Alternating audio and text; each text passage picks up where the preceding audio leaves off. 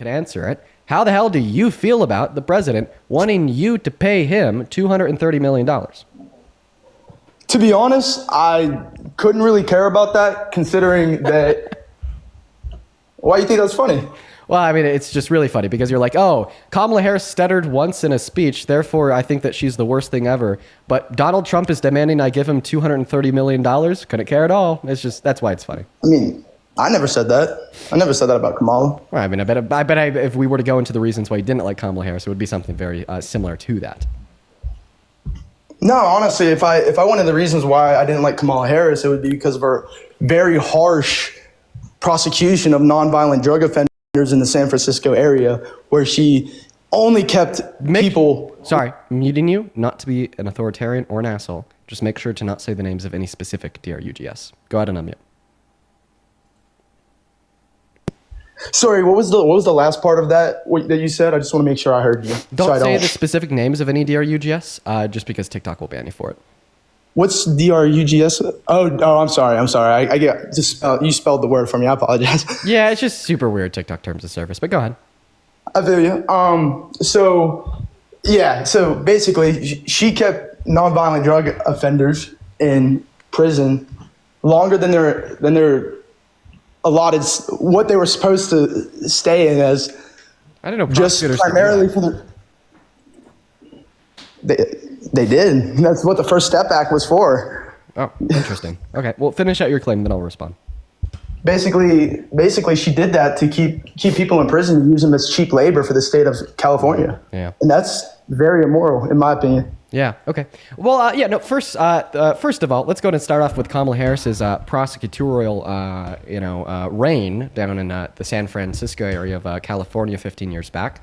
So she was actually one of the first DAs in any city in the United States of America to create a work-based program for first-time DRUG offenders to actually not go to jail, but to rather, go through this work program, to help them wean off the DRUGS and become like a better proactive member of society, working, generating income, so on and so forth. That actually led to phenomenal outcomes. And I mean, at the time, you got to think about it. That was 15, 20 years ago. It was one of the first programs of its kind in this country. But yet you're going to sit here, shit on her, and say that she was a part of the problem, sir. She was in the system, which is problematic. However, she was working inside of that system to try to make it better, right? And this perfectly coincides with her statements in 2014 when she said, it's time to end the war on DRUGS, and we need to federally decriminalize the use of the M drug. Okay, and then in 2018, she actually co-signed on legislation in the Senate to do exactly that, to federally legalize the M drug. And guess what? It didn't pass. Why? Because who had a majority in 2018? MAGA, while Trump was president. So if you want to ask yourself here who the real issue is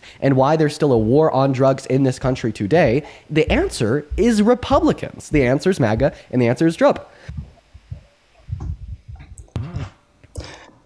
The only thing I would like to say to that is how did that work out for her, saying all those things? Did she ever actually implement anything within her state? No. I don't know. I don't know if you were. Yes, she did. Yes, she did. She implemented that work-based program for first-time drug offenders to not go to jail, but to rather go in the program. I forget its name, but yes, she did implement that in San Francisco, and it was effective. And then once again, I don't think that you're listening to me, because if you did listen to me, then you would have just heard me say the reason why the policy she co-signed on in the Senate to federally decriminalize the use of the M drug, that didn't pass because of the MAGA majority in Congress in 2018 under Donald Trump's first term. The reason why it failed is because your favorite president fought against it and made it fail, just like all the other Republicans have for all of modern American history. But what does that have to do with my claim, though? Because she was strictly harsh on the war on DRUGS, was she not? No, she wasn't. I just literally gave you reason to believe that. How could you say that this prosecutor was harsh? She kept nonviolent. How could you say that this prosecutor was harsh when she was one of the only prosecutors in America in any city 15 to 20 years ago that was creating work programs for first-time DRUG offenders? So instead of having them go to jail, having them enter into a work-based program out of jail. And why did she have them go into the work-based program? Is it to use them for cheap labor, maybe? No. Yeah. Dude, a work-based program where they get paid and they just learn a trade. Dude, so now you're shitting on keeping first-time DRUG offenders out of jail. Oh my God. Dude, okay, I'm sorry. So I'm so sorry here. You have to pick a side. Which one is it? Do you want drug offenders to go to jail, or do you want drug offenders to go into a work program, learn a trade, and get paid for it? Which one?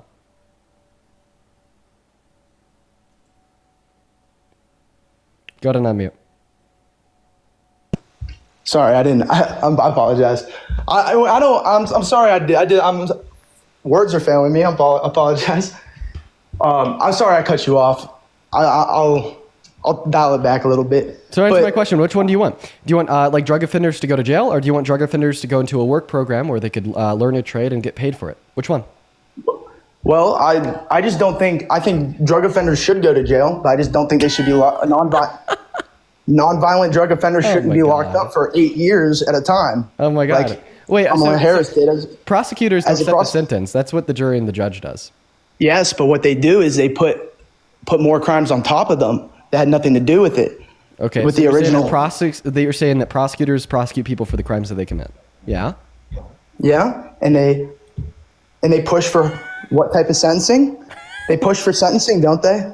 So, like, what kind of sentencing do you think that Kamala Harris pushed for that's unfair? Could you give me? Like, I know multiple cases in which give me like a specific case, like where she was. I'm not into the anecdotal. I just know over 3,500 people in California specifically were being held over their original sentencing within her state. Oh, geez. Well, I mean, that doesn't seem like an issue with a prosecutor. That sounds like an issue with those that would actually be running the prisons.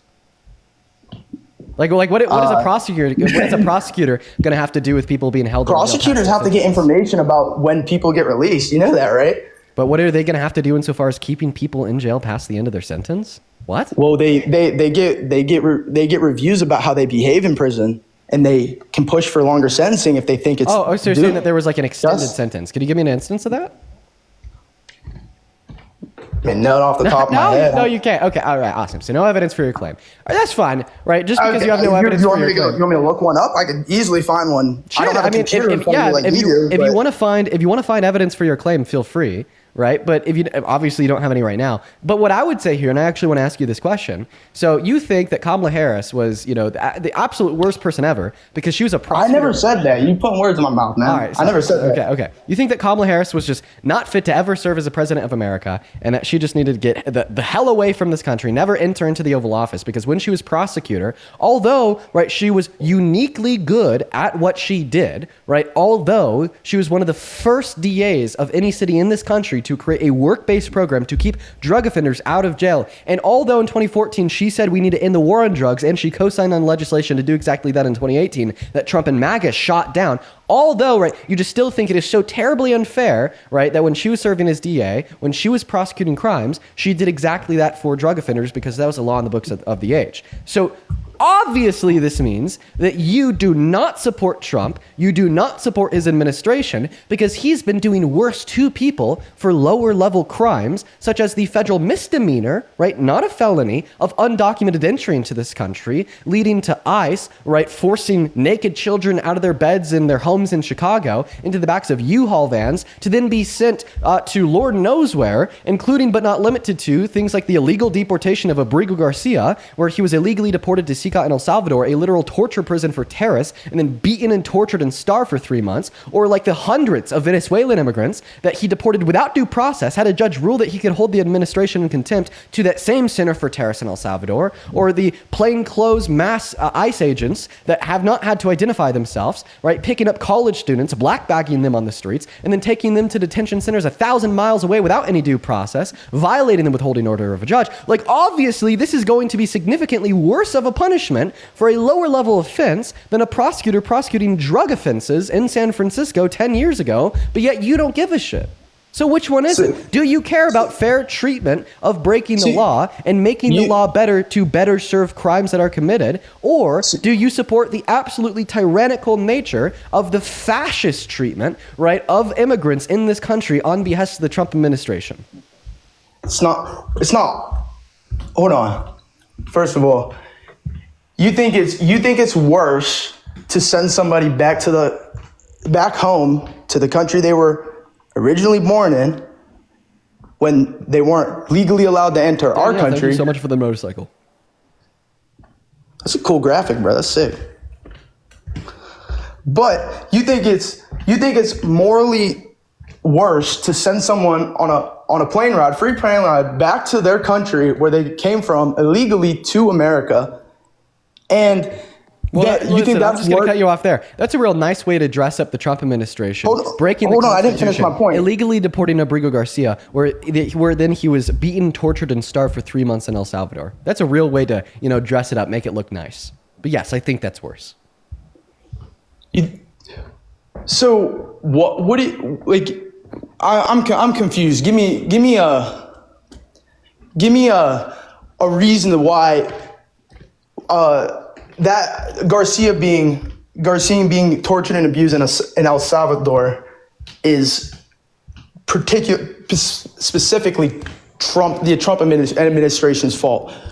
Oh, yeah, because they're the ones that removed him. I mean, even in the SCOTUS ruling, where all unanimous 9 judges agreed it was illegal and that he had to be brought back to America, right? They name dropped the Trump administration as being culpable. They made that ruling on April 10th, 2025. Okay.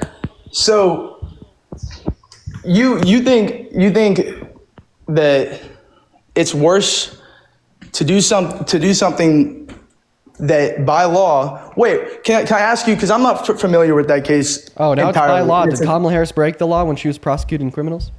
And she kept them longer than the allotted sentence. She Give did. me evidence. All right. Now he's on pause. Now he's on pause. Oh, now he's back. Do you have that evidence? You keep. All right. No, I don't have the evidence because I'd have to look it up on my phone. And then Do you want to find the evidence? What? Then do you want to find it? Do you want to take a second to go on pause, go to Google, and find it? You could do that. Yeah, I was, but you kept clowning me for being on pause, saying it's like I'm losing the debate. I mean, I don't think that you're losing a debate if you want to go find evidence. Do you want to take that time, sir?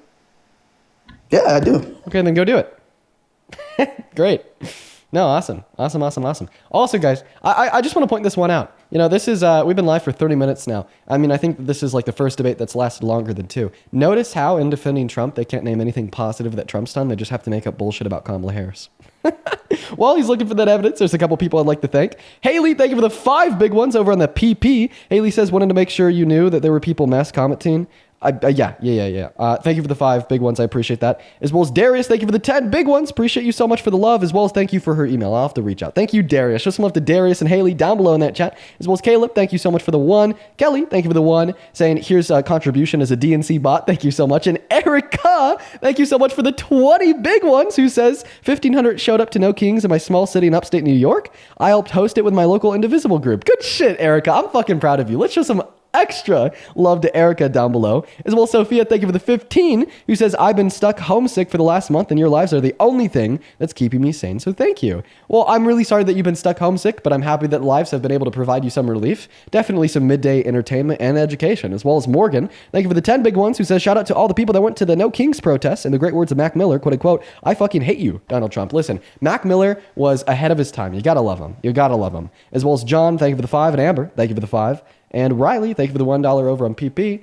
Not dollar, big one. Sorry, I forget that I need to say that now. As well as Shan, thank you for the 10 big ones on Super Chat, who says, yo, it's me again. I'm convinced MAGA is full of cultist airheads at the moment. They want to find a way to quote-unquote justify what Trump does. Well, I mean, honestly, we're not even seeing them justifying what Trump does. We just kind of see them ignoring it and like saying, well, but Kamala Harris. Welcome back. So were you able to find that evidence? Yeah, in 2014 alone, the state of California told Kamala Harris to reduce the overcrowded prisons, and she fought to keep people in prison, to use them to fight the California wildfires. Okay, so what's your source? Can you justify that? So what's your source?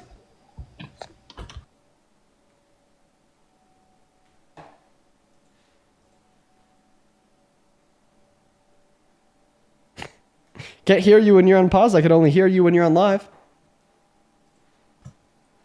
The Washington Post. Oh, Washington Post, owned by the Murdoch family, who runs Fox News, by the way. So what's the title of the article on Washington Capital Post? B News as well. So what's the title of the article on Washington Post?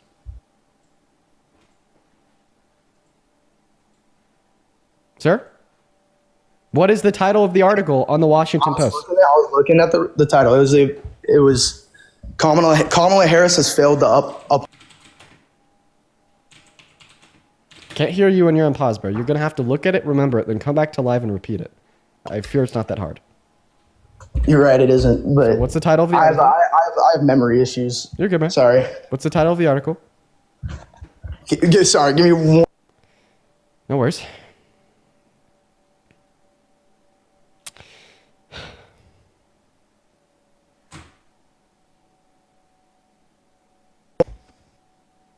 Hello?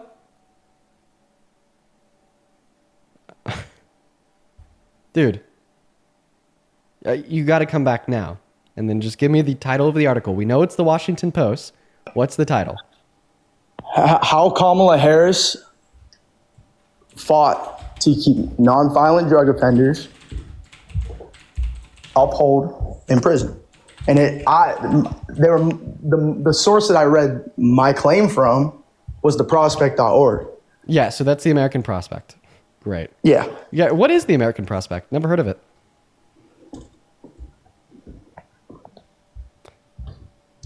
Yeah, no one knows? No one knows? No one knows. Okay. All right. It's like, All right, sounds good. That's So like let's saying go ahead and read through this together. Let's see. Senator Kamala Harris, a leading candidate to be Joe Biden's running mate, repeatedly and openly defied U.S. Supreme Court orders to reduce overcrowding in California prisons while serving as the state's AG. Wait, if she defied a Supreme Court order, was there ever like any legal accountability for that? no, because she's a prosecutor, man. The government's like, So that's like, she defied SCOTUS, and then SCOTUS just turned the other eye. yeah. All right, that's really hard to believe. Working in tandem with Gov. Jerry Brown, Harris and her legal team filed motions that were condemned by judges and legal experts as obstructionist, bad faith, nonsensical, and at one point even suggesting the Supreme Court lacked the jurisdiction to order a reduction in California's prison population. So what was the outcome of those motions? No clue. All right. She like, I was waiting because you like the, What was the outcome of that motion? she kept them to use them as, Oh, no. I'm asking you for the outcome of the motion that she filed to SCOTUS. Like, did SCOTUS approve the motion? Did she deny the motion? as far as I know, they approved it because they ended up using prisoners in California to fight the wildfires. Wait. So you're saying that Kamala Harris and SCOTUS, right? Like the AG office of the state of California and SCOTUS got into a legal battle about the constitutional exertion of power over a state and federal balances, and then Kamala Harris's like Attorney General office filed a motion against SCOTUS saying that they didn't possess the jurisdiction to like do X, Y, or Z. Right, and then they ended up actually interpreting the motion and accepting the motion, meaning that she was accurate, and that was a misjudgment and misexercise of federal power over state power. Yeah, but my point was never the fact that she defied the SCOTUS. My point was if you're telling us that she, like SCOTUS inevitably like accept her motion, right? Then she wasn't defying SCOTUS; she was checking SCOTUS, and then she ended up winning. Did she or did she not? Did she or did she not fight to keep people in prison to use them as labor? Well, we're not even there yet. Yes, she did. We're not even. But I'm telling you, that's the case. AF1. We're not even on that part yet. Okay, because where we're at right now is just determining of like what she did so far from what we're reading was in like a scope of legality, right? And so far, what we're actually learning is that it looks like, according to what you're saying and according to what the article you gave me is saying, that SCOTUS tried to do something that infringed upon state level legal powers, right? And then the AG office was like, like you can't do that, right? You're infringing on state rights. And then like seemingly, right, her team, the AG office, filed a motion, right, against SCOTUS, and then SCOTUS upheld her motion and backed off because it was ruled as an unconstitutional infringement upon state rights. So, like, it's funny because on one hand, you're going to condemn Kamala Harris for fighting to uphold the law, but then on the other hand, you're actually going to praise Donald Trump for fighting to infringe on the law, like he did with his 34 felonies, his adjudication of being a rapist, his infringement on the First Amendment by saying it's illegal to criticize him in the media, his infringement on the First Amendment again by saying now it's illegal to burn the American flag and you're taking your free speech away, his infringement on the 14th Amendment when he tried to pass an executive order taking birthright citizenship away from the children of undocumented immigrants born on the soil, his infringement on the 22nd Amendment when he said that he wanted to run for a third term. You're just totally backwards, right? You claim to like be a member of the party of law and order, saying that you want to uphold it, but then when Kamala Harris does uphold it and checks federal federal oversight and exertion of power over state level powers, all of a sudden she's terrible. It doesn't make sense. But now, I mean, we could end up reading further into this to determine exactly what she did. You can talk about that, but the natural born like the natural citizenship, right? That when that was written in the Constitution, that was never ever meant for dreamers to come over here pregnant and then have a baby, so that baby is now has birthright citizenship. That was never intended for that. Okay. Never. So you're saying that wasn't the original intention, so therefore you don't care. Hey, I have a question. Was the original intention of the First Amendment like pen on parchment or like social media? What does that have to do with it, though? What does that have to do with it? I'll demonstrate it to you. So can you answer my question? Yeah, it was pen on parchment. Oh, so it was never intended for like social media by the framers of the First Amendment. So therefore, if like Joe Biden, when he was president, were to like infringe on like the First Amendment right of all Americans to like use and engage in social media, right? That wouldn't be an issue to you at all because that wasn't the original intention of the framers of the First Amendment.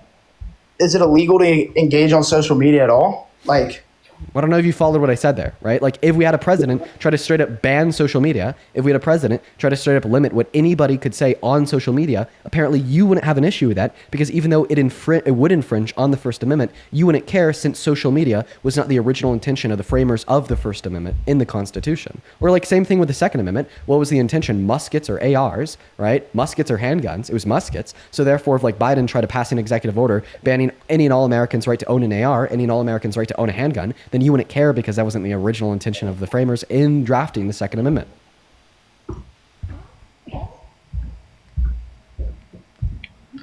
No, I would. Right, exactly, right? So it seems now all of a sudden like the intention of the framers doesn't matter at all. But the thing is,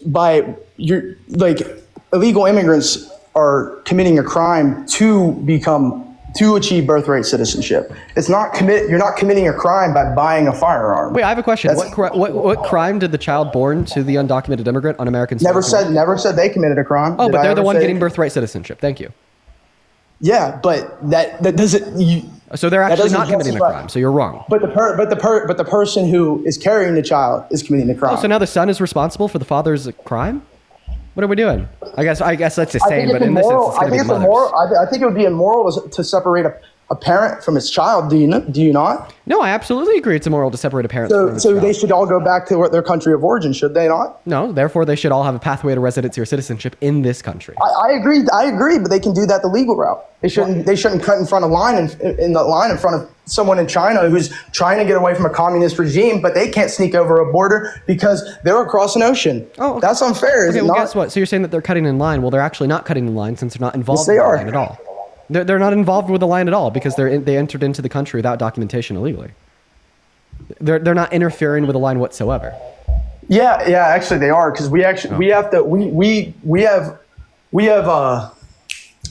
the word just drifted from my mind. We have estimates of how many illegals are in this country, and if there are too many, one is too many, but if Okay, so let me get this straight. One undocumented immigrant in the country is one too many, but one felon rapist in the White House is the best president in modern American history. Can you prove he's a rapist? Well, I mean, a court did in 2023. Unanimous ruling from 9 jurors. From where? A court did in 2023. It was a unanimous ruling from 9 jurors that Donald Trump had raped E. Jean Carroll.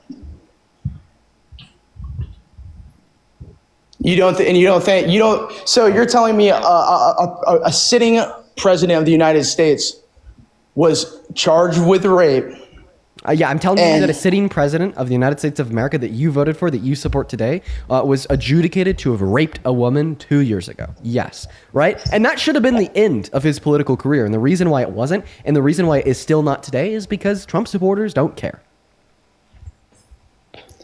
No, I would say I do care. But so does that change your mind? Are you no longer a Trump supporter because of it? No. My point. That doesn't Obama wore a tan suit and it was the biggest headline for 3 months. Donald Trump rapes a woman and you still support him as president. I never criticized Obama for wearing a tan suit. What do you mean? I never said you did. I said that it was a headline for 3 months, which it was. Yeah. what does that have to do with the argument at all? I mean, I think it just demonstrates, right, how we're like sane washing Trump, and we're just saying, oh, well, the Trump is Trump. He just does crazy shit all the time. But in all reality, if it was anybody but Trump, right, it would be like the biggest political scandal of their lifetime. It would end their political career. Like, you understand that the Trump administration has like a controversy bigger than Watergate, like every single fucking week. Okay, like for instance, like Grapey and Jean Carroll, significantly worse than Watergate. Maybe that's like demanding $230 million from the taxpayers, significantly worse than Watergate. Him promising that in building the ballroom onto the White House, he wouldn't like tear down or touch any of the pre-existing structures. And then yet today we're figuring out that he's actively tearing down the East Wing, significantly bigger than Watergate. Being a 34 count felon, significantly better than Watergate. Him like leaking his plans that he was supposed to be a private DM to Pam Bondi on Truth Social, posting it instead, telling her to target his political opponents, significantly bigger than Watergate. And I could go on and on and on all day. Can you humor me for 1 second? Do you think that all of those accusations, like combined, are the reason why people still support him? Because people can't tell what's real and what's fake about his accusations anymore. There have been so many accusations that have been proven false. So many ways that the media has twisted stories about the man that a lot of American citizens just don't trust what they hear about him anymore, because they know that the political left has an agenda to make you fear that man, when there's absolutely nothing he's done in actuality to cause you to fear him. There's nothing, quote unquote, there's nothing Donald Trump has ever done to cause you to fear him. If he boasted about sexually exploiting naked girls and or naked women by walking into their dressing rooms while they were naked and changing unconsensually just to look at them, would that make you fear him?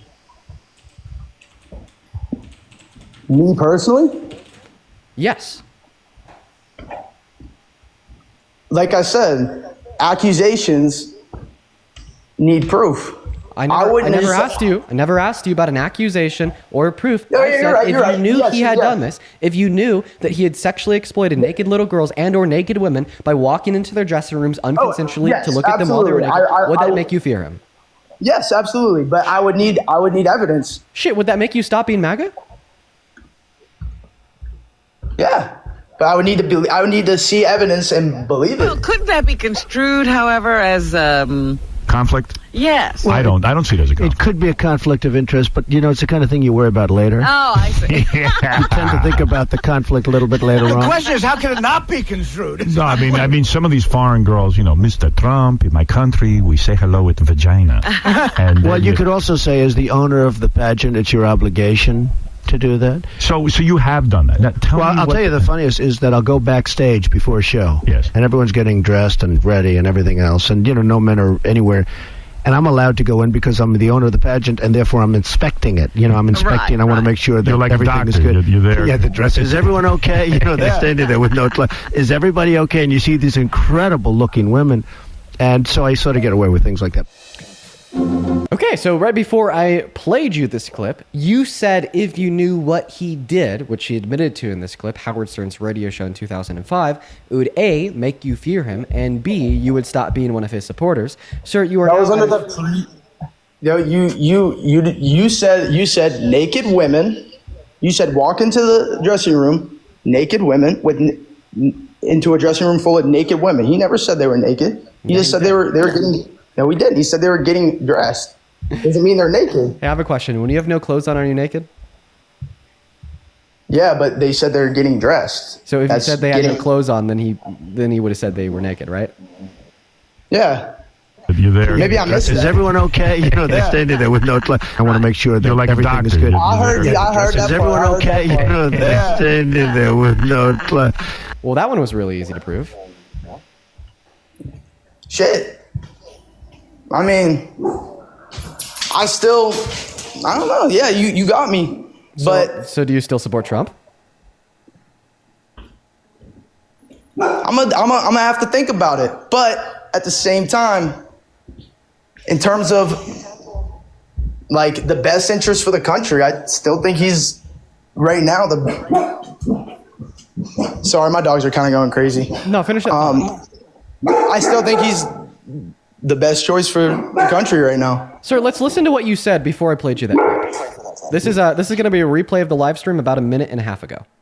an accusation or proof. No, I you're said right, you're if right. you knew Yes, he you're had right. done this, if you knew that he had sexually exploited naked little girls and or naked women by walking into their dressing rooms unconsensually yes, to look at them while they were naked, absolutely. would that make you fear him? Yes, absolutely. But I would need evidence. Shit, would that make you stop being MAGA? Yeah.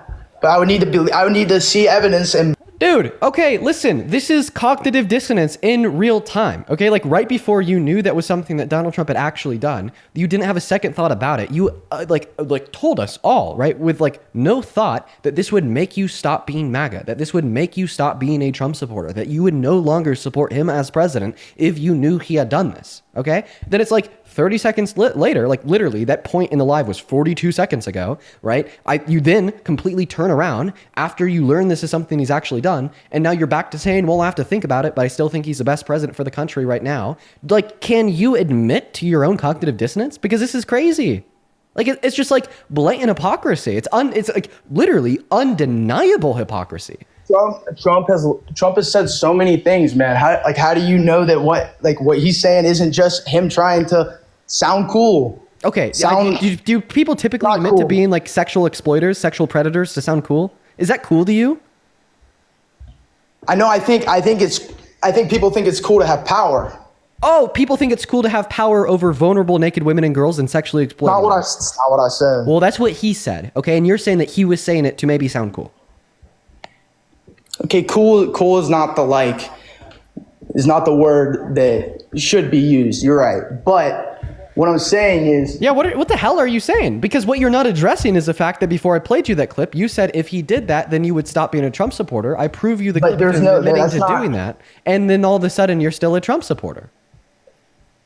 Trump has said a lot of things that he also hasn't done. Oh, okay. He's like- So I have a question. Why would he say that he has sexually exploited women and girls if he hasn't actually sexually exploited women and girls? Because I could agree with you. Donald Trump lies a lot, okay? But he lies when it is in his own self-interest, okay? Like everybody who ever lies will only lie when it is in their own self-interest or, like maybe serving in the better interest of like somebody that they love. Right?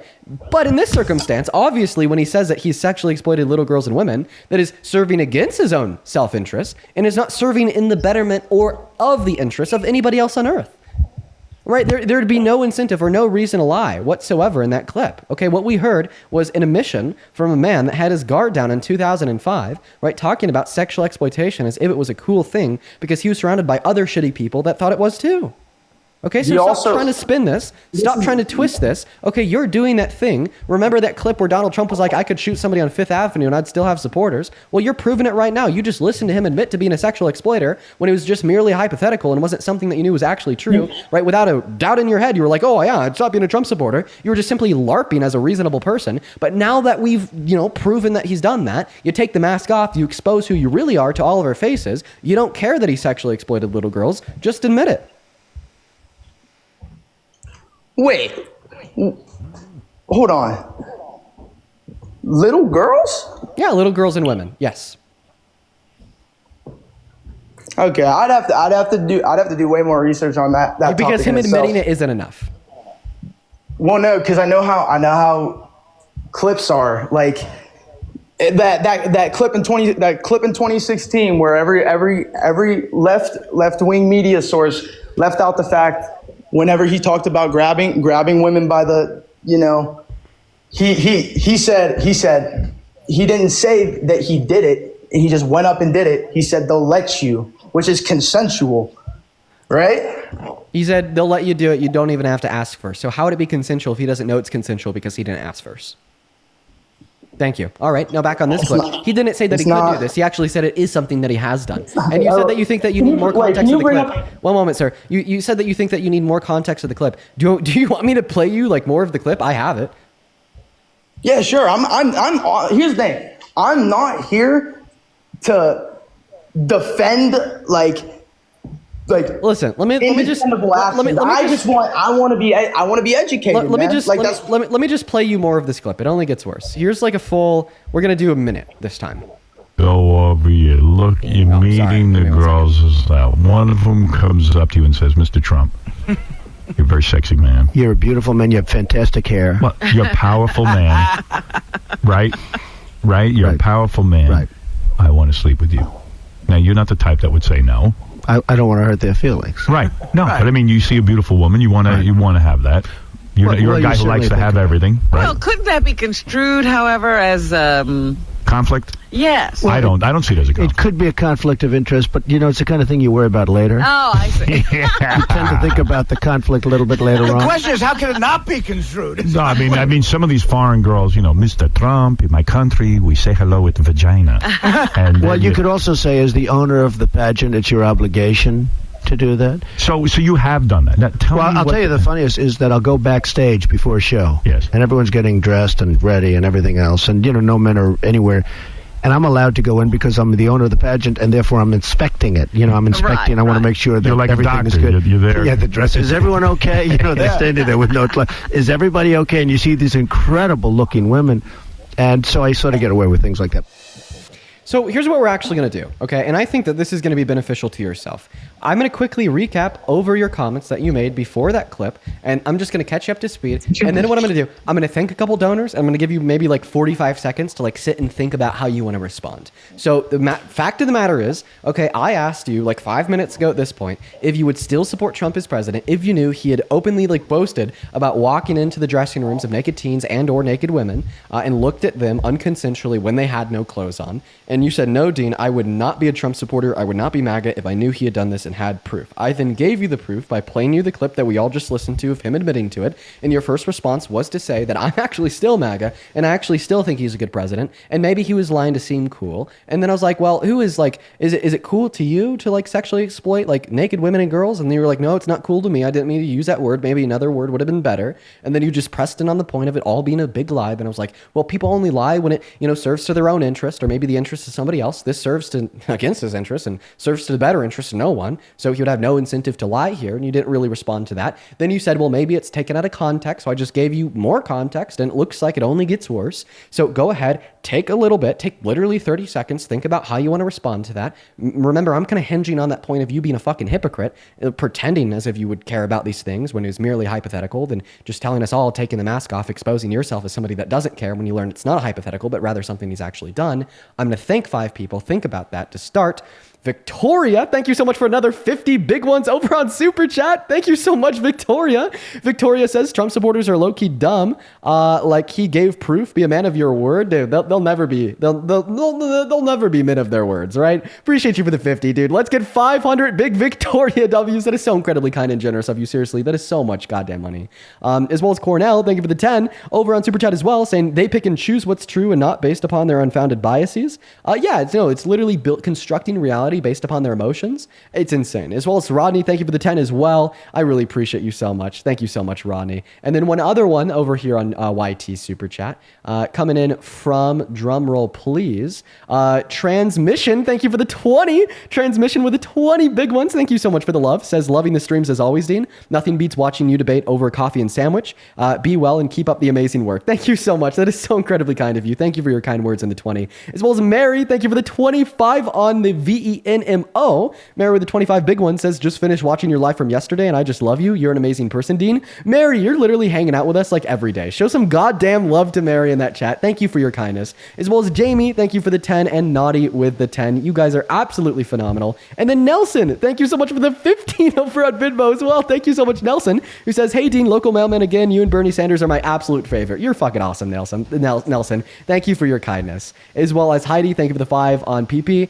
Darian with the 5 as well. And then Claire, thank you for the 25, who says, love the lives. Take care of yourself. All the love to you. Thank you so much for the love. 25, that's awesome. Thank you so much, Claire. Thank you for your kind words as well. As well as Kirsten, thank you for the 15, and I hope your mom gets out of surgery soon. And Veronica with the 10, who says, love that you're using your platform to continue to fight what's right. Thank you guys so much for the love. Please show some big love to Kirsten, Veronica, Heidi, Darian, and all of the other incredibly kind donors down below in that chat. And if you want to support me, you can actually find my VENMO and the PAYPAL, I can't say it out loud because of TikTok TOS, and the link tree in my bio on TikTok, and as well as in that pin message over on the YouTube stream. And now that we've given the guests maybe a minute or so to kind of think about his response here, take it away. Please don't disappoint. So from the second, actually the second clip is exactly what I'm talking about. Because you cut out the part where they came up to him and said and started flirting with him. Started saying all these things, and I forget, Howard Stern, was that the show? Howard Stern? Okay.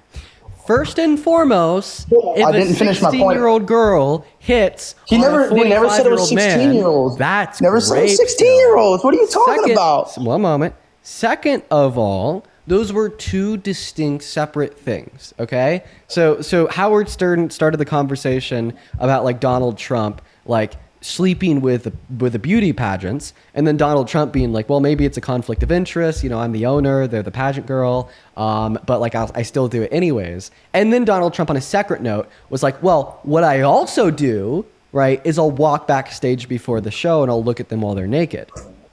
You never said while they were naked, man. We already went over that point. We already went over that point. You agreed that he did say that because he expressly said that they had no clothes on. Yeah, but my point still stands. It was the initial conversation, the initial like point by Howard Stern led into that. So you're saying that Howard Stern led Donald but it was Trump into admitting under that. the pretenses that So you're it saying was that. consensual. So you're saying that, dude. It's obviously not consensual. It's obviously unconsensual if he's barging in there, right, with like no heads up, under the guise of doing an inspection in a place where no men are allowed. Okay, right? There's absolutely nothing. He said he's allowed to do it. He said he was allowed to do it. And who allows him? Himself, because he's the owner, committee. as he pointed out. Wait, when did he point out that he allowed himself to do it?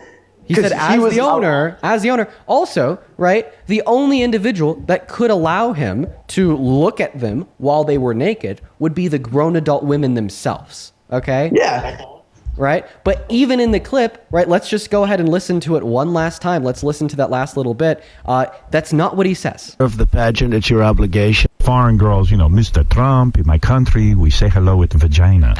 And Well, you could also say, as the owner of the pageant, it's your obligation to do that. So you have done that. Now, I'll tell you the funniest is that I'll go backstage before a show. Yes. And everyone's getting dressed and ready and everything else. And, no men are anywhere. And I'm allowed to go in because I'm the owner of the pageant, and therefore I'm allowed to go in because I'm the owner. He allowed himself. The owner allowed the owner. Thank you. inspecting it. I'm inspecting. I want to make sure that You're like everything is doctor. good. You're there. Yeah, the dress. Is everyone okay? They're standing there with no clothes. Is everybody okay? And you see these incredible looking women. And so I sort of get away with things like that. Also, honing in on the last comment there, quote unquote, I kind of get away with things like that. If this was perfectly consensual, if this was agreed to, then it wouldn't be bad. Okay? So why would he be getting away with something that's not bad? Okay? The only time you get away with doing things is when you do a bad thing. It would still be bad if it's consensual, because like he said, it's a conflict of interest of the competition, is it not? You know what? Then maybe it could be bad, right? Maybe there would be some implications there because of the power dynamic that would exist as him as the owner of the pageant in coercing, right, members of the pageant. Wow, that's actually, right, like a fairly nuanced take, right, to add on a layer to define some level of wrongness, even if the women, adult women, had agreed to it because of the power dynamic that would exist as him as the owner of the pageant over them as the contestants of the pageant. That's actually a really good point. You are correct. That's what you're defending. That's fucking crazy. You actually have a big enough brain to examine the nuance, right, of consent, to examine the nuance of sexual behaviors and sexual engagements, but still yet, when you listen to Donald Trump admitting to unconsensually looking at the bodies of naked women and or girls at Miss Teen USA and Miss USA, you walk away seeing no issue with it, even though you're capable of examining the nuance insofar as exactly why that's wrong on multiple levels. That honestly makes this conversation even more insidious. He actually wasn't talking about Miss USA either. He was talking about Miss Universe because he was talking about Miss USA and Miss Universe, they're two different pageants, but they have the same demographic of contestants. Yeah, exactly. Yeah, I agree. But you're talking about also teen, like Yes, you're he also throwing did in this. teens He there, also too. did this at Miss Teen USA. Yes, and we know that because we've had a 17-year-old that competed at Miss Teen USA come out and say that this happened to her and other beauty pageant contestants as young as 14, as well as we have another one of the contestants that was a teen at Miss Teen USA in the 90s. Her name's Veronica, and she'll actually come up onto this live every so often, and she'll tell you how Donald Trump did this to her. Right? It's like a well-known repeated dialogue that we hear from a lot of the contestants, with some being literal teenagers, that this is something that Donald Trump did to them. And the fact that, he admitted to this on air while Howard Stern's talking about girls, he's talking about women. I think what that tells us is that he'd do this to the girls and women at Miss Teen USA, at Miss USA, at Miss Universe too, right? But matter of fact here is... Genuine question, though. I just have a genuine question. Genuinely. So why do you think? Because, I'm under the impression that I will do my due diligence. I'll go look into this as far, because I think that's fair. I think it's fair. What more due diligence do you need to do beyond his own admission of guilt? Because the context matters, dude. That context. What context was missing? What I'm saying is, one, you're saying he barged in there. Never once did Donald Trump say he barged in there. He could have knocked, said his name, and was allowed in by those women. Is it not? Is that not a possibility? Oh no, it's actually not a possibility. Hold on. It's not a possibility at all.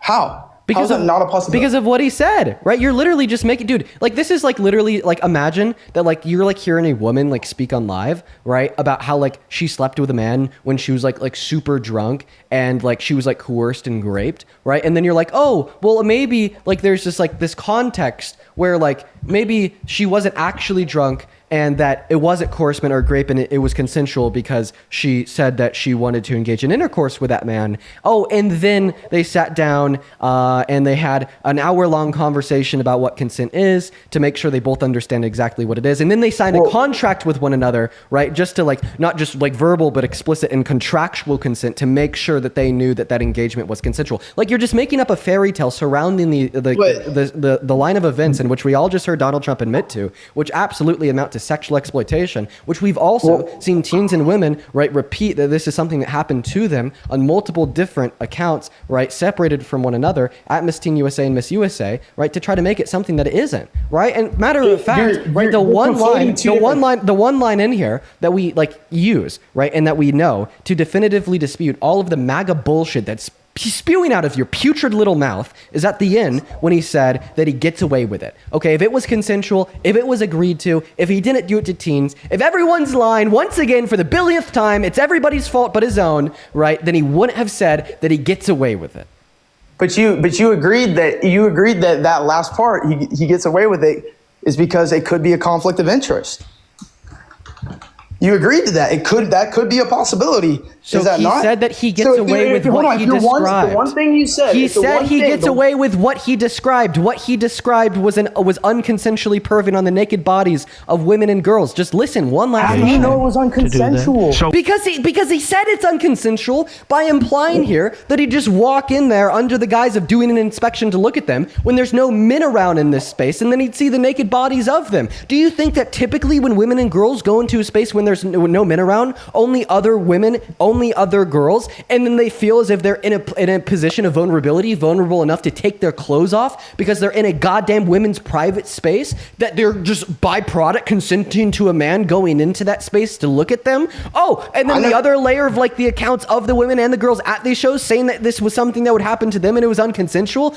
Bro, get a fucking grip. You're gross as shit. You should be ashamed. Literally, this is like saying, well, how do you know she didn't want it? This is like saying, well, how do you know she didn't consent before? This is like saying to a great victim, well, how do you know she's not lying? This is just the same age-old victim-blaming rhetoric that we hear spewed out of the putrid little mouths of tiny men with tiny brains such as yourself on a day-by-day basis that ensure this problem of harm towards women and harm towards victims will never go away, as it is perpetually upheld by people like you. And I understand that I'm getting angry with you. I understand that I'm getting assertive with you, but I think it is completely needed because we need to move forward as a society. We need to reduce harm against women, and we need to stop sexual exploitation, sexual harassment, and rape. And the only way to do that is to ensure that there's not an active, ongoing societal mechanism to reward the people that do it and dismiss it as consensual.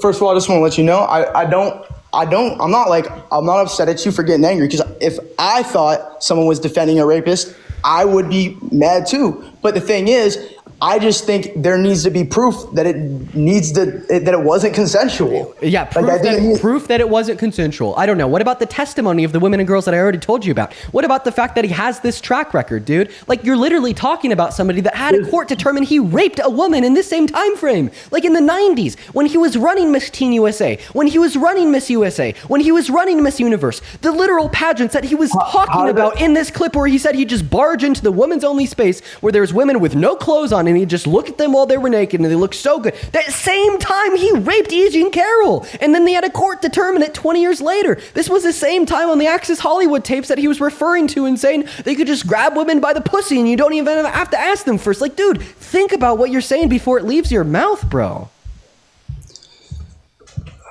This guy, man. No, it's not this guy. Why are you more mad at me than the rapist sexual exploiter? That's insane.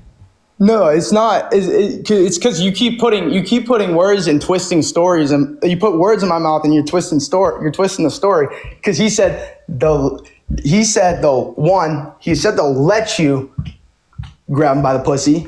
Let you. Oh, yeah, the same way E. Jean Carroll let him grab her by the P word and stick his fingers in her vagina too, right? Because guess what? She didn't say no. She didn't say no, therefore it's consensual. Is that what it is? She doesn't say no, therefore it's consensual? Get a fucking grip, bro. Like, super embarrassing. And also, like, I'm genuinely curious. Like, I'm actually curious. Yeah, he tried that one on E. Jean Carroll. He literally walked up to her. How do you prove? He grabbed her by her female member, and he inserted his fingers into the female member without asking her first, just like he said in the Access Hollywood tapes. It was goddamn grape, and a court proved it. How do you prove a rape 20 years after it happened? God. Oh, my God. You're asking how we do this thing that happens every day. Maybe you should get educated. I'm asking you to educate me. Do it. So you're asking how she proved it? Sure. Okay. How do you prove that approve a rape that happened 20 years ago? Thank you so much for the gold medal.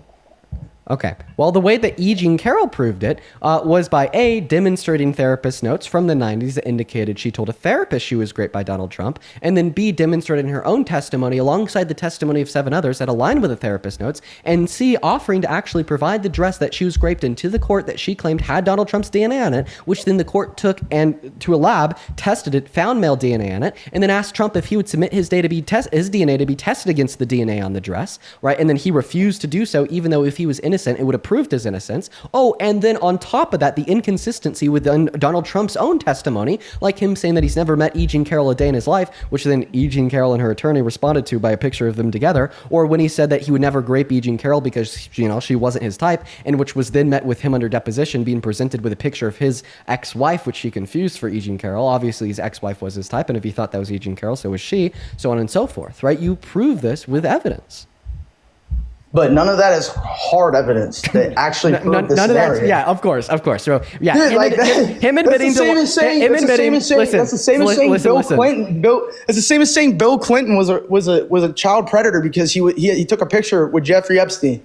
Well, same shit. Actually, one of the victims of Epstein spoke out and said that she was taken to Africa with Bill Clinton and Epstein. So I don't really know if that's too good of an example.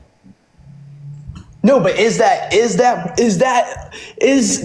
testimony proof? Is testimony proof? Yes. No, that's not. Wait, so you're telling me that you don't believe? Not proof. So you're telling me that you don't believe, like, the victim of Epstein that spoke out in front of that spoke out in front of the Capitol? I'm not saying I don't. But I'm saying you need more. You need evidence to prove it. Jesus Christ. You need evidence to prove it. Right, but it wasn't merely her own testimony. It was a consistency of her testimony with the therapist notes from the 90s, alongside the testimony of 7 other people, and how that and the account of the dress that she submitted to the court, and the inconsistencies within Donald Trump's own testimony. Right. Matter of fact is that was enough proof to convince a court, and the only reason why it's not enough proof to convince you is because you don't really care about the evidence or proof. You just want to continue to prop up this view that you're right, I'm wrong, Trump against the world, yeehaw, completely fucking delusional. I mean, dude, literally get a grip, right? And it's funny because I believe you when you say that testimony is not proof, because you didn't even accept Donald Trump's own testimony when he admitted to sexually exploiting women and girls. At least you're consistent, right? consistently supporting, right, the worst president of your goddamn lifetime and upholding systems that perpetuate harm on a day-by-day basis. So embarrassing for you and so damaging to the future of this country.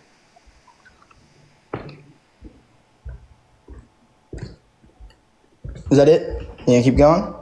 I could keep going all day with you. Is this fun for you? Like, actually? You think it's fun for me to sit across the table and fucking like have a conversation with somebody that just denies reality, rejects evidence, and in support of a 34-count felon that fulfills all 14 tenets of fascism? Absolutely not. But you know why I do it? It's because I want you to be a better person. I want other people to change the way they think. And the only way that I can do that within my own ability, skills, and aptitudes is to have these hard conversations. Uh-huh.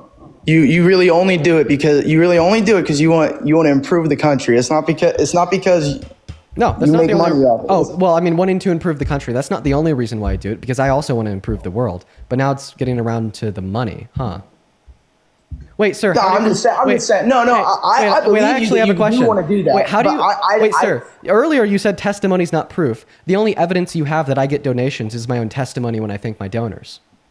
Oh, but now you're telling me that I do get those donations. Why? Because I said so? Wait, that's testimony that according to you is not proof. All of a sudden, you're accepting testimony as proof. That's a contradiction. You're right. That would, if you took it to a court of law, that wouldn't be proof that you got you got donations. What would be proof is all your super chats. That I don't exactly know how TikTok works with donations, but So now you're saying I'm that sure this it's wouldn't- tracked now in some now way, you're is it saying not? now you're saying that this actually wouldn't be enough evidence that I'm getting donations to prove it in a court of law, yet you still believe it. So when something is proved in a court of law, you don't believe it, but when something can't be proved in a court of law, you do believe it.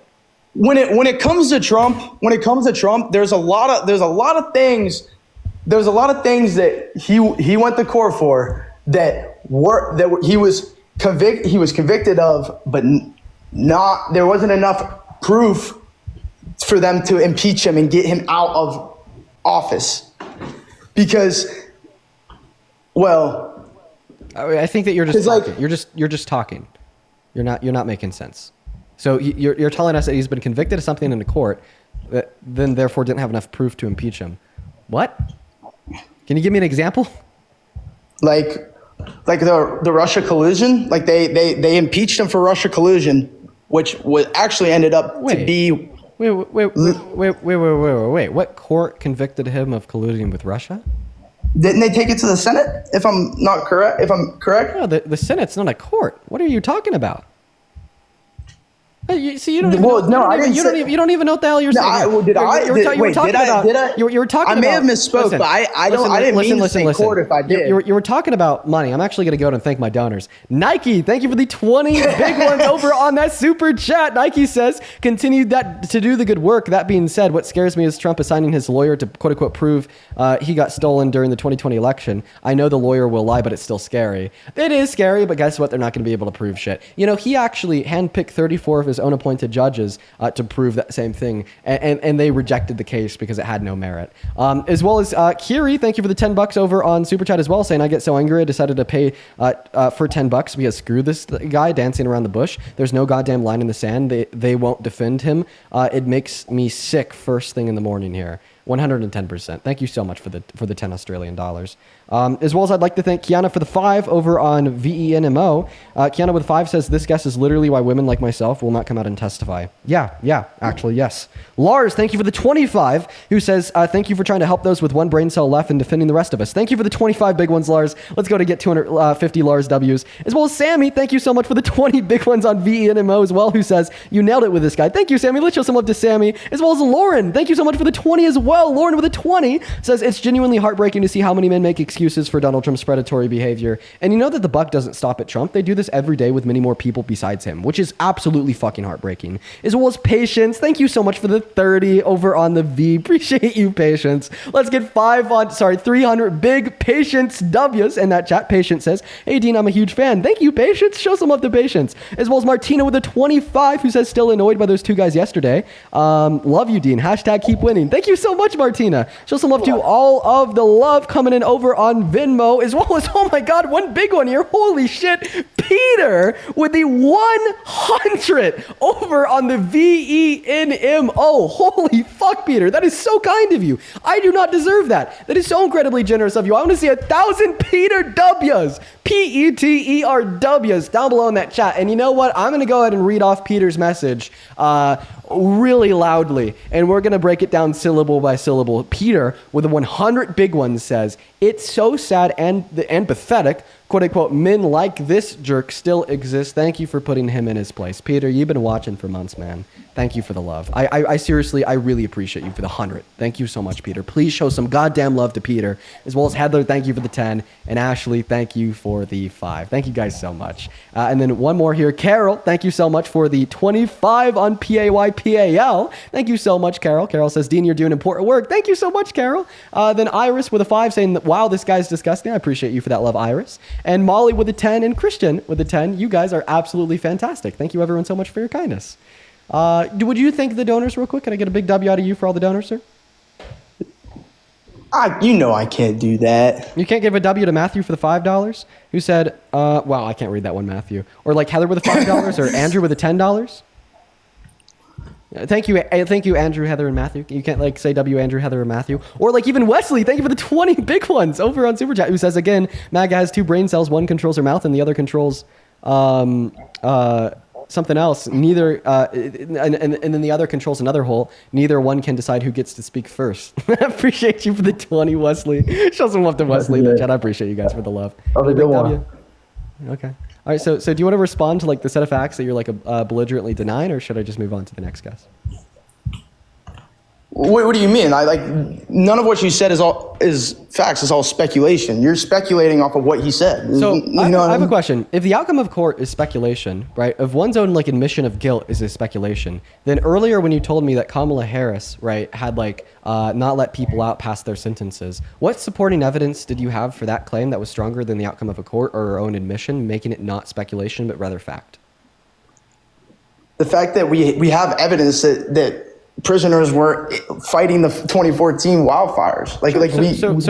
So I want you to provide me with a hard, damning, non-speculatory evidence that prisoners were kept past their sentences, and I want you to provide me with a hard, damning, non-speculatory evidence that Kamala Harris was the one that made it happen. Okay? And in providing me evidence for those 2 claims, that evidence, as I already suggested, must be stronger than the outcome of a court and must be stronger than her own admission. Let's see it. Okay? Because those are the 2 standards of evidence that you read off for Trump. Let's see what you can produce for Kamala Harris. You're going to be so fucking pitifully embarrassed when you come back with nothing, and somehow nothing is better than the outcome of a court or one's own admission. And that's going to be something that puts a big smile on my face, so then I could kick you, write you off as a hypocrite, and move on to the next guest. But let's see it happen in real time first.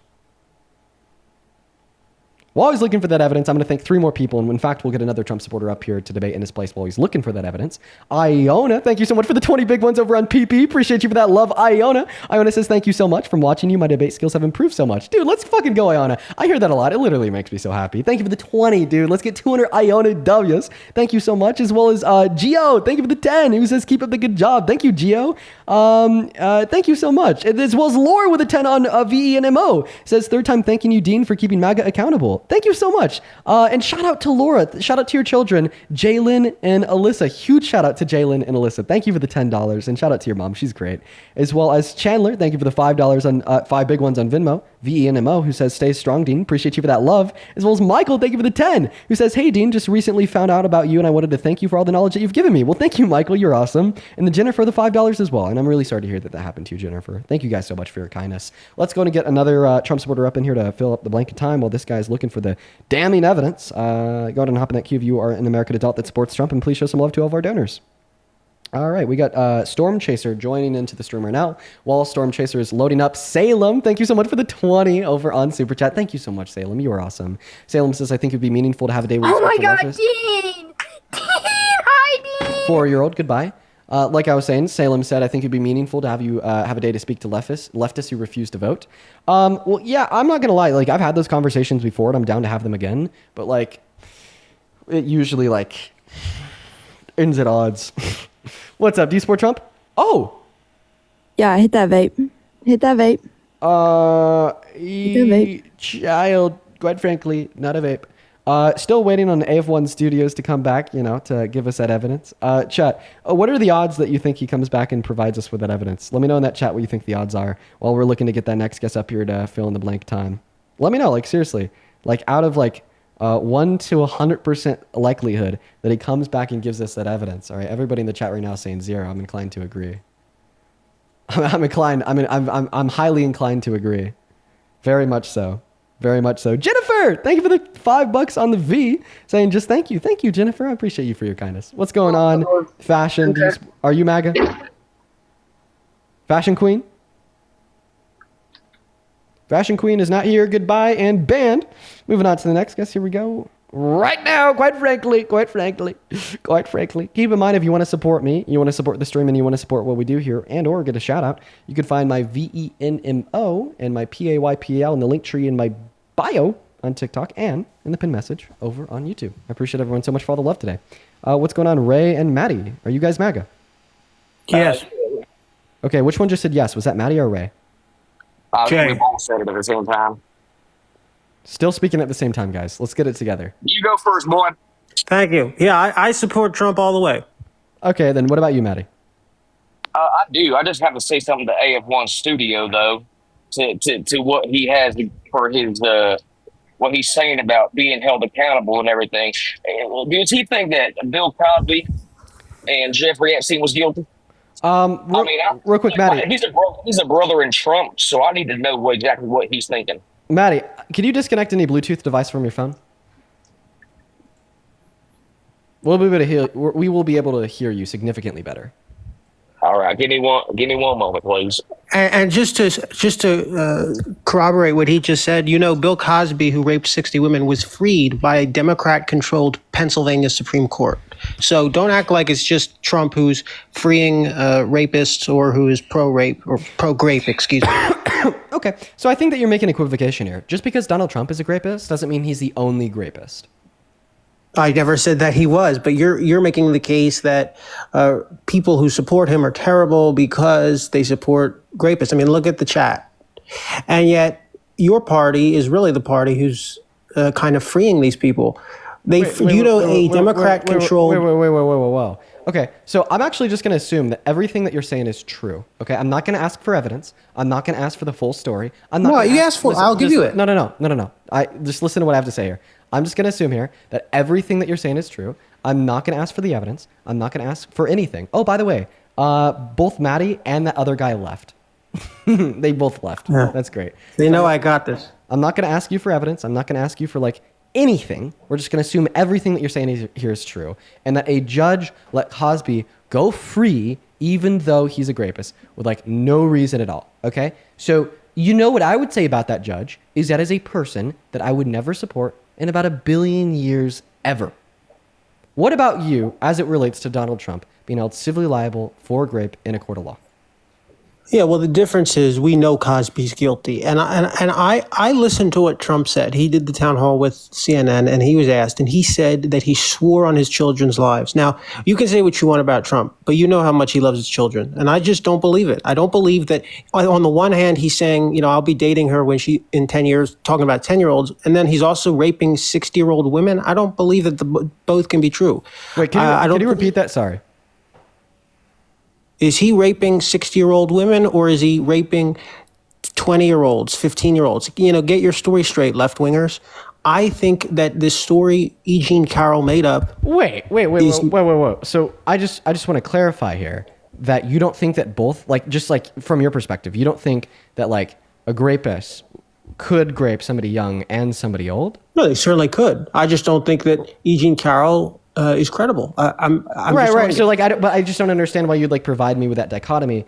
If that were to be the case, well, it right? is strange. Because what you're telling me here is is he raping girls, or is he raping adult women? Well, fact of the matter is, right, the reason why a lot of rapists rape, right, isn't like because of an attraction, but rather because of like wanting to control a power dynamic. Like we literally have men raping like the dead carcasses of animals. You understand? No, listen to what I say here. Listen to what I say here. We have like literally see men that will grape the dead carcasses of like literal fucking animals, right? And matter of a fact here is, I think it would make total sense for me to believe that like a grapist would grape old people, young people, any individuals that he would be able to express a power dynamic over. Okay. So this dichotomy that you're providing me of, well, is he just like raping young people or old people, makes absolutely no sense at all. And since when did you become an expert on psychopathology? Well, I mean, I think I have a little bit of knowledge about grapists and the states of minds of grapists. Why would that be? Because I was graped. All right, never mind. Let's change the subject then. I don't want to get into that. Why not? We can talk about why don't you because wanna talk it's about obviously that? a soft spot for you. I don't want to. I'm here to have a good faith debate. I'm Well, not here no. Let's have a good faith conversation about it. I didn't realize that, and I don't want to go there if that's a sensitive subject. Let's talk about it. Well, it just doesn't make sense now because you're like trying to be kind of me, saying it's a sensitive subject. You don't want to go there with me. So then why did you go there with like millions of Americans that are victims of rape when you voted for Trump in the 2024 election? Because I don't believe that he is that. And I listened to him very carefully. I listened to what he said. He said he swore on his children he never did this to E. Jean Carroll. And I believe that. I'm sorry. And I don't believe him. 80 million Americans believe him. So that's why they voted for him in 2024. Okay, so you're just saying that like a lot of people, right, don't believe in the outcome of that court. Therefore, the outcome of that court is like invalid and false. All right. So matter of fact, for most of human history, over 90% of people on this earth thought that the earth was flat. Did that mean when that was an incredibly popular opinion held on to by the majority that therefore the earth was actually flat? You know, a jury of 12 once unanimously found O.J. Simpson not guilty. So does that make it fact? I mean, what is your point about juries? Oh, okay. Right. So now you're just saying that juries are unreliable. Do you support Donald Trump's mass deportation? Yes, absolutely. Okay, well, if juries are unreliable, if judges are unreliable, if the criminal justice system is unreliable as a whole and we can never trust it, then how can I did not say any of that. Then how can you trust this? Well, that's exactly what you implied when you said, well, a jury found him innocent even though he was guilty. Therefore, courts are unreliable. Therefore, we wouldn't be able to trust. I didn't say any of that. I said juries are certainly capable of making a mistake. So then make your point. So then make your point. So then make the argument. Juries are not infallible. That's my point. Okay, well, you're right. Juries are not infallible. Okay, juries are not always right. But what you're doing here is you're hinging on a possibility and attempting to conflate that possibility to the probability. Okay, like for instance, can we agree that the government is not infallible and is not always accurate? Of course. Can we agree that the government isn't always honest and sometimes lies? Of course. Okay, so therefore, because it is a possibility that the government is lying when they make a statement, because the government has lied before when making a statement, therefore, are you telling me that I could just basically assume that the government was lying when they said that Osama bin Laden did 9/11 and it was actually Bush the whole time? You're asking me if I believe that or if that's a possibility? I am not on that side of it. I'm not on the Tucker Carlson side right, of exactly. it. Right? You can't just baselessly assume, right, that like the government is lying about one specific thing because the government has lied in circumstances before, as you'd actually have to like provide evidence that the government would be lying in one specific. Well, I don't see how this relates to the government. Well, I'll tell actually. you. The same way, you can't baselessly assume that the court that adjudicated Donald Trump to have raped E. Jean Carroll was wrong because another court had been wrong before. You'd have to provide specific compelling evidence insofar as attempting to justify that the court was wrong in this one specific circumstance of having a unanimous jury of 9 adjudicating Donald Trump as to be a rapist. Well, the reason is actually that he declined to testify in that case. Had he testified, I think they probably would have believed his story, but he didn't want to do it because it was a perjury trap. And because every time he opened his mouth in testifying in that case, right, it ended up being a lie. Like, oh, he opened his mouth. Well, no, that wasn't what it was. Carroll. During the deposition, that was met with a picture of him and E. Jean Carroll. During the deposition, he said that E. Jean Carroll was never his type, but then he said that the picture of his ex-wife to be a picture of E. Jean Carroll. Yes, I know, and he said the attorney was ugly, representing E. Jean Carroll. I know about that. That it wouldn't be his first choice, so that's why they didn't want to put him on the witness stand. But had he testified, then perhaps there would have been a different outcome. But you know how it works in civil cases, right? It's preponderance of the evidence. Trump didn't offer any counter evidence, so the conclusion was foregone. He couldn't provide any counter evidence other than his own testimony, but he declined to testify. But anyway, instead of focusing on that one case, we don't have to talk about it. Let's talk about mass deportations, because you seem to take an issue with that. Let's talk about that. You're wrong. To the extent you Yes, oppose it, I do. you're wrong. I do oppose mass deportation. That is a fact. Okay, so you believe that that a house that has a fence around it should have more protection than a country. A house with a fence around it should have more protection than a country. No, Around its borders, yeah. That's what you just said. that's not true. I don't know what the hell you're talking about. So, do you believe in borders or not? That's a simple question. Yeah, I believe in borders. And so, well, do you? If somebody crosses the borders illegally, you said you don't support their deportation. Is that not correct? So like for the undocumented immigrants that are in America today, I do not support their removal from the country unless they have like prior violent offenses, pretty insane criminal offenses, outstanding warrants from other countries. Okay, so for then you pretty don't insane believe in criminal borders. offenses Too. No, that does not equate to not believing in borders. Now, if that does equate to not believing in It does, borders, logically. okay, well, no, it doesn't. I could explain how. Please. Right? Because like my like ideal system of entry into the country is to have borders, right, with as many legal means of entry into the country as possible, and having those legal means of entry into the country attainable to as many people as possible without, as I already like told you, prior violent offenses, insane non-violent criminal offenses, so on and so forth, right? And then in that circumstance, I would believe, right, that we should like keep out everybody else I would want to enter in with the use of undocumented means, because they'd no longer be like hardworking mothers and fathers that want to create a better life for them and their children, like actually individuals that wouldn't qualify for the legal means of entry and would like actually have prior violent offenses, so on and so forth. And the reason why I don't support mass deportation as it stands today is because I believe that mass deportation only hurts this country, only hurts the immigrants, and only hurts the citizens. There's no like clear positive outcome of mass deportation on this country, making it an American last policy. So listen, man, if like not wanting to like implement America last policy that only hurts this country and everybody in it means that I don't believe in borders, then call me a goddamn communist. No, I just part of the legal migration process is vetting. Okay, now when someone's come here illegally, they haven't been vetted. We don't know who they are, what they're doing, what they're affiliated with, and so they represent a serious risk. Now they might be completely innocuous, they might not represent a risk, but most of these people, well, don't have the exact numbers, but are associated with MS-13. You talked about Abrego Garcia. I'm glad you brought him up. Wait. You know what was tattooed Oh on my his God. on his knuckles? Did you see the picture of the knuckle tattoos for Abrego Garcia? Oh yeah, no, totally. MS-13. You know. Okay, right? Paint And on you the knuckles. you disagree? I need to respond to the first part of that claim. So you said most undocumented immigrants have gang affiliations. If most undocumented immigrants have Comparatively more. One moment. Comparatively. No, you said most. Comparatively most, yes. Comparatively most. That's not like a. Compared to legal, yes. Legal immigrants. What does comparatively most mean? Meaning illegal immigrants compared to legal immigrants, not in a vacuum. Have like the most gang affiliation. So then why are they 2.5 times less likely to commit violent crimes, 3 times less likely to commit property crimes, and 3.5 times less likely to commit petty crimes? Yeah, I don't believe that data. Okay, why not? Because it's just palpably false. The Okay. people coming across the Mexican border Could you give a defense for that? with cartel. Could you give a defense that's palpably false? Because it sounds like you just have words. Yes, Words the aren't border evidence. patrol. The Words border aren't patrol. evidence. No, well, anecdotes can be. Personal observations can be. Well, I get And what, the what you people see that with are your coming eyes across- doesn't like directly refute macro statistics of the country at large. That's like an anti-intellectualist way of thinking. So repeat the data again, just so for we sure. all. Undocumented immigrants are 2.5 times less likely to commit violent crimes while in America, 3 times less likely to commit property crimes while in America, and 3.5 times less likely to commit petty crimes while in America when compared to American citizens. That makes sense. That makes sense. Why a cartel would commit a petty crime? That makes sense. They don't commit petty crimes, that's for sure. Well, I just gave you 3 categories: petty, also very hard property, to track. and violent.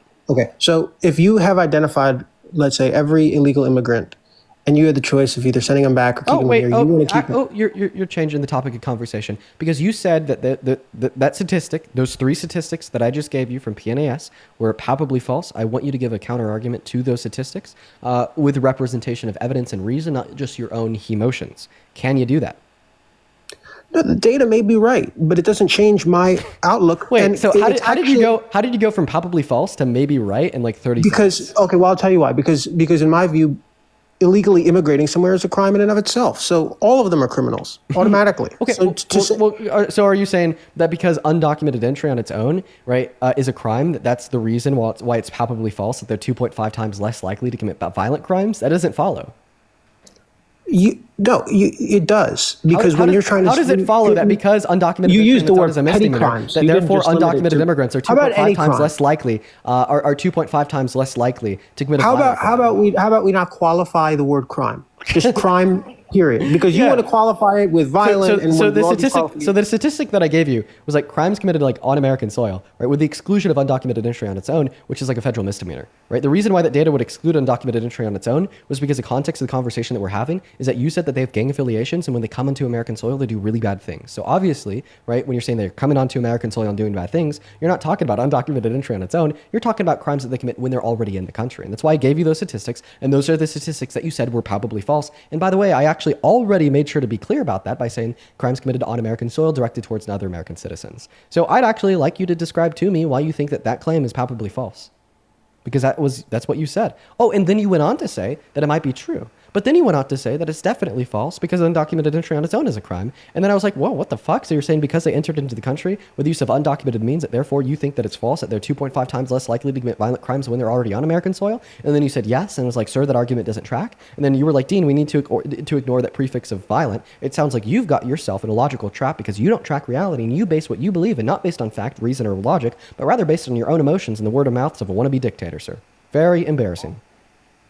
All right, am I allowed to speak now? Yeah, you're allowed to respond and give a cogent rebuttal to my claim that undocumented immigrants are my view is we can less likely to commit any I will crimes once they're respond. already on American soil, with the exclusion. I of will undocumented respond. We can continue down this semantical rabbit hole, but frankly, I don't really care about that data you just described because, as I said, suppose none of these illegal immigrants committed a crime ever once they came over.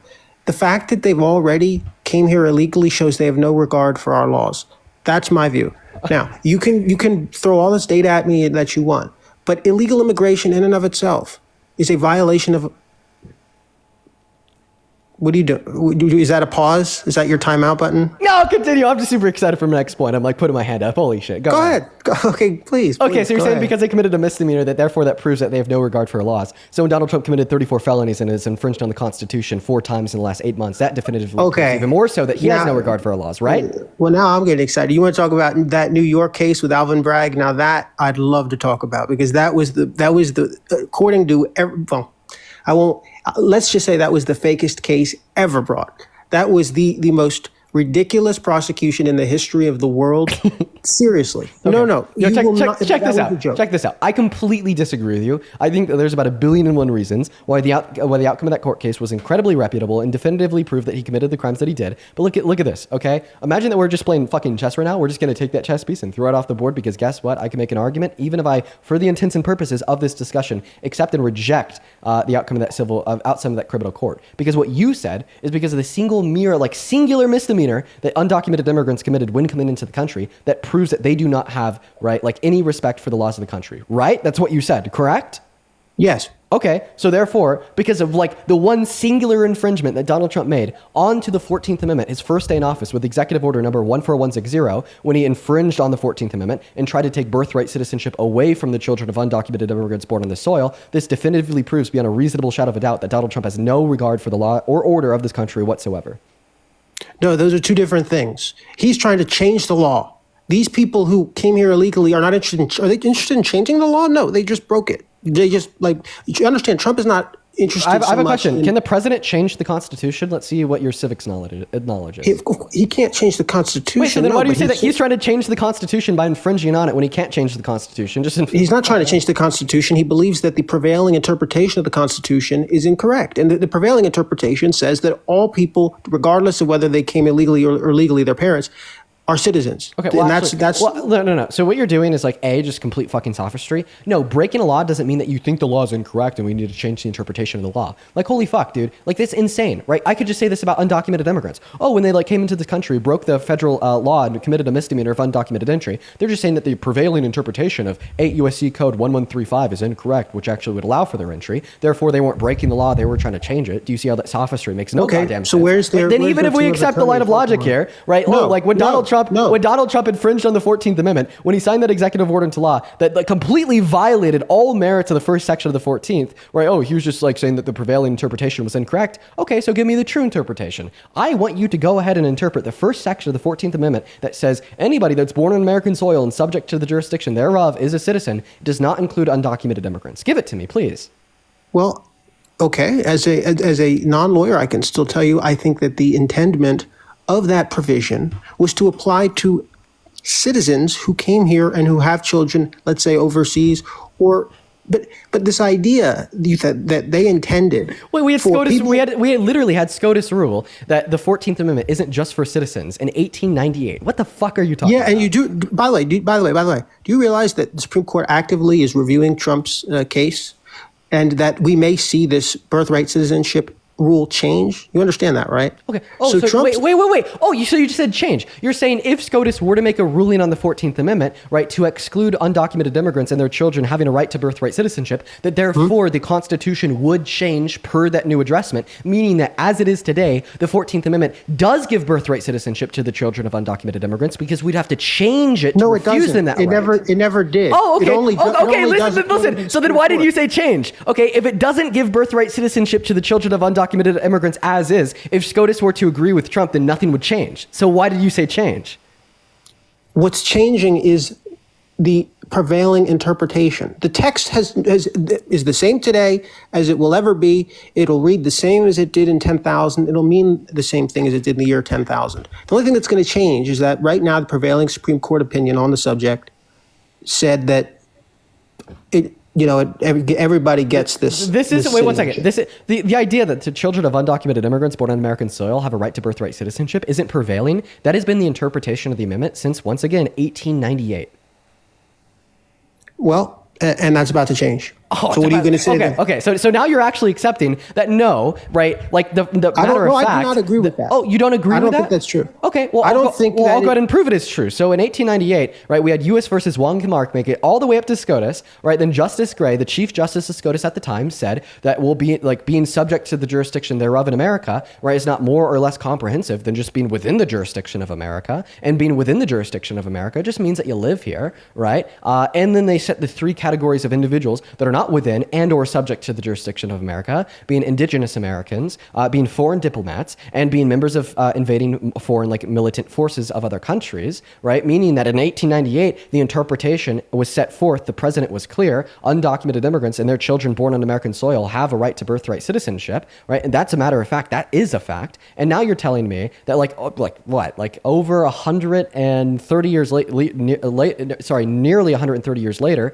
all of a sudden now we're having Trump pass an executive order to attempt to change it and take that right away from them, even though that has been what the Constitution has said, and that has been the interpretation of the Constitution by SCOTUS for 130 years. Obviously, this is going to be an example of Donald Trump infringing on the 14th Amendment, very similarly to like Biden passed an executive order trying to ban any and all Americans' right to own any and all guns, right? And if you're rejecting infringement of the 14th Amendment, then if you're rejecting that, well, then you're just rejecting the Constitution, you're rejecting the checks and balances, and you're basically telling us that the president could try to do whatever he wants and you don't really care.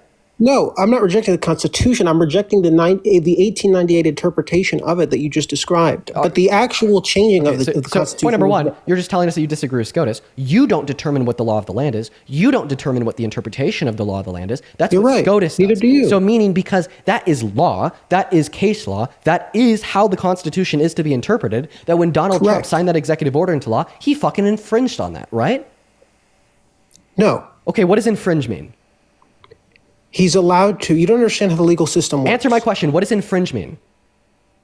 I mean, to violate, I guess. I don't know what. So obviously, when the Constitution says the children born to undocumented immigrants have a right to birthright citizenship, and then Donald Trump signs an executive order into law trying to act as law, saying that they don't, which one is right and which one is wrong, legally speaking, in America, it would be the Constitution, not his executive order, right?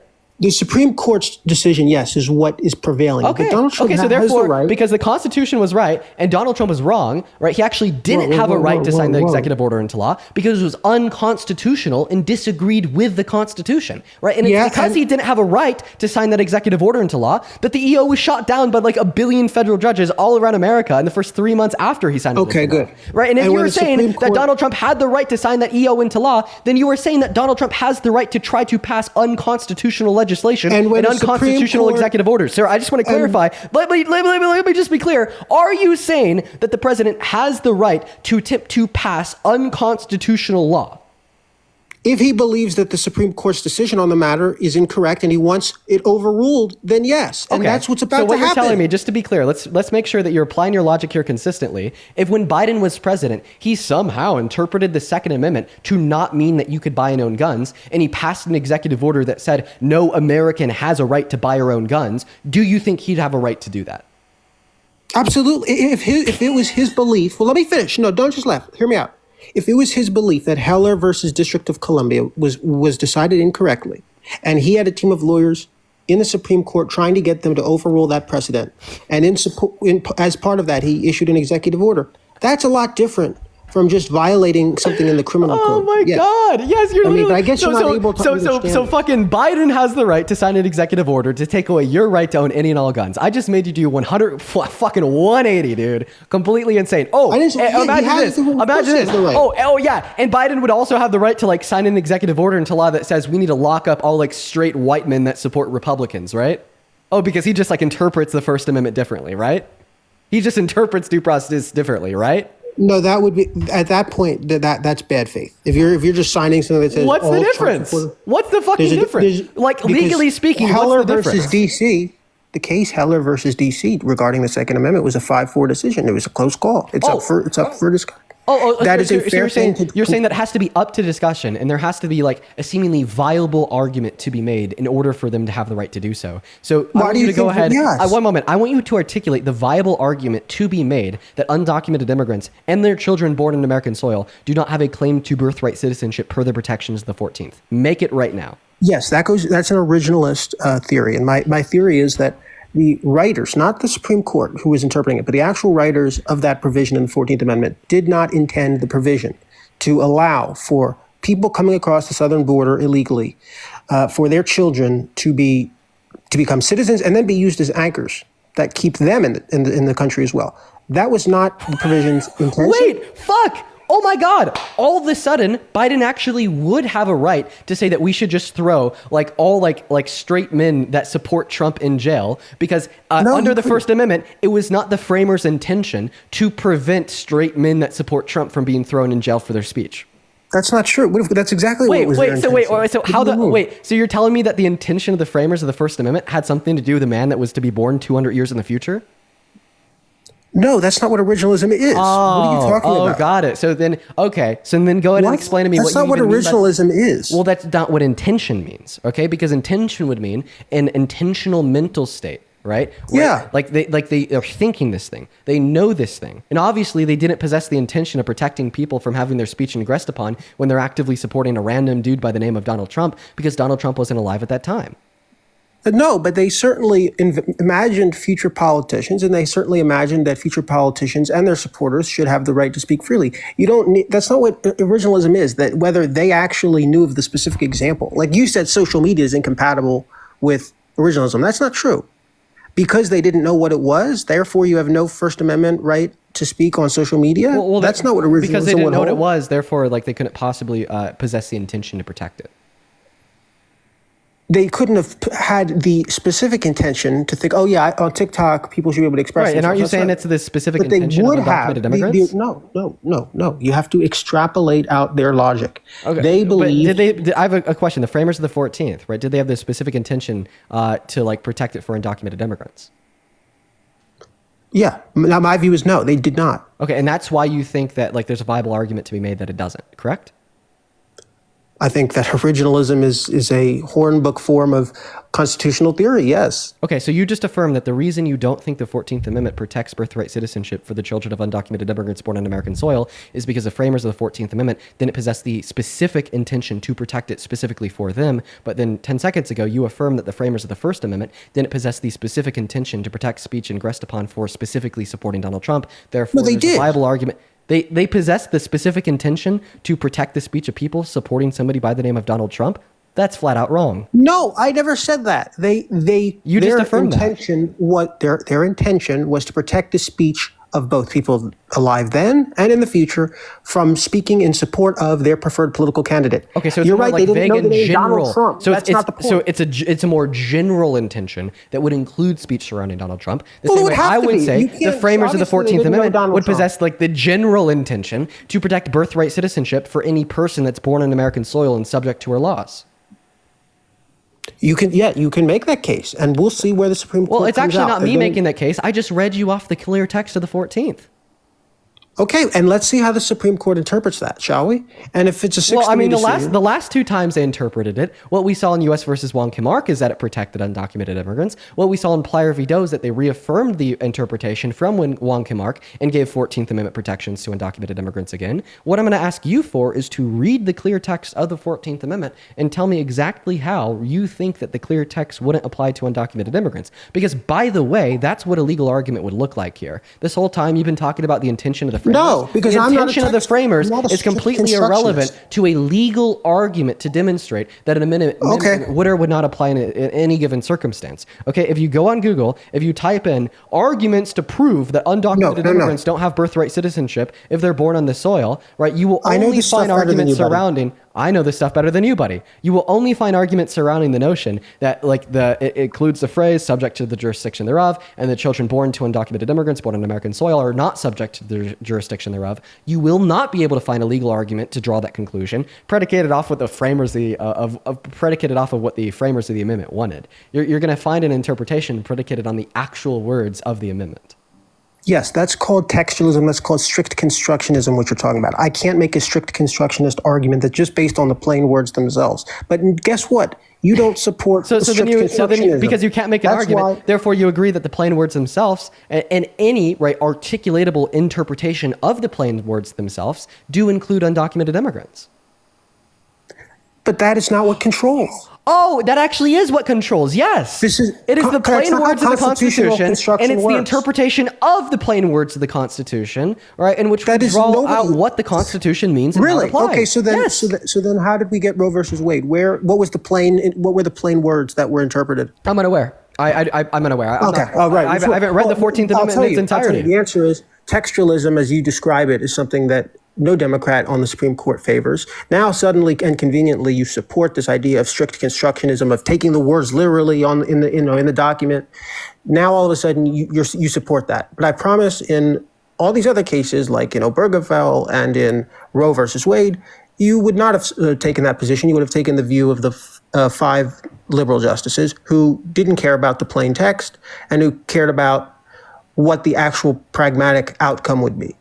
So you can say whatever you want about this textualist. Wait. So you're saying that from your perspective on how you think the Constitution should be interpreted, right? That it is totally possible and even legally viable to have a court rule that nobody in America has a right to own a gun because of some interpretation of the Second Amendment that does not include the text of the Second Amendment. Are you familiar with the Heller case? We were 1 vote away from that happening. It was 5-4. 4 justices. So you said- actually think that? So you actually think that it could be true in America that there's perfectly legally viable arguments to conclude that nobody has a right to free speech, that nobody has a right to own a gun, that nobody has a right to due process, that nobody has a right to birthright citizenship, including citizens, let's right? stick Because to we the could just Second ignore Amendment. because we could just ignore the text of the Constitution and interpret it to mean something completely different. No, I completely reject that. Right? Assuming your notion here that we could interpret the Constitution to be something other than a fair interpretation of what the text of the Constitution says, then you're just saying that it's legally viable to possibly just overturn the Constitution.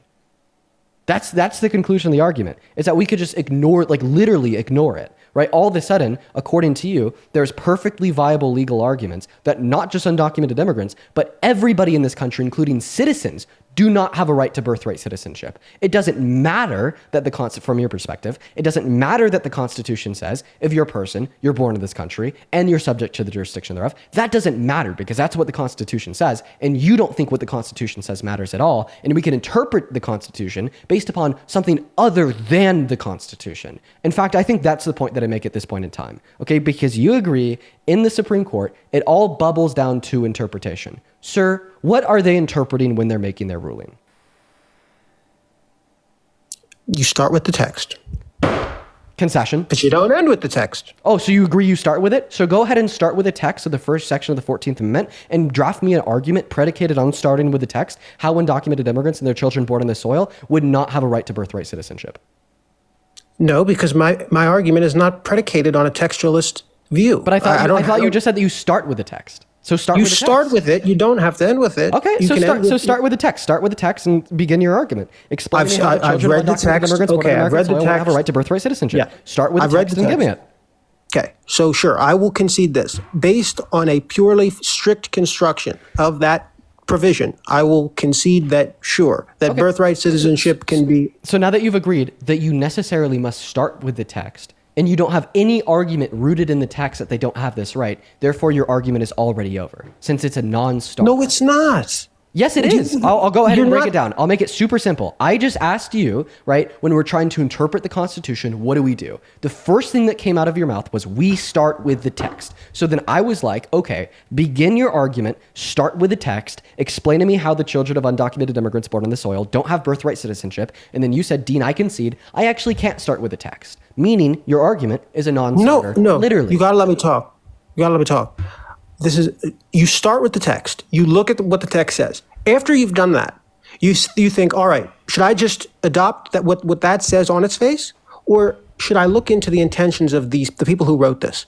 That's where we disagree. And so, but I believe in looking at the specific intentions, and I think that the intention certainly was not to give this unalloyed, unabated, free-for-all birthright citizenship to anyone or anyone's child who's come here illegally. I think that this is a sort of anarchy. I mean, that is not what was intended, and I think that the Supreme Court's going to hold the very same thing. But we've already... Point number one, the Supreme Court's disagreed with you twice. Point number two, we've already went over how, like, the framers of the First Amendment didn't have the strict intention to protect individuals' access to free speech on social media. Point number three, when we actually look at the text, you said we start with the text, right? There's no possible argument that you can make to say that the children born to undocumented immigrants will not have that right. And point number four, right, I think that we could actually learn about the intentions of the framers of an amendment by reading the amendment. Like, for instance, if the framers of the 14th Amendment exclusively wanted to limit those of that would have a right to birthright citizenship, right, then they wouldn't have said all people born in this country. They'd say all people born to citizens in this country. They didn't include that language because they didn't have the problem that we're having today. There was no such thing as Mexican drug cartels 130 years ago. Wait. So first of all, Mexican drug cartels do not equal non-citizens. Like, what the fuck are you saying? Second of all, yes, there was a shit ton of non-citizens in this country having children in the 19th century. Literally, once again, U.S. versus Wong Kim Ark, adjudicated in 1898, was about exactly that, so you're wrong. Okay, am I allowed to talk or not? Yeah, I'm just saying that you're wrong. So then, supposing, for the sake of argument, I was wrong on the constitutional interpretation side, which I'm not conceding, but just suppose I am. So then give a counter argument. You said, we didn't have, like, non-citizens having kids on American soil. Suppose I am. No. Why would we suppose that if you're not willing to concede it? You said, we didn't have any non-citizens having kids on American soil. It wasn't a problem, right? There were so many non-citizens having kids on American soil that a circumstance of it made it all the way up to SCOTUS, like, not even 40 years later. So suppose you're completely right on the constitutional side. Suppose you concede. Can we talk about the policy side of it? I'm supposing that you're conceding. Is that what we're doing? Yeah, so we can actually address the policy, because all we've done so far is just address the procedural arguments. Just to clarify, do you have any counter argument to the fact that, yes, there was non-citizens having children on American soil in the 19th century, right? And yes, there was a legal precedent set forth in that same century, not even 40 years later, by SCOTUS in U.S. versus Wong Kim Ark, that according to the framers of the 14th Amendment, they have birthright citizenship. And by the way, I want it to be known, when SCOTUS ruled that non-citizens have a right to birthright citizenship in this country, the drafters of the 14th Amendment were still alive and still in power. Okay, That may be, and they would have been powerless to overrule the Supreme Court, you understand. Can you please show me an objection from anybody that drafted the 14th Amendment to U.S. versus Wong Kim Ark that was still alive at that time? I mean, it was literally only 40 years later. You can't interpose an objection to a Supreme Court decision. That's the supreme law of the land. I'm not talking about a legal objection. I'm talking about a social one. Just saying, hey, man, that's not what I meant. I don't know. Yeah, I don't know if anyone wrote like an op-ed in a newspaper at the time saying this was not what we meant. I don't know. Right. But that's not relevant. So then you're just saying that, well, you don't know what their intentions were. I do know what their intentions were. I think it's pretty clear. But again, I don't care, frankly. That's the point. As a matter of policy, I don't think someone who comes here illegally should be able to have a child and then be anchored here as well as their child, because their child is now automatically a citizen. I don't think that's a good policy. Then what you're saying is you just disagree with the 14th Amendment. You're not saying that the 14th Amendment doesn't mean this. Well, certainly I disagree. That you disagree with what the 14th Amendment means. No. Yes. I disagree with that is what the you're Supreme saying. Court's interpretation. This is categorically something different. You are shifting the goalpost now and revising your argument away from the 14th Amendment means something other than this to saying, well, I understand this is what the 14th Amendment says, but I just care about my feelings more. No. I think as a matter of policy, it's clear and unequivocal. On the constitutional question, it's far less clear because the Supreme Court, I will bet you anything, the Supreme Court, in 1 year from now, the rule will be different. The 1898 precedent will be overruled, just like Roe v. Wade was overruled, just like affirmative action was overruled.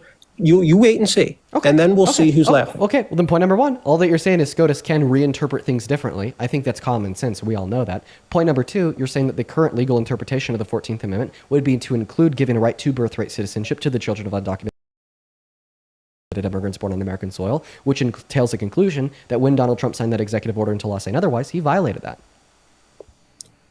That's how Supreme Court cases come up. How do you think Supreme Court cases come up? Wait, I have a question. What executive order did Donald Trump sign into law to get SCOTUS to consider taking Alex Jones' civil suit? What executive order did Donald Trump sign into law to get the Supreme Court to consider taking gay marriage into consideration? What executive order? Gay marriage? I'll tell you. What executive order? Listen to this. What executive order did Biden sign into law that led to the Supreme Court making the Dobbs decision on Roe v. Wade? I never said every single case that involves constitutional or statutory construction involves an executive order from a president. Most of them involve state statutes. So in the case of Roe v. Wade and in the case, in the case of Roe v. Wade and in the case of was it Dobbs? Yeah, they both involved a state statute, and that was what was being challenged. And the Supreme Court issued a decision in Roe striking down a Texas statute, and then in Dobbs. Actually, can you give me the Trump administration's legal argument here that the children of undocumented immigrants born on American soil don't have birthright citizenship? What was their legal argument that's inevitably going to be challenged in schools? I don't have their brief in front of me, but I would imagine that it was a largely originalist argument that the writers of this never. I'll tell you what it is because I do because I've read it. Go ahead, please. Right, that would be helpful. It was just saying that undocumented immigrants aren't subject to the jurisdiction thereof. Yeah, and that's a compelling argument too. Make it.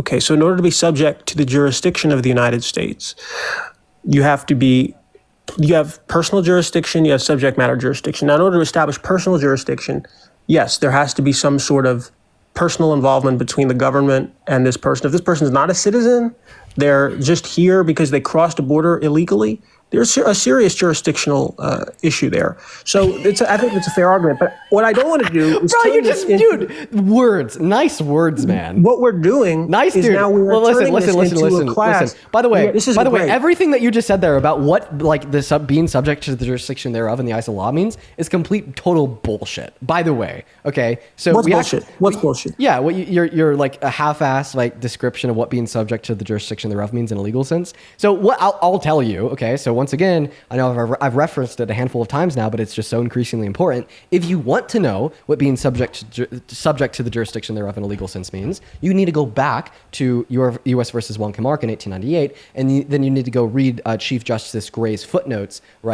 inside of the decision, okay? Because in the footnotes of the U.S. versus Wong Kim Ark decision, he tells you what it means, okay? Right? And he says, that being subject to the jurisdiction thereof is not more or less exhaustive than being within the jurisdiction thereof. And then he goes on, to explicitly say, that members of other states, right, immigrants, right, if domiciled in America, are within the subject, within the jurisdiction thereof, and therefore subject to the jurisdiction thereof. And that's what led to Wong Kim Ark, gaining birthright citizenship. And this is even the interpretation of what it means to be subject to the jurisdiction thereof that SCOTUS pointed towards in 1989 when they gave the Plyer v. Doe decision, once again for the Equal Protections Clause of the 14th Amendment, just treating it identical to being within the subject to the jurisdiction, within the jurisdiction thereof.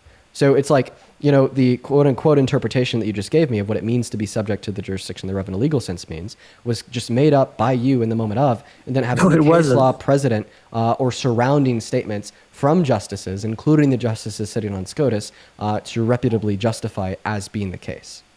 I certainly do not agree with the majority opinion that you refer to, and I tell you, in a year from now, it's a legal opinion. The opinion you just cited was either the majority opinion in that case or maybe a concurring opinion. That I disagree with. I disagree with the footnote. Okay, so but guess what? The way that you feel isn't what the law is, right? And remember, when Donald Trump's drafting that executive order saying they don't have this right because they're not subject to the jurisdiction thereof, that isn't supposed to be representative of Trump's feelings. Of course it is. It's supposed to be a representation of the law, right? Yeah, but you mentioned domicile. So you just agreed. Let's talk about. Well, no. 1 second. Because I'm cooking here. So you just agreed that Donald Trump's EO there was supposed to be a representation of the law, but you just conceded that it wasn't a representation of the law insofar as what legally speaking being subject to the jurisdiction thereof means because of Plyer v. Doe and Wong Kim Ark. No, you're allowed to disagree with any Supreme Court opinion and ask that it be overruled. You're not bound by that. But in disagreeing with the law, you are then just giving your opinion. But you just conceded that an EO is not supposed to be an opinion of the law. It's supposed to be a representation of what the law actually is. And it is.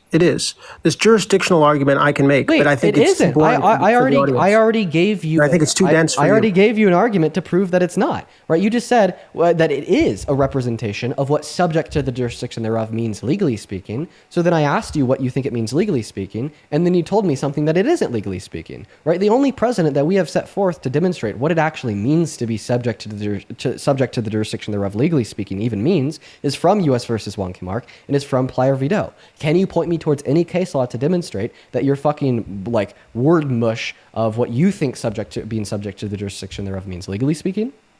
Yeah, I can point to the rules of federal procedure, federal civil procedure, which explain personal jurisdiction and how the United States and or parties have jurisdiction over each other and how courts have jurisdiction over individual litigants. No, we're asking what it means for a person to be subject to the jurisdiction thereof, denoting the state, right? In the sense of the framing of the 14th and Section 1 and Section 4. Right, and you failed to do that because now you're talking about other concepts like personal jurisdiction or jurisdiction of courts, right, which are separate. Well, what kind of jurisdiction are we? From what it means to be subject to the jurisdiction thereof. Legally. What kind of jurisdiction? What kind of jurisdiction are we talking about then? Okay. If you said not personal jurisdiction. Okay, so jurisdiction in the sense as defined by Chief Justice Gray just means to be subject to laws and domiciled in the country, living in the country. Okay, so right, but once again, what I want you to give me. Right, is once again case law to demonstrate that when we're looking at the 14th Amendment and we're reading subject to the jurisdiction thereof, that it means something other than what I've described legally speaking. And by the way, have you been up here before?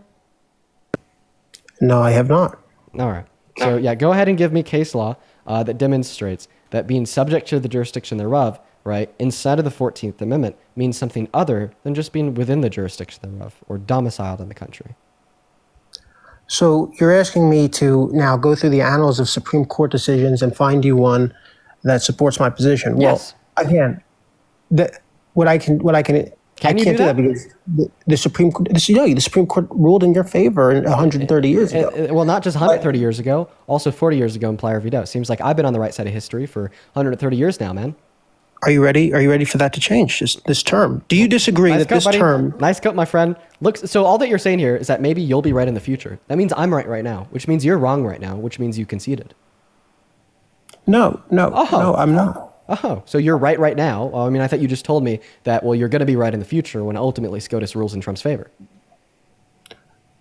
The Supreme Court's opinions are what the law of the land is. Okay, I mean, I don't know what's so then funny. you agree the law of the land is that the children born to undocumented immigrants on American soil have birthright citizenship. So when Donald Trump said otherwise in an executive order, he was infringing on the Constitution and the law of the land.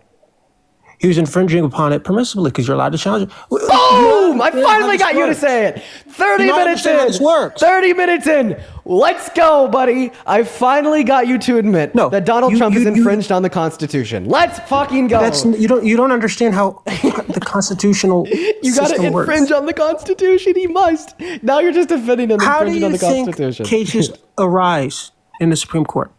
Well, I mean, there's how do you how do you think you challenge it? You challenge the prior precedent by doing something against it, such as no. That's not true. So the challenge arises because somebody does something that they think is legal, right? And then they have a court rule that it's illegal, and then they're like, "No, the court's wrong." So then they get bumped up to an appeals court, and then in some circumstances, it gets bumped all the way up to SCOTUS, and then they make their legal argument in accordance with what the law is and what it says, that what they're doing is right and what the other person accuses them as doing is wrong. And a matter of the fact is, you just conceded, right, that this is not what Trump is doing, since you agreed that that executive order was illegal and it was an infringement on the Constitution. No, it was unprecedented. It was not illegal. It was not unprecedented per U.S. versus Juan Camargue and Playa Vito. Right.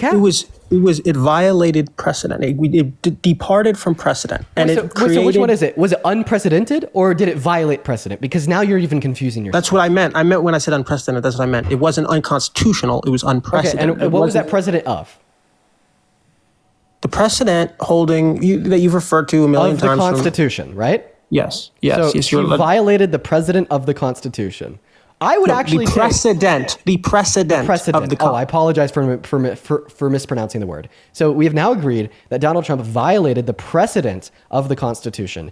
Am I wrong for assuming here that the statement "Trump violated the precedent of the Constitution" is no different than the statement "Donald Trump infringed on the Constitution"? I'm not sure what you're getting at. I mean, if you want me to say yes, so you can do your celebration. I mean, I don't think you understand what you're saying. Answer my question. Are those two statements any different at all? Sure. I'll give it to you because you apparently want my concession there. Right. But 40 minutes in, I finally got this guy to fucking concede that Donald Trump violated the Constitution. We finally got there. All right, so then here's where we're at. Because earlier you said because undocumented immigrants committed a misdemeanor, that proves they have no respect for the law of this country. So because Donald Trump infringed on the Constitution, and we just agreed to that, that proves Donald Trump has no respect for the law and order of this country. Okay, but here's the difference. One of those people was elected by a majority of the American citizens to represent them in the executive branch. The other is just. Well, I don't know. You can laugh. The difference is that one of the people that has no respect for the law of this country is the president. In my mind, it kind of makes it a little bit worse. He has no respect for the law. He is the president of the United States. He is the law. Oh, now you're saying that the president's a dictator. Nice.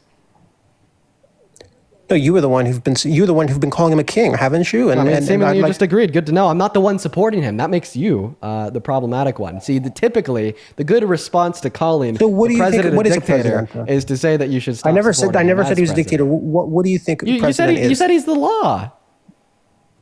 He is the president of the United States. You said you said that he's the law. The president is not the law, sir. No.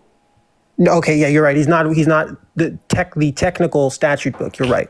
Not technical, not colloquial. To say the president is the law. He is the commander in chief. The president is a dictator. Okay, well, I disagree. But I think as president, it's kind of spurious to say that he is anti-American or anti-constitution. I mean, he is the president of the United States elected duly 3 times. So right, in the fact that we've had a duly elected. Wait, you said 3? As you agreed, yep.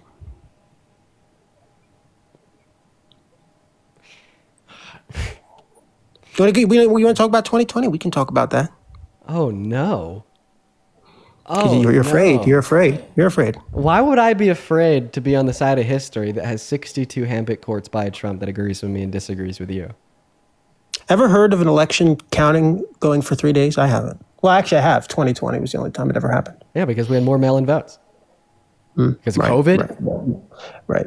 Well, that Dude, do you see how, like, dude, think about it. Like, think about it this way. My explanation that the voting for the count of 2020 took longer than usual is because we had more mail-in votes because of COVID. Your explanation that the count of the vote in 2020 took longer than usual is to say that, well, Biden stole it from Trump, and I don't have any evidence. No. And I know that It I've was had COVID. 62 handpicked courts by Trump prove that I have no evidence, including 34 of them that were directly appointed by Trump. And then I know that whenever, like, the citizens Dean. of the country have tried to find evidence, they came up empty-handed, like You the haven't creators heard of the my 2000 argument. Mules Do you want to hear my documentary.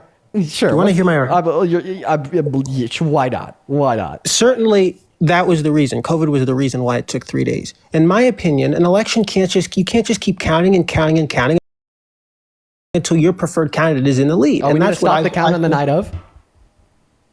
I think that there should be a deadline. Absolutely, you can't just count. You can't just count endlessly until finally your guy's ahead. That was I think that we almost happened should in count 2000. until the vote of every citizen is accounted for. Do you disagree? Yeah, because some are not submitted on time. Some are not submitted in The compliance ones that with the law. the ones that are submitted on time. We should count every single vote that is submitted Yes, on time. and that's why the states need to get it together. They can't take 3 days to count the votes. Wait, and if taking you want to more talk about time to count the votes is different from those votes being submitted on time prior to the counting. this, is what the Supreme Court said in Bush v. Gore. You can't count. You mean the year where the election took months? Well, no, the counting took months. I mean, the election was done. It was clear. Right. Wait. I thought you said that it took 3 days to count in 2020. We've never seen an Right, election well, take that long to count. that But now was you're saying the counting took months in 2000. So which one is it? No, the counting didn't take months. They had stopped the count, and Gore was seeking for the count to continue until he was ahead, and then he was gonna claim victory as soon as the vote swapped. And the Supreme Court said, no, you can't. You can't just keep counting for 3 days. Let me think a couple. Do you deny that Trump was leading on election night in 2020, and that Biden had this remarkable comeback? I don't days deny. later? So I don't deny that he was leading on the night of the election, and I also don't deny that he knew a month ahead of time that he knew he'd be leading on the night of the election because Republicans told people not to vote by mail-ins, and Democrats were like, do whatever you want, whatever's better for your safety. Do you deny that Donald Trump told Steve Bannon even before the night of the election that he wanted to call the count on the night of the election when he was in the lead so he could claim victory? Do you deny that? I won't deny that because that's how it's supposed to work. I mean, the election doesn't. What day is the election? What? It's a Tuesday, right? Dude, you're election literally day- saying I support Donald Trump's coup. Let's go. No, dude, this is what Trump said before the fucking election. This was a leaked audio clip where Trump was talking to Steve Bannon like 3 days before the election happened. And he was like, I want to call it on the night of when I'm in the lead because the silly little Democrats like their mail-in votes. And that audio was leaked before the election of him fucking saying that, of Steve Bannon talking about it. And then here you are being like, yes, perfect. I love it. Let me guess. You love the alternate slates of electors too? You like the fake No, I certificates don't. of I don't absentee? like it. I don't like January 6th. I don't like any of the way he approached it, and I don't think his lawsuits had merit. But what I do think is that it was conducted unfairly. When I think it's perfectly reasonable for a president to say, I want the election to actually occur on the election day, not 3 days later. And then just frankly, endlessly until Biden finally has a lead, and then we will call the states for him as soon as he finally makes these remarkable comebacks. He's down 800,000 votes in Pennsylvania. This line of logic just doesn't make sense to me because you're like, you want to stop the vote before all votes are accounted for. All legally casted votes before the deadline of the election. It is the job of each state to get it together. They can't take 3 days to count votes. If it takes them that long, that's on them. So you agree, like, by the votes, Biden won both popularly and in the Electoral College. You agree? If we remove all legal restrictions like deadlines and things of that sort, then sure, I'll concede to you that he won. If you remove all of the legal requirements that had been in place at the time of the vote, sure. Okay, so I don't know like where that last part of your sentence came from. If we remove legal restrictions, I'll tell you. No, one moment. But what I will say is that you just conceded by the votes that were legally casted before election day was over, either in person or mailed in. Biden had won. Okay? So in arguing that Trump should have been president, that Trump should have won, that Trump did win, you're basically saying that we should have ignored the voice and the vote of the people. Well, I'm going to ignore your voice. And you can't take an issue with it. Because we're going to go and move on to the next guest. Go ahead and hop in that queue if and only if you are an American adult that supports Trump as president. Woo! Chat! That was one of the Titan cult members right there. God damn it. That's where you get so far down the rabbit hole. Woo! Yeah, man, we went into the trenches there, dude. We went into the trenches there, dude. Holy cow. Oh my goodness gracious. Oh my goodness gracious. We were in the fucking trenches there, man. Let's go to get that next Trump supporter loaded up into the live. I have a shit ton of you guys to thank for all the love over on the PP and the VENMO. Seriously, guys, thank you so much for all the fucking crazy love. I'm going to go ahead and start off here by thanking two of you. Camp, thank you for the 50 big ones on Super Chat. And Victoria, thank you for the 50 big ones on Super Chat. Let's get 500 Camp W's and 500 Victoria W's. Camp with the 50 says, you perform an invaluable service outing idiots who think themselves as geniuses. Yeah, the last guy was a prime example. I mean, I'll say he came significantly better equipped than most people, but his equipment was faulty. Thank you for the 50 bucks, Camp. Show some goddamn love to Camp. I really appreciate you. As well as Victoria with a 50 says, glad I'm in Canada, not the USA. All right. All right, Victoria's boasting. She's boasting over there. I wish I could be you, Victoria. Thank you for the 50. Big ones. Again, please show some love to Camp and Victoria. That is so incredibly kind of the both of you. As well as Blake. Thank you for the 20 on the VENMO. Blake with the 20 says, we're back. Haven't been on in a few days, but I'm glad to see you on my screen, man. Blake, it's been a while, man. Hope you're good. Thank you for the 20. Let's get 200 Blake W's. And 100 Sandra W's, who says, Dean, you're inspirational. Please never stop kicking out the truth. Thank you, Sandra.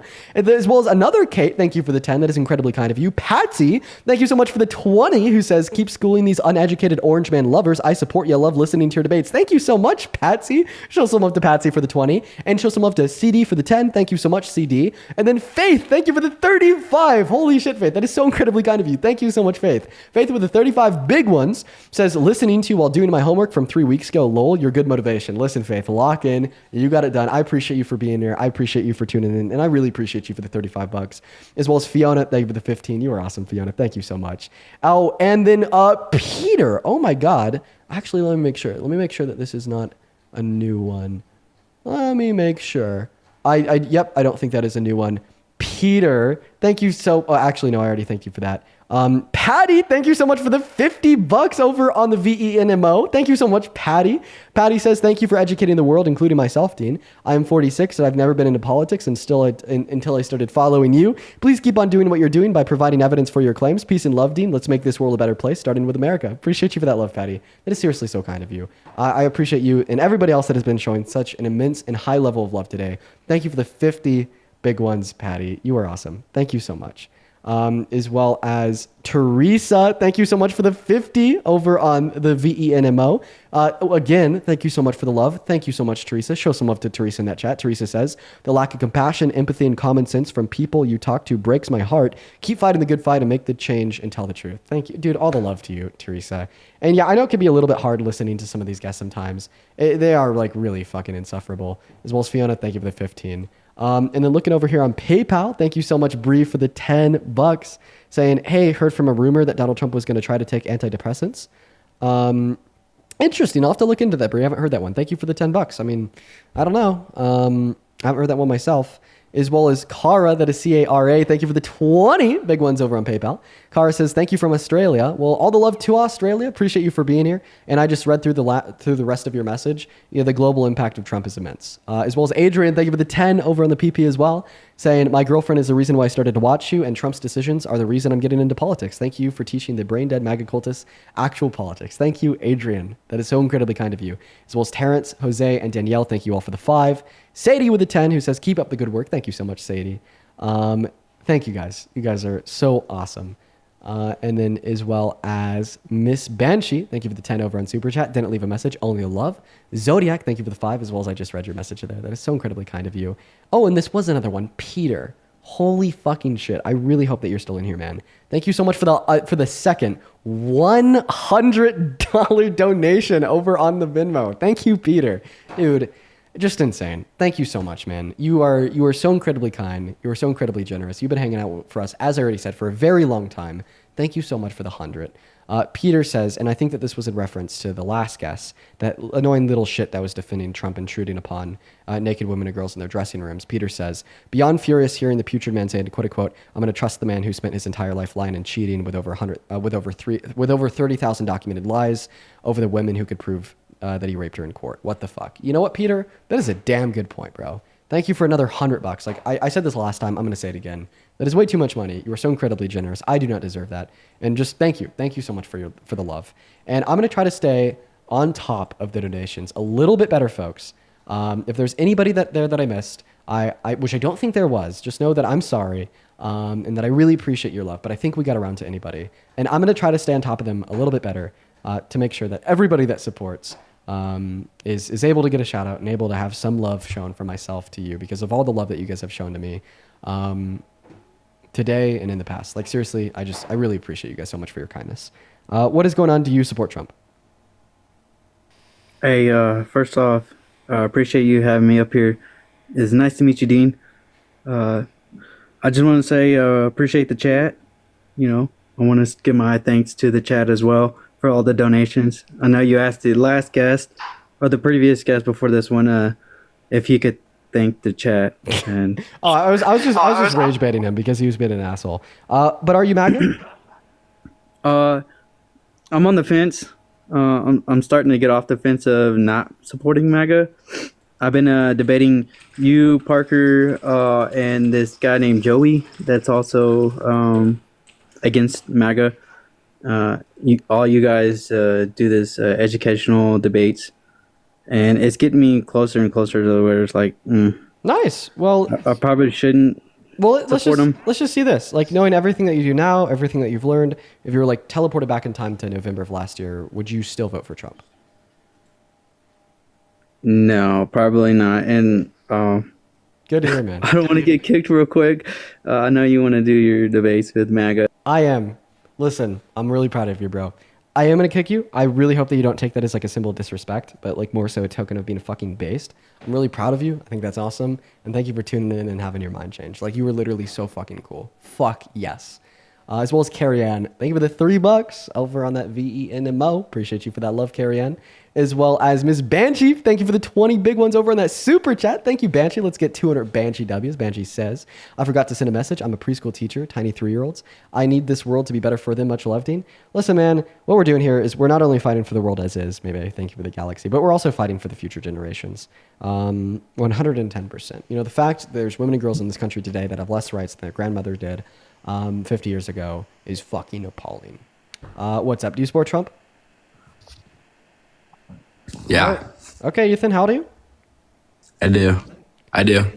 And 20. why? We've talked before. Oh, all right, Ethan. Well, I appreciate you for coming up. I guess we're only looking to talk to people that we haven't already spoken before. Just to go over the rules again, if you're in that queue over on the Tickety Talk, make sure that 1, you are an American adult, 2, you're at least 18 years old, and 3, you support Trump as president. Super duper simple theory. Little bit difficult in application. What is going on? Are you MAGA? Hello? Nope, Danielle, I don't know why I always want to pronounce that name like Danielle, is not here. Quite frankly, yo, Ben, thank you for the 25 big ones over on the VENMO. Thank you for the love, Ben. Fuck yeah, dude, appreciate that. While we're trying to get that next Trump supporter up in here, let me go ahead and read Ben's message. Ben says, let's go and load it up here while we're also getting Jin P loaded in. Ben says, a MAGA dude gave me money to buy my backpack off me. Felt right splitting that money between you and Graham Plattner campaign donations. Keep fighting the good fight, brother. Much love. Well, listen, Ben, I appreciate you for the $25, man. You're awesome. Show some love to Ben. Thank you so much, man. What's up? Are you MAGA? Hello? Jin, you got 5 seconds here. And Jin is gone. Goodbye, Jin. Make sure that we're following the rules, everyone. Come on, guys. Make sure that we're following those rules. I don't want to say it too many times. I know that I repeat myself many times throughout the day. Moving on to the next guest. Here we go. Hey, listen, how has your day been? If you're watching right now, let me know your day's been down below in that comment section. I hope it's been well. while we are still trying to get that next guest loaded up in. All right. Still looking for the MAGA. They're going extinct, chat. They're going away, quite frankly. Yo, Elizabeth!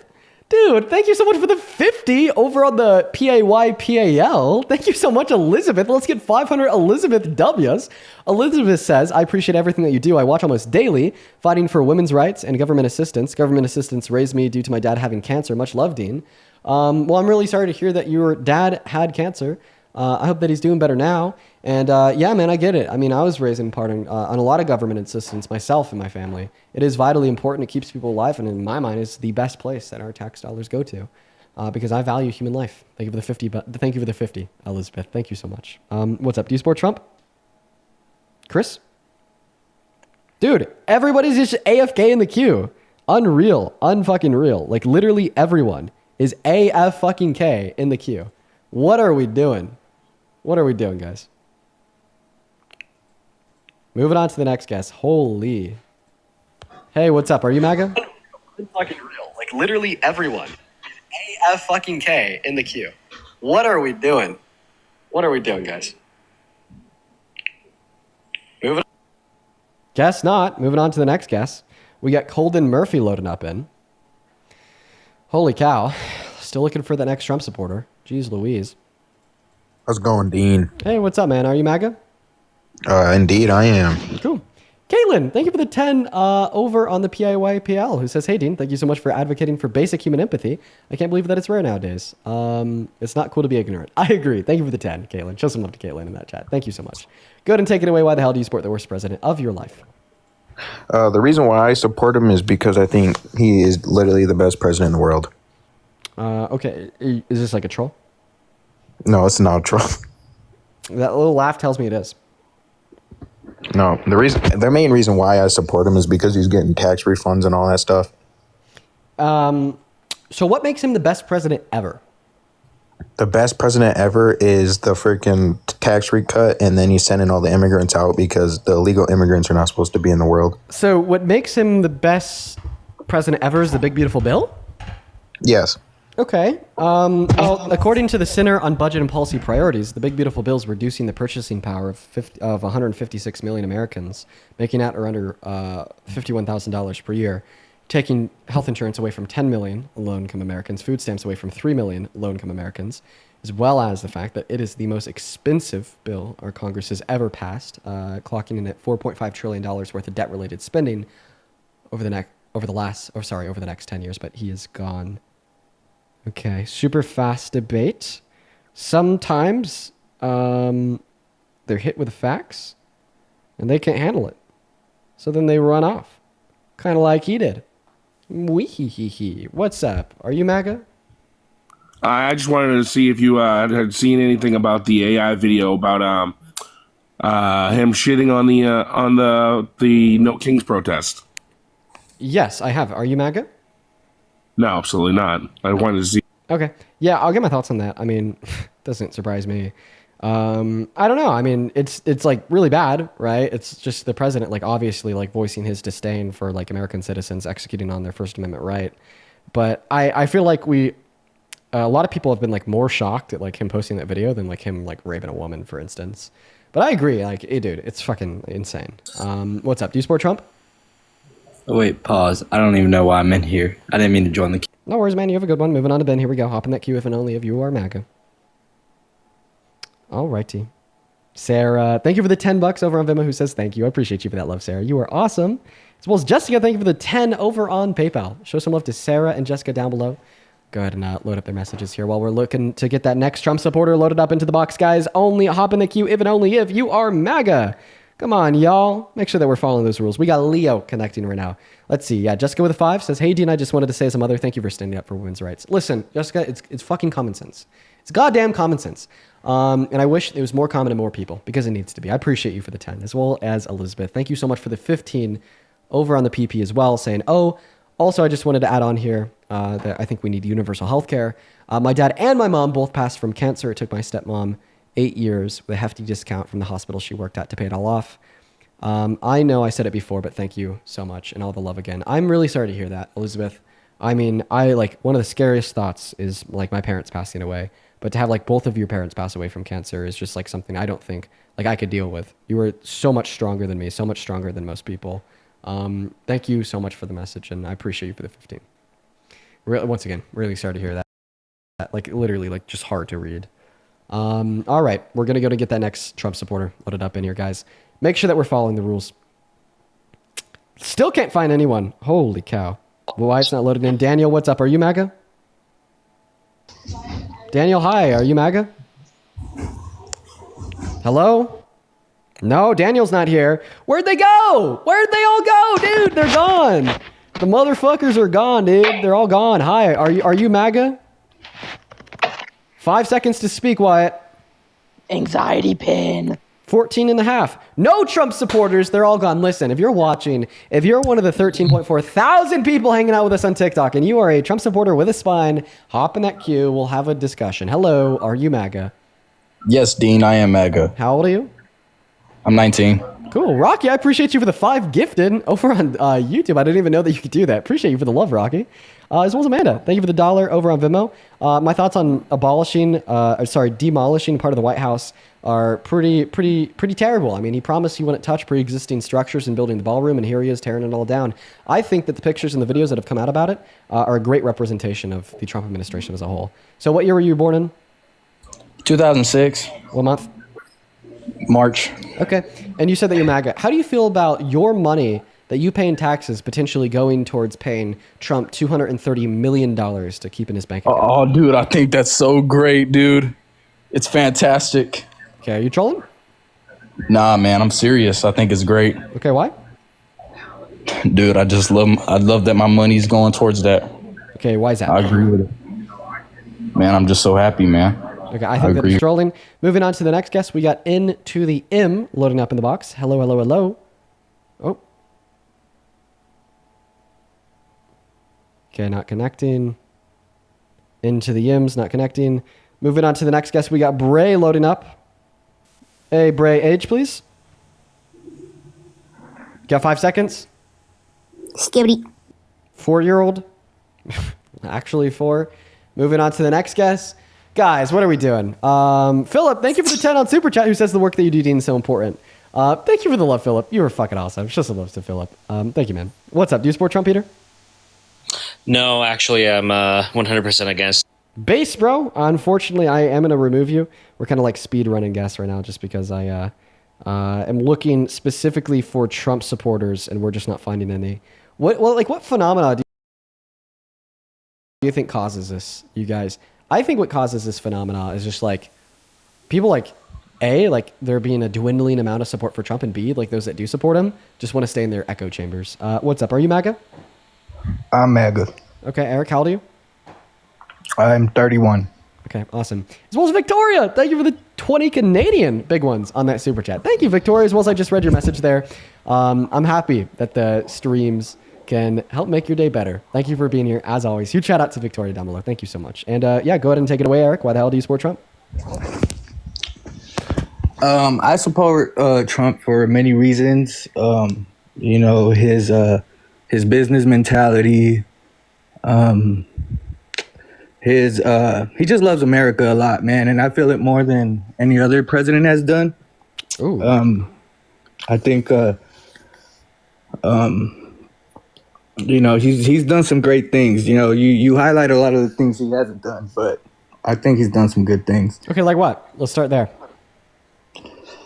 The crackdown on cartels. I mean, like, what has he really done to crack down on cartels? He's just labeled them as terrorists, right? But he also labeled citizens that are anti-fascist as terrorists too. So I don't really know if that label means too much anymore. Like who? Like I just told you, people that are anti-fascist, Antifa. He labeled them as how? Domestic terrorists, like the cartels. Meaning, I think that label kind of lost all its meaning. Well, yeah, because some of them burn flags and stuff. I mean, I've been to Antifa rallies. So you think that exercising your constitutional rights makes you a terrorist? If it's in a violent way, yes. It's aggressive. You know, us Republicans, we're calm. We're level-headed. Wait. So exercising your constitutional right to burn a piece of fabric makes you a terrorist. perving on the naked It's not bodies of just kids. Dean. Come on, man. It's not just a piece of fabric, bro. One moment. It's So exercising your constitutional right to burn a piece of fabric makes you a terrorist. But perving on the naked bodies of kids and admitting to it, being held civilly liable for rape, committing 34 felonies, saying that your daughter's hot, saying you'd be dating her if she wasn't your daughter, being best buddies with Jeffrey Epstein, sending him letters depicting the outline of a naked woman in the statement, may every new day be a new wonderful secret, makes you president. I think that you have your interests a little aligned here. Well, I'm just going based off, or even better. So, I mean, do you think that Antifa would be even worse if like they? Better? Do you think that like Antifa would be even worse if they declared war on America? I mean, they are claiming war on America. And do you think that's what makes them a terrorist? No. I mean, no. Wait. Declaring war on America, that doesn't make you a terrorist? Yeah, no, it does. It does. I'm Really? saying I don't think they're Antifa's necessarily I have a declaring question. war on people. Would you ever support a terrorist as president? No. Okay, so declaring war on America makes you a terrorist, and you would never support a terrorist as president. Let's go ahead and listen to this clip of Trump. And I think we're getting great marks for it. People feel safe. Washington, D.C. is just the beginning. We brought the numbers down in Chicago a little bit by having the FBI in there for the last 5 months. We brought the numbers down in Memphis a little bit, but now we're going for the big one. Now we're going to go for the big one. But we set ourselves up very well in Chicago, Memphis, New Orleans a little bit, going in early just to see what was happening. We study it. We're studying the site. It's sort of like war. I mean, I hate to tell you, it's like war. Some of these people are really bad.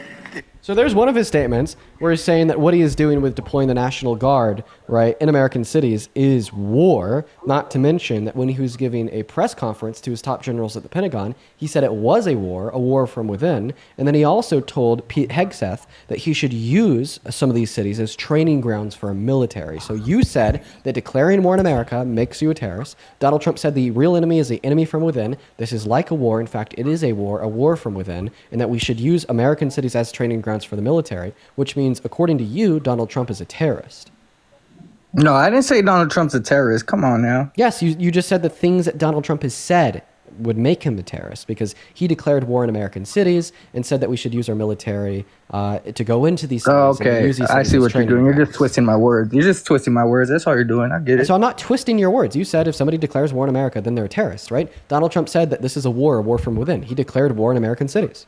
No, he's declaring that people from within our country are declaring war on America, not him. He's just trying to fight back. Yes, he said that this is a war from within. That's what he said. That is a quote from his speech to his top generals at the Pentagon.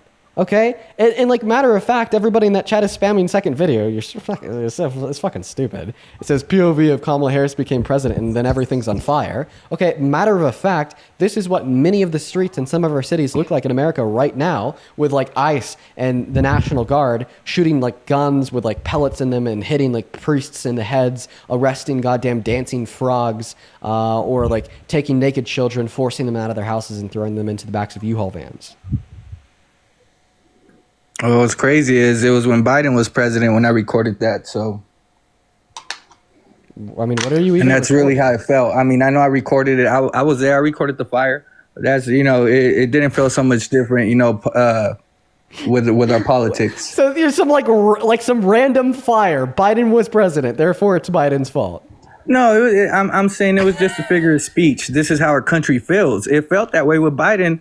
I felt a lot better since Trump has came into office. He was good in his first term. He's not doing as good this second term, but it hasn't even been a year since he's been president. No one's even right now he inherited what Biden did in his presidency. That's all that happened. That's what people don't talk about. Do you think that he's made it better? He's fixing it. He hasn't made it better or worse, Dean. Oh, no, actually, every single macroeconomic variable in this country, including but not limited to business investment, GDP growth, unemployment, inflation, long-term unemployment, quarterly profits of S&P 500 companies, et cetera, so on and so forth, have all gotten worse in the last year. Okay, matter of fact, well, yeah, because there's not one numerical way that you could point towards that clearly describes how Donald Trump has made this country better. So why the hell Well, do you there's support it? less employment because a lot of immigrants have been deported, and a lot of them took up a lot of the jobs. Well, that's the whole purpose of deporting them. Because how are we supposed to, move forward and have good lives without having easy access to job? I've been unemployed forever now. How do you think unemployment is calculated? Well, why is it so hard for me to get a job then? Answer my question. How do you think unemployment is calculated? I assume through many means of statistic people. I don't know. No. So the unemployment rate is calculated by taking the total amount of people that are able to work and then dividing it by the total amount of people that are working. So you said that the unemployment rate has gone up because we've been deporting undocumented immigrants. Obviously, when you deport them, you remove them from the market, meaning they're no longer able to work in the market, meaning they're actually not included within the unemployment statistic. What? Okay, but what about the job they held? Is then opened up, apparently, according to Trump supporters, right? Which means we should actually expect a lower level of unemployment in the last 9 months, but we haven't, which means maybe that theory is wrong and maybe mass deportation is economically destructive to this country. Yeah, well, I don't know. I think it's kind of weird that I had a good job, and it's not weird. It's just common sense. We had a businessman, a billionaire in the office. I had a job. I had money. Biden came in office. I've been broke and haven't had a job since. Okay. And it can't be politics because I haven't changed. Well, dude, or it can't be me because I haven't changed. It's politics. It's policy. So what did Biden president? do to I know I'm not as educated as other people that come on here, but maybe we'll do a round two some other time. Did you just say that you've been unemployed for like the last 4 years? Well, 5 actually. Yes. And how is that Biden's fault? Okay, so I was self-employed. Okay. How's that Biden's fault? Yeah. There wasn't a yes or no question. Yeah, it was Biden's fault. I had to pay way more. How was it Biden's fault? Okay, it's been 5 years, so I don't remember that well. Okay, and then you just said I had to pay way more. Were you going to say that you had to pay like way more in taxes under Biden? I know more came out of my 1099 under Biden. Would you say that Biden's tax code was like terrible? I could care less for Biden. We're talking about Trump here. You're the one that brought up Biden like 5 times in the last 10 minutes. Okay, Dean, I know you're trying to make me look dumb. Look, I'm highly intelligent. I'm just nervous. I feel like I'm like on. We're good. I am on the stage right now. There's 12,000 people. So give me, if I take a little bit of respond or think, just, You're good, bro. You're good. You're fuego. You're solid, dude. Yo, real quick. I'm fuego. Take your time to think while I thank somebody. Randy, thank you so much for the 100 over on Super Chat. Randy, that is so fucking kind of you. Thank you so much. I want to see 1,000 Randy W's down below in those live chats. That is R-A-N-D-I. Randy, it is so good to see you again. Thank you so much for the 100 fucking dude. That is insane. That is so insane. That is so generous. Thank you, Randy.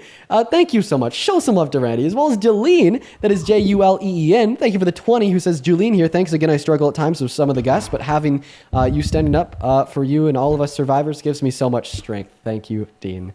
Julene, you've also been watching for a very long time. I see your name very often hanging out with us in the stream. Just know that I really appreciate you for being here, and just know that I really think it's awesome that you enjoy what we do here. As well as Emily, thank you so much for the 10 over on the Venmo. Emily, I am going to keep your message to myself, just so like I'm not like triggering anybody in the audience. But no, I could handle it. I know it was about me. No, it's not about you. Just Emily, I'm really sorry to hear that. That's terrible. But I love you too. Thank you so much for the 10. As well as Sarah, thank you for the 10 over on Venmo 14 minutes ago saying thank you. I appreciate you for that love, Sarah. That is incredibly kind of you. As well as Jessica, thank you so much for the $5 over on PayPal. As well as I just read your message there. Thank you so much for your kindness. And then Lindsay with a 5 saying, Dean, I'm a special needs teacher in Texas. We just got notified yesterday that 10 Commandments posters are going to start going up in all the classrooms. Oh, God, they're following Oklahoma. Next thing you know, they're going to be ranked 49th in education, right in front of Oklahoma, who's, of course, 50th. As well as Jennifer, thank you for the 10 as well over on PayPal, saying, really enjoy your content. Keep it up. Thank you so much. Thank you. As well as Elizabeth, thank you for the 5.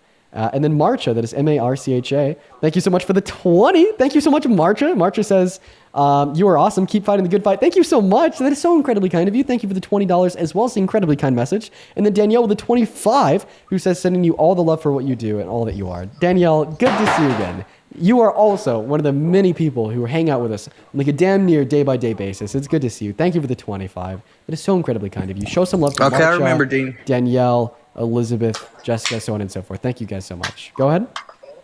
Okay, I remember why I was better off with Trump in his first term and worse off with Biden because I was what's it called?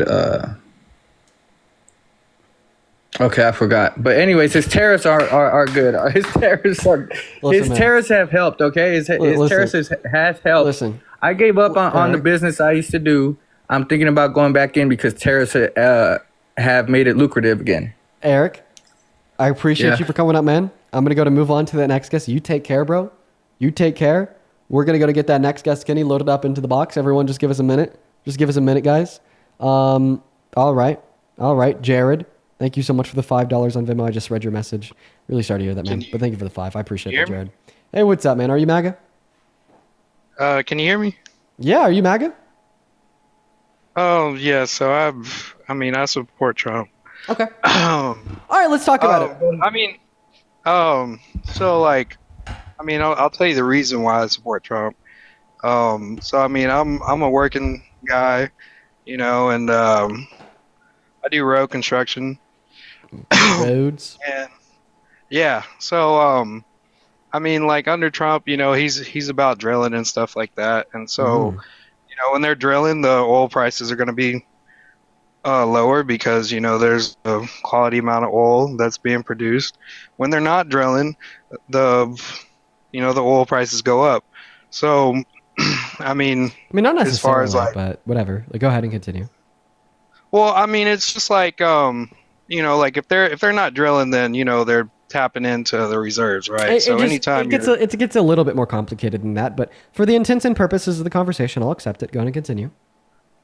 So anytime you're tapping into reserves or anything like that, of course the prices are going to go up. But what I really wanted to ask you about, I've been listening to what you're saying, and you were talking about the mass deportation and stuff like that. But under my understanding that when Obama, when he was president, they deported a lot more people than Trump's administration has. So I'm kind of confused why nobody talks about that. Okay. Well, first and foremost, I will criticize anybody that deports an undocumented immigrant that doesn't have prior violent offenses, outstanding criminal warrants, so on and so forth, including a Democrat like Obama. But second of all, Obama focused specifically on the removal of undocumented immigrants with those prior violent offenses. This wasn't just something that he said, but it's also something that he acted on, right, by creating the Dreamers and DACA program to actively give undocumented immigrants a pathway to or citizenship if they're into this country at a young age, or to give undocumented immigrants a work permit so they could go work, economically contribute, and hold a job to provide for them and their family. And Obama didn't deport people without due process like Trump. Obama wasn't illegally deporting undocumented immigrants to centers for terrorists and torture in El Salvador. And Obama wasn't lying about undocumented immigrants to scare all Democrats into hating them by saying that they've escaped mental asylums and prisons and that they're here to grape your wife, kidnap your children, and eat your pets and dogs. Okay, so but do you honestly think that they were making sure, these are all criminals? Because what I see, matter of fact, in my hometown, like ICE is here now, and it's kind of like you getting pulled over by a police officer. You're really at the discretion of the officer. Same thing with an ICE agent. You think that they're really paying attention. Oh, they're deporting we're gonna make sure this guy has criminal records before we deport him. Like, no, because they get money Listen, anytime they document. Anytime they document anybody. I want to make this so fucking clear, right? So we could like just stop talking about Obama, who was president like how many years ago, and like focus on why you support Trump today. I do not support the removal of anybody, right, that does not have a prior violent offense or outstanding like warrants in other countries or pretty insane like nonviolent criminal offenses. Okay. Right? Like, if Obama deported anybody of the likes, then I disagree with that thing that Obama did. 110%. You know, I support mass amnesty, right? I support offering undocumented immigrants without these prior violent offenses a pathway to residency or citizenship. And I think that my position is even a little bit further left leaning than the Democratic Party. But exactly that, the Democratic Party is closer in proxy to my goal than MAGA today. Yeah. I mean, yeah, at the end of the day, I mean. So I'm asking you here why you support Trump. Because okay, I'll just tell you, I am a worker. So I mean, as far as like how his views are and how he goes about things, like if you're a working man, like let's just say this, like if you're an oil field worker, you're gonna vote for Trump, you know, because that provides you a job, you know. Dude, like they're I gonna have a be question. drilling. Under what administration do you think we drilled the most oil we ever have as a country? Under what administration? Under what administration do you think we have drilled the most oil we have ever as a country? Okay, let me ask you this. No, I asked a question. I'd appreciate a response, Kenny. I know, but okay, but let me just ask you this. I'm not trying to deflect your question. I'll happily allow you to ask me anything after you answer my question. Under what administration? Yes. To answer that, I would have to know, like, okay, do you believe in the switching of the parties? Dude, what the fuck does a party switch have to do with under what administration did we drill the most oil we ever have as a country? I don't know exactly what you're asking. Like, you asking like, is this like, okay, like under like a Democrats, like Democrats being the president or Republicans being the president? I'll just answer the question myself. Under the Biden-Harris administration, the United States of America drilled the most oil we have ever as a country, okay? Beating out the Trump administration, beating out the Obama administration, the Bush, the Clinton, the Nixon administration. We like seriously, if you were concerned about oil drilling, well then Biden and Kamala Harris would have been your goddamn champions because nobody has ever done it better than them. But I have Parker up here. I'm just going to go use the restroom real quick. I'll be back in like 45 seconds. Parker, I really appreciate you for joining, for covering me while I use the restroom. Thank you so much. Of course, I'm guessing you guys were talking about energy production. Trump has also stifled and gotten reduced energy production in the context of renewable energy production, which we put a huge investments into through the renewable energy with the Inflation Reduction Act, which is an incredibly good policy, the largest investment in renewable energy ever. And that serves as a substitute for fossil fuel usage, which would bring down energy prices. And if it is the case that he's cut this, that would put upward pressure on energy prices.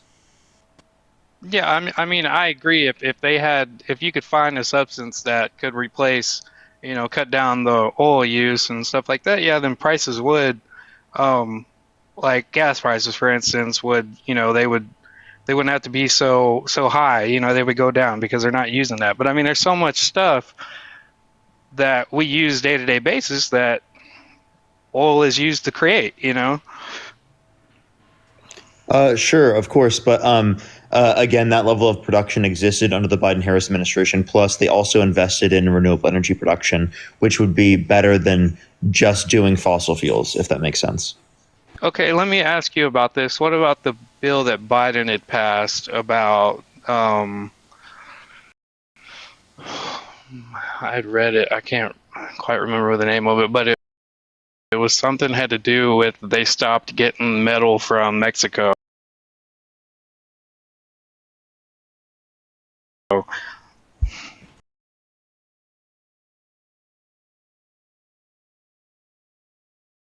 I don't know what one you're referencing.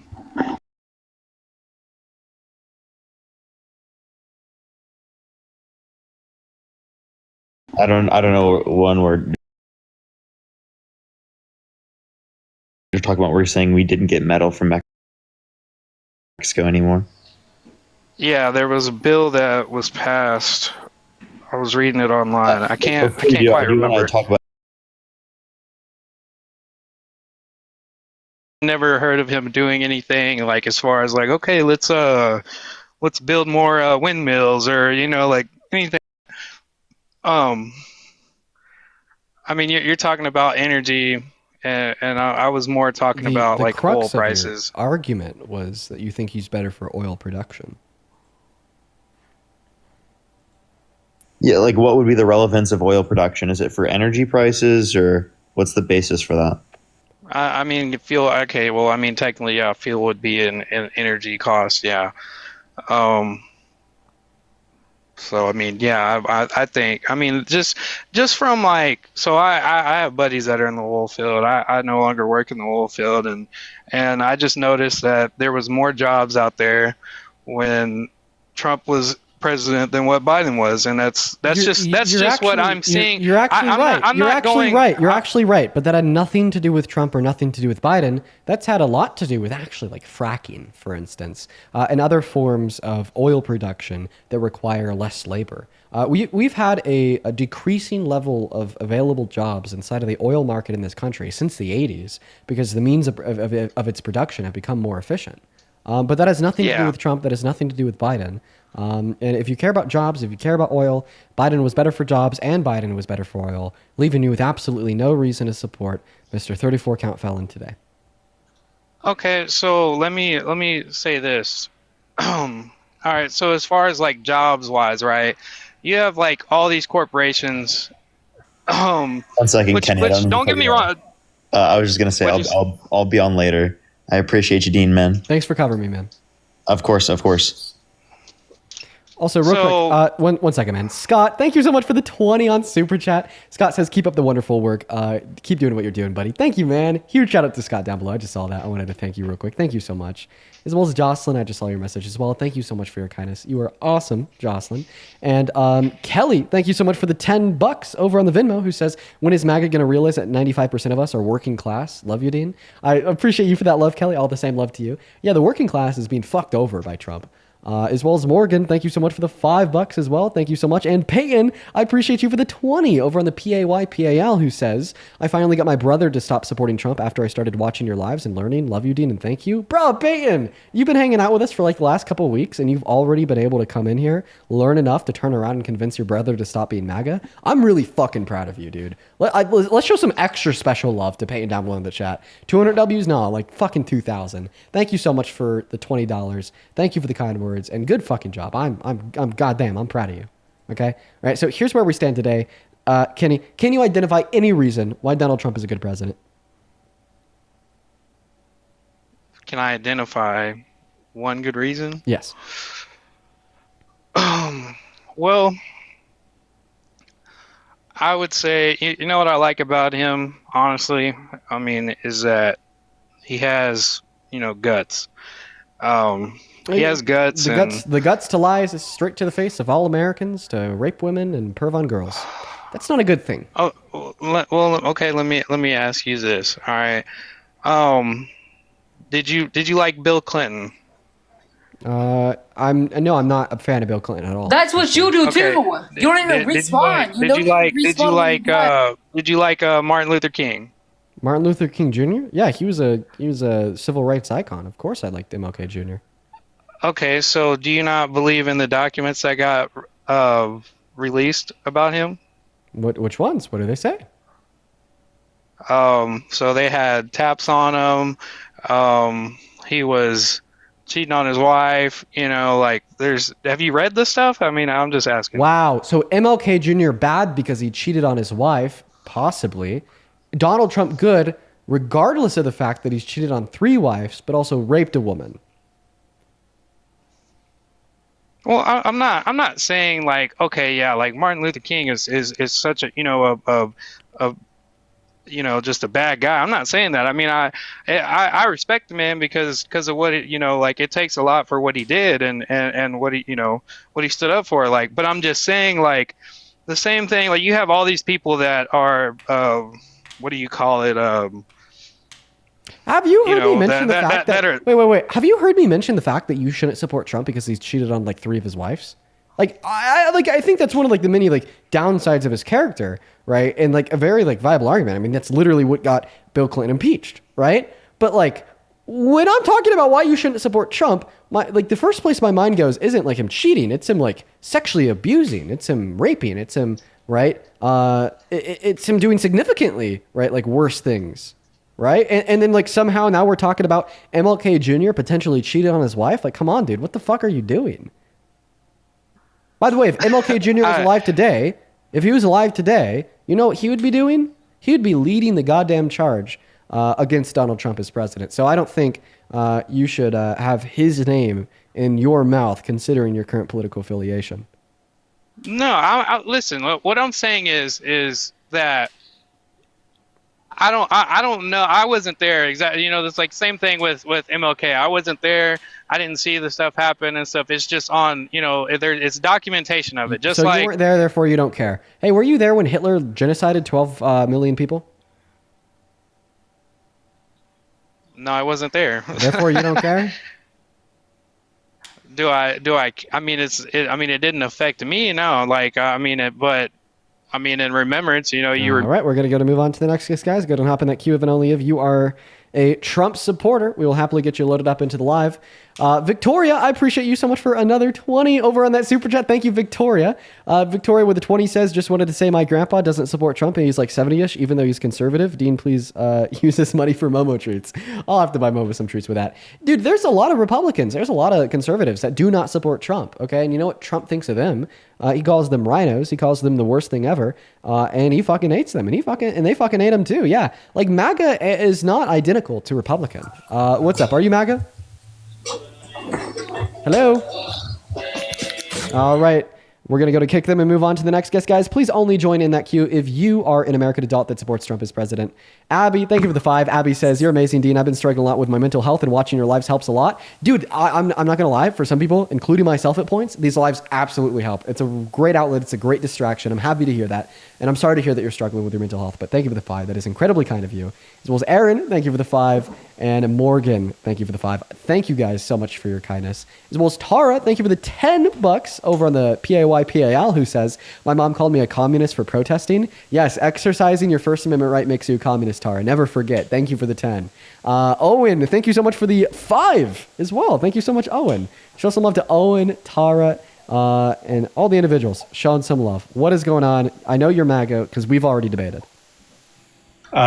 So I was grifting. Can I have 20 seconds to ask for about 5 to 10 minutes of your time to ask something very specific? Wait, you were grifting when you came up and you had that conversation? You weren't actually a Trump supporter? No, and I'm sorry, but there is a specific... Boo, no, get out of here. Moving on to the next guest. All right, we're going to go to get our next guest, Tay, loaded up into the box. Here we go, guys. Hey, what's up? Are you MAGA? I lean towards MAGA more than the Biden administration. Okay, so knowing everything that you do now, if you were teleported back to November, who do you vote for? Neither. But all right. So I actually just read a really intelligent and true message in my YouTube chat. So you remember that last guest that came up here talking about how MLK Jr. had his phones tapped, and apparently they found out that he was cheating on his wife or something. Somebody in the YouTube chat just said MLK phone tap should be the end of the conversation. That's actually a really good point. Why was our government phone tapping MLK? Huh. What's up? Are you MAGA? Yeah, I am. Age, please? I'm 19 years old. What year were you born in? 2005.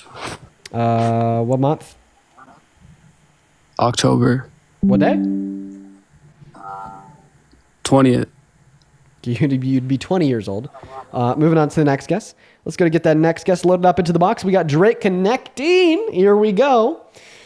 All right, folks. By the way, if you're watching and you're like, hey, I like this Dean guy, you like the stream, you like the debates, you can find my VENMO and my PayPal in the link tree in my bio. I get 100% of the proceeds over there. You can even attach a message and I could give you a shout out on live. What's up? Are you MAGA? I think I could say Venmo and PayPal. I'm going to test that theory. What's up, Drake? Are you MAGA? Hey. Hey, what's up, Drake? Nothing much, dude. I was just trying to come on here and explain why I support Trump. Okay, well, let's have that conversation real quick. I have to reprimand somebody. Banana, you're like breaking my rules. You're breaking Parker's rules. You already know that both me and Parker only talk to one individual one I time. know you fruit cups won't debate me. Well, I mean, you say that you're a part of like the party of like law and order, but yet you just endorse such lawlessness. 2v1 bodied you. You don't know how to push your button right, dude. You'll figure you can't please a woman how to know how to hit the button right. If you're gonna let me finish my sentence here. So if you're like, or co-sign yourself to like the party of law and order, then why do you endorse such lawlessness? I can mute. You can go then. You're interrupting me. What are you doing? Oh, I'm sorry. Go ahead. Okay, awesome. So if you're such a big part of the party of law and order, then why do you endorse such lawlessness and rule breaking when you attempt to join my live and Parker's live, even though you know one of the rules of the live is that we typically will only talk to one guest one time, and both me and Parker have had multiple conversations with you over the course of the last year and a half. No, you haven't. You've kicked me every time but once when I 2v1 bodied both of you at the same time. I'm just going to ignore the comments about you saying that you won. That's something all Trump supporters say after the debate. And I can't request your live and get access to it. You pushed the button wrong. I would appreciate you if you could respond to the first part of the question that I'd asked you. Okay. I respond with, can I access your live without permission? Can I be a guest on my own admission? Can you be a guest on your own admission? Or do you have to be let up? Yeah, I have to let you up. Okay, so I didn't break any rules. You broke your own rules, dipshit. No, the rule that you broke is that I only ask individuals to request if like they haven't already been up before. So that's a rule that you broke. Oh, I saw how do you still support? So still means you continue. Right. It doesn't say anything about like one time. So still means that you still support Donald Trump today after the last 8 months. Correct. Yeah, and I still do. There's no disclaimer that says there's like only one time. So I know I don't have the rules on the screen right now, but I know that you know the rules because I watched you have the same conversation with Parker like a week ago. Oh. A week ago? That was like 3 weeks, dude. Well, yeah, I guess. And he did have in his background. Out of the loop. Hey, why are you lying about Donald Trump on verdict form question number 1 about grape? Okay. Well, I thought I told you. Why are you lying about EIA.gov, but Joe Biden exporting our oil to OPEC governed countries and importing from Canada double the price the cost per barrel? All right, you know what? You've done it. Let's just go ahead and hop into those 2 points. I'm going to kick you and move on to the next point, onto the next guest, right? Because I only talked to one person. You already said you're gonna kick me. Was that like a Freudian slip? Yes. No, I did say that I'm going to kick you, but I'm going to answer to those 2 things just because I want to dunk on you real quick. So first and foremost, you said that I lied about the outcome of the. Oh Jesus Christ, I'm stuttering so bad today. That I'm lying about the outcome. Got your ass on tilt, boy. No, I just literally have a stutter. it's more apparent when I'm tired, and today I'm pretty tired. It's not an anxiety pen. Oh yeah, that is an anxiety pen. No, I just like actually have a speech impediment. I did a speech therapy for it when I was younger, and it's pretty good today. But still sometimes it's pretty apparent. But anyways, to attempt to respond to what you said without interruption this time. So you said, why am I lying about the outcome of the civil proceedings? You're saying it's because I called Donald Trump a rapist. I say that the court determined that he raped E.G. Carroll, even though on the verdict sheet, if you read it, right, the jury specifically selected no on question 1 that said no, he didn't rape Miss Carroll, but did select yes on the question 2 where he did sexually abuse Miss Carroll. So the reason why I say that what he did to her is rape is not only because the judge said it was, but it's also because the action that the jury ruled on is something that we colloquially understand as rape and is something that 35 states also do. I mean, the specific action that they determined that he did was forcefully penetrating her vagina with his fingers without consent. All right? If that's not included under your definition of rape, well, then I just simply ask you how you define rape. Well, the same way that the judiciary system did when they put question 1, did Donald Trump rape Eugene Carroll? So which would be what? No. So what's your definition of rape? It's literally what the court said. Why are you saying something different? Okay. They marked it as no. Why are you lying? Okay, so what's the definition? You're just saying it's the same definition of the court. It said that he essayed Eugene Carroll. It doesn't include rape because that question wouldn't be there, dude. So you're not answering my question. I know, because it's a non-colloquial. So how do you define grape? I don't understand why this is a hard question. Yeah. It's different states define it differently, apparently. Well, then I ask you how a state legally defines it. I ask you how you define it. How do I define it? Yes, that's the goddamn question. Shit. How many times do I need to ask? I don't know. I'm not a Democrat. I haven't thought about graping people. So. Okay, so you don't know how grape is defined? I know legally how it was defined in Manhattan lower court, or whatever the hell it was. See, the thing is District I'm court. not asking you how the state of New York defined grape during the time of the civil suit. I'm asking you how you define grape. Like, what do you mean when you say grape? What does that word mean? Why are you pivoting, dude? I'm not pivoting. I'm On the asking you a verdict question form. that will Question follow number one, from yes the argument or- that I gave you. It's not a pivot to ask you to clarify on something. In fact, There's no I'm need so to follow, sick and dude. tired of like the blatant anti-intellectualism and intellectual laziness. Illiteracy is big on your side. I know. Stupidity Reading is hard. is big in your brain because you can't tell me what your definition of grape is. Oh, I don't need to because we were arguing based off the assumption. Actually, the definition is based off the lower court. I know you failed. You failed, Junior. Okay. No, the only person that's failed here is you because I'm asking you a question that you can answer. Literally 5 seconds into the debate and you've already lost. I don't need to answer it. My definition, it doesn't matter because I'm not in the jury. Okay. I'm not a judge. So, I mean, I intend to demonstrate to you how your definition matters, but I won't be able to do so until you answer. Well, you can't define yes or no on verdict question form number 1. So what the fuck does your interpretation have to do with how I define a word? Yeah, that You sentence can't made even no accurately sense. define that. So are you going to be able to answer the question? I know, so you to got a further construct potato an brain. argument? No, you don't need to construct an argument. It's all subjective. Okay, I'm not a court. So if I don't need to construct an argument, then that means that you don't have a position to begin with, right? Because you're telling me that I don't need to construct a counter argument to your position, right? But like all positions could You didn't require sup- counter arguments, meaning that you don't even have a position to start You with. didn't So like quite frankly, I'll just go ahead and catch you up to where we are. You came on the live, you're like, teen, you are a liar because you called Trump a rapist. But if you look at the verdict form from the jury inside of a civil court, the jury said no, he didn't rape Eugene Carroll, but they did select that, you know, he did essay her. And then my Okay, so response we can leave to it at that. We don't have to move on. We can leave it at that. Oh, you no just more- answer the question in front of the chat honestly for once. So no nuance? The jury said he didn't rape Eugene Carroll. So no nuance. No. What, No, so no white privilege there, blonde-haired why do boyish Nazi. So why do you hate nuance so much? Maybe that's a similarity between you and many other Trump supporters and Trump Because himself, nuance someone doesn't mentioned it. enforce law, dipshit. So nuance doesn't enforce law. So what nuance does is it proves you wrong, right? Because when you ask me why I still Question call him number a one. rapist, I understand you're being impatient. Put the binky in your mouth, sir. Understand you're a grape supporter. The only grape supporter here is you. I mean, you're actively defending a rapist. What like a, No, you're what defining like it a for your own silly, white like privilege. ironic statement to make. Now, Cover your drink, ladies. He interprets grape. well, I mean, cover your drinks when you're around this guy because he doesn't even know what grape is.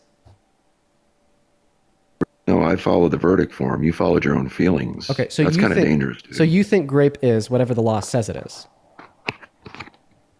Isn't that what it is? No, actually not. So I'll ask you a question to prove it. I would Oh, not we as a say, civil society hey, can condemn somebody without a court Hey, sir. or legal definition I have in a Black's question. law. Sir, am I speaking?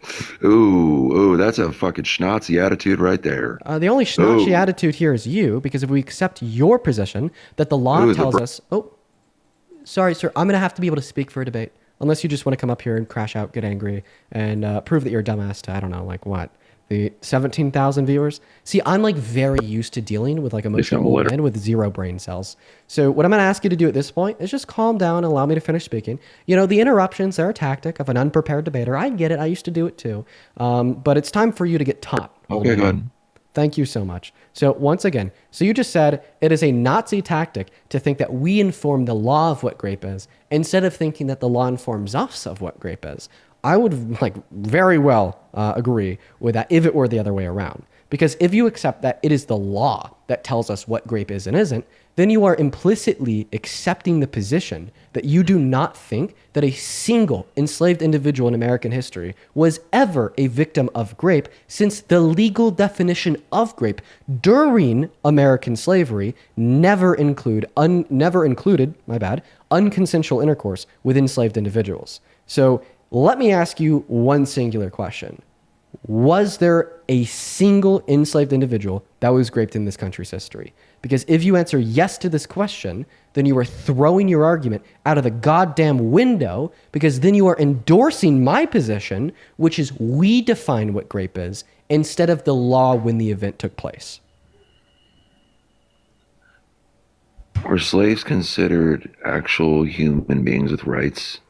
No, which is a part of why. Is there Democrat which is a part owners? of why. Is there Democrat the owners? law never included. Oh, same them thing in the you're definition doing. Of grape. Correlation is causation.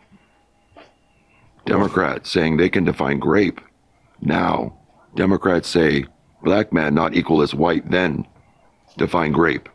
See pattern? See pattern, Dean? So are you just like losing cognitive function because I was able to give you a defeating argument? What's going on?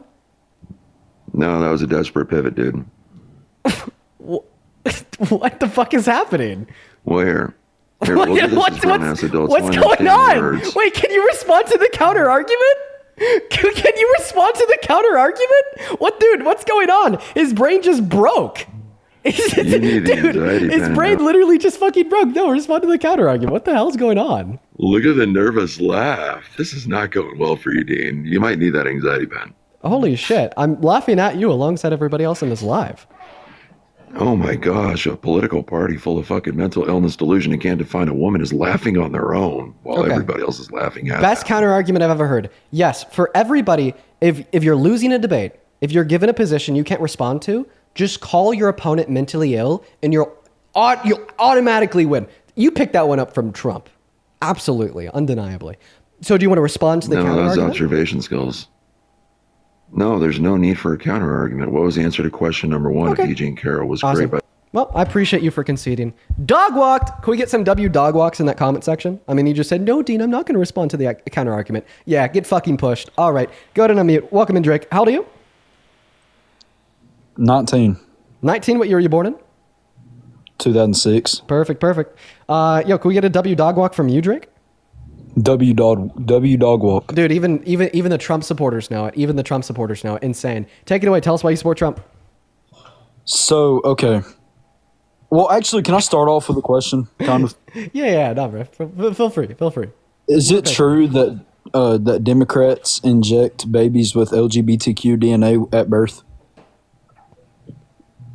I can't tell if you're a troll or you're genuinely asking. No, I'm being for real. No. Because I think my boyfriend told me that. So do you think that like you were injected with LGBTQ plus DNA at Well, birth by a see, that's Democrat? my theory. You're trolling, right? No, I'm not trolling at all, I promise. So who's the Democrat? Well, I mean, I don't know, you know. And why is this the leading theory? Because I don't know what else it could have been, man. Oh yes, obviously. You know, you just like the I like, appreciate the you evolutionary laughing at me. I factors. appreciate you laughing at me coming out of the closet in front of 13,000 people. I'm not laughing at the fact that you're sharing the fact that you're gay. I'm laughing at the fact that you think you're gay because you were injected with LGBTQ plus DNA. Listen, man. What I'd point you to is anywhere but whatever Facebook page you found that on. There's some great peer-reviewed studies out there that look at like the neuroanatomy of gay men compared to straight men. That look at the biological differences, association on the genome. Twin studies, great. Take a look. 10 out of 10. What's up? Do you support Trump? Wait, I'm getting my data. I'm sorry. I automatically kicked you because I heard the voice of a 12-year-old. It was subconscious and automatic. We're going to move on to the next guest. Go ahead and hop in that queue if and only if you're MAGA. And if you want to support me, you can find my Venmo and my PayPal in the link tree in my bio on TikTok, as well as in that pinned message over on that YouTube stream. But at this point in time, quite frankly, we're going to go to get that next guest loaded up into the box.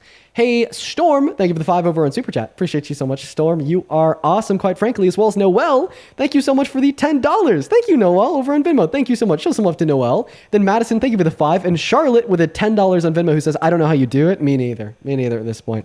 I'm getting pretty tired today. Thank you so much, Charlotte. And then Kelly, thank you for the 25 over on Venmo. Kelly with the 25 bucks says, I'm actually going to read your message out here in a second. Hey, how old are you? 19.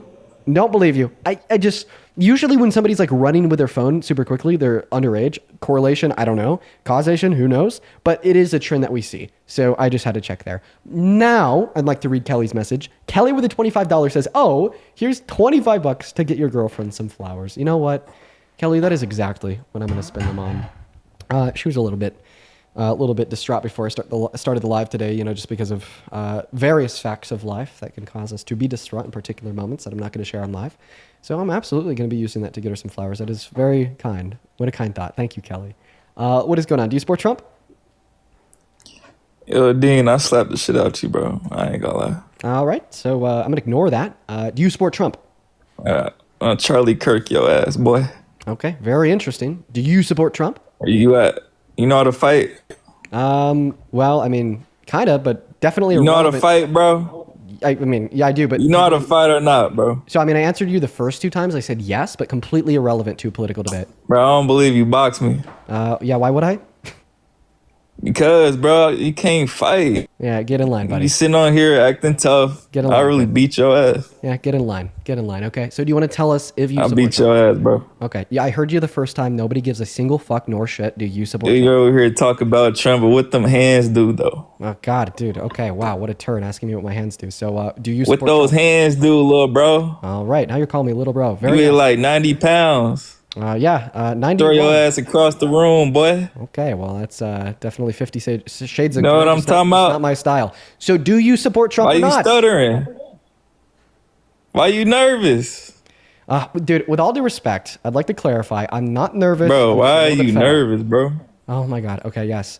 Mr. Mind Reader down here knows exactly what my Bro, mental why you states are. talking like a girl, bro? Put some bass in your voice. That's why I want to slap you, bro. You too feminine, bro. Like, So you like is to you slap, cool? So you like to slap people that are feminine. I like to Wow. slap feminine boys. And Yo, how many, yeah, you like to slap people that are feminine. And how many open with like restraining orders do you have against you?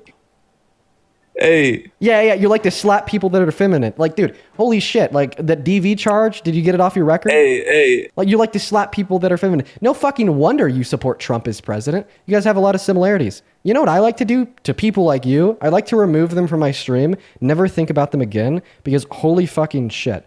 We're gonna go to get Kyler loaded up into the stream. What a fucking weirdo. What a goddamn weirdo. What's up? Do you support Trump? Oh, hey, Dean. Hey, I what's just up, Kyle? want. Do you support Hey, Trump? can I tell you one thing? Are you MAGA? No, I'm not Mega. But I met my girlfriend on this live. She's from Venezuela. I need to tell you that, man. Really? You do great work here. Yes, and we've been together for a year. Of course, everybody's doing these dating websites, and I met her on here. I'm not joking, not capping anything, man.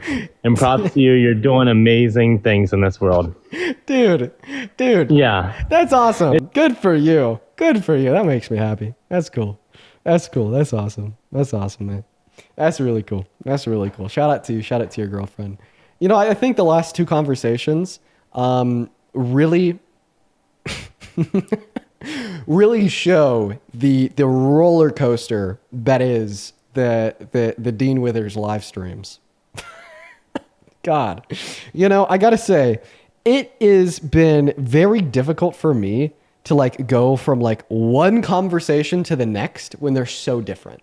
You know, like in the last 10 minutes, we had like some annoying old dude, right? Just being like super dense, right? Getting on my nerves because he was pissing me off because of how like dishonest he was being. Then we had some guy say that he like wanted to like unalive me. And then we had some guy saying that he met his girlfriend on the street. You know, just, you know, we have a lot going on here. Only 2 of the 3 of them were weirdos. That last guy was cool as fuck. What's up?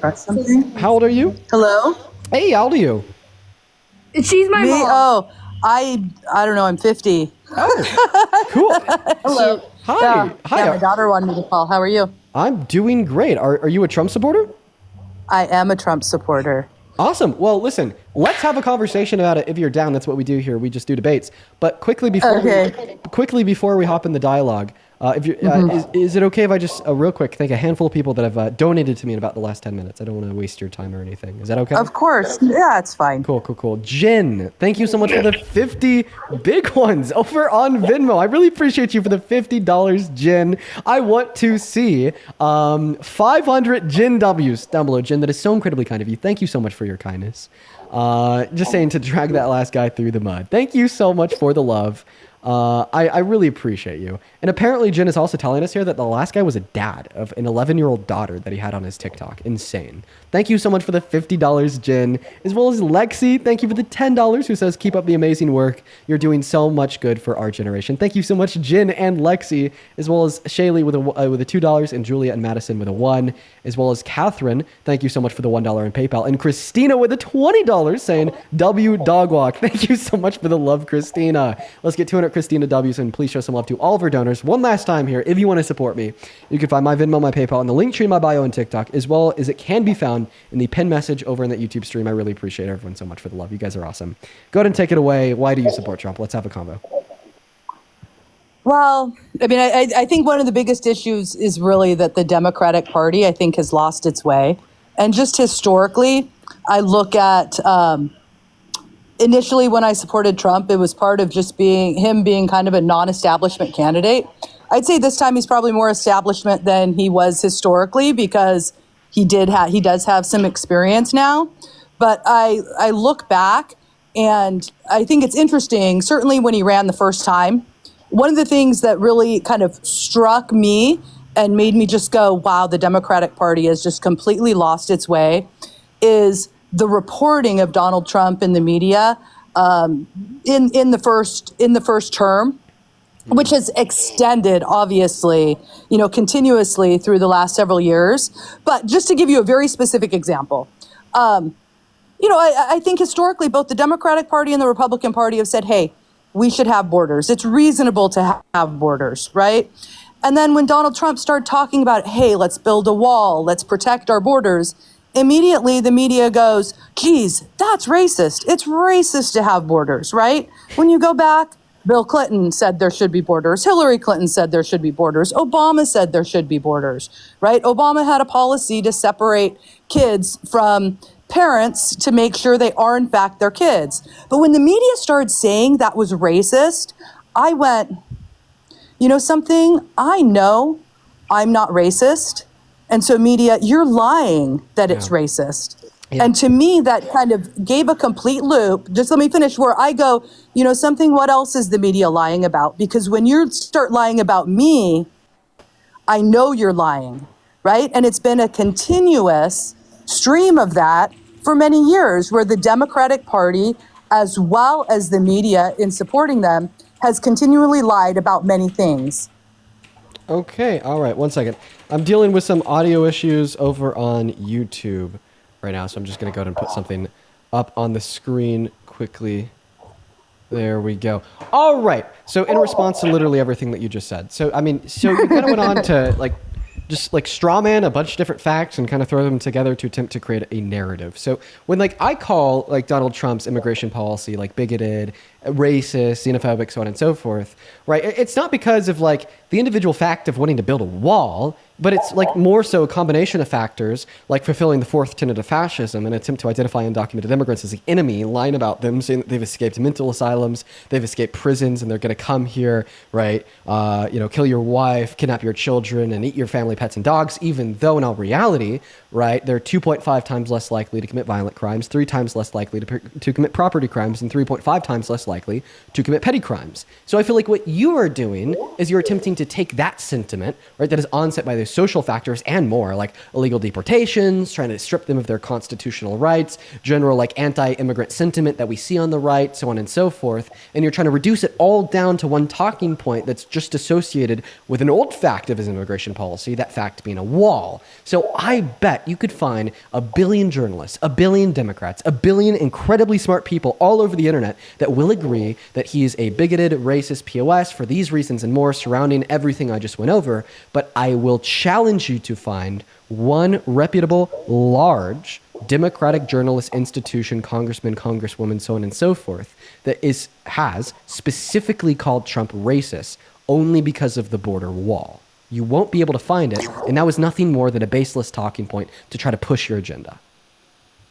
No, something, if you go through just history, it's so absurd when you look through history and you go before Donald Trump was running, visiting The View. Oh, we love you, Donald Trump, including Whoopi. On every single platform that he would go on, Everybody loved him. Not one single person considered him racist. Okay? And so the reality is there are, in fact, and there were countries that were releasing people from prison to cross our border. That's true. Okay, ma'am, I'm going to cut you off because you opened your mouth and you were not responding to what I said, and I don't appreciate that. You're now pivoting, you're shifting the goalpost, and you're creating a new claim because you cannot effectively respond to what I just said. Okay, then I thought I was, so you clearly so I guess what you're telling me is you said I need to go out and find someone that calls him racist only because of the border wall. Yes, that is what I can show you multiple videos of examples where Donald Trump is not racist. There are multiple videos out there. You have simply not gone out and looked for them. Further to that, oh my gosh, there are so many. I have videos. When he I want to say that he got an award from, it might have been Don King or someone to that effect, or the NAACP. He got an award for them for supporting and giving to the African American community. I mean, okay, so he gave an institution money and then the institution gave him an award. That's what institutions do to rich people that give them money. Okay. Right, well, but like the fact of the matter is, there's many really clear reasons why he's racist, right? Like in my mind, the most compellingly clear example of Donald Trump being so obviously racist is when he peddled the birther myth of Barack Obama for 5 years, even including 2 years after Obama released his birth certificate. So Obama was born in Hawaii, but then Donald Trump came around, and Donald Trump hopped on this bandwagon of saying that no, Obama was born in Africa, that Obama, right, should not be able to run or serve as our president because he's not eligible, as he is not an American citizen by birth, okay? And then obviously the only reason why he peddled that lie is because Obama's a black man, said black man Africa will be able to convince the prejudiced white people not to vote for him, trying to limit the job opportunity of a black man because of their race. That's a grade A example of racism. And then on top of that, even after Obama released his birth certificate, I think this is when it even got worse for Trump because it went from like delusional, insane racist, basically assuming a black man was born in Africa only because of his race to peddle that myth to get him to position Obama so he doesn't get votes to get elected. But then after Obama released his birth certificate, then he was even more insane because now he valued his anti-intellectualism and his racism, right, in this conviction that this man is black, therefore he's from Africa, over the literal document of this man's birth certificate from Hawaii.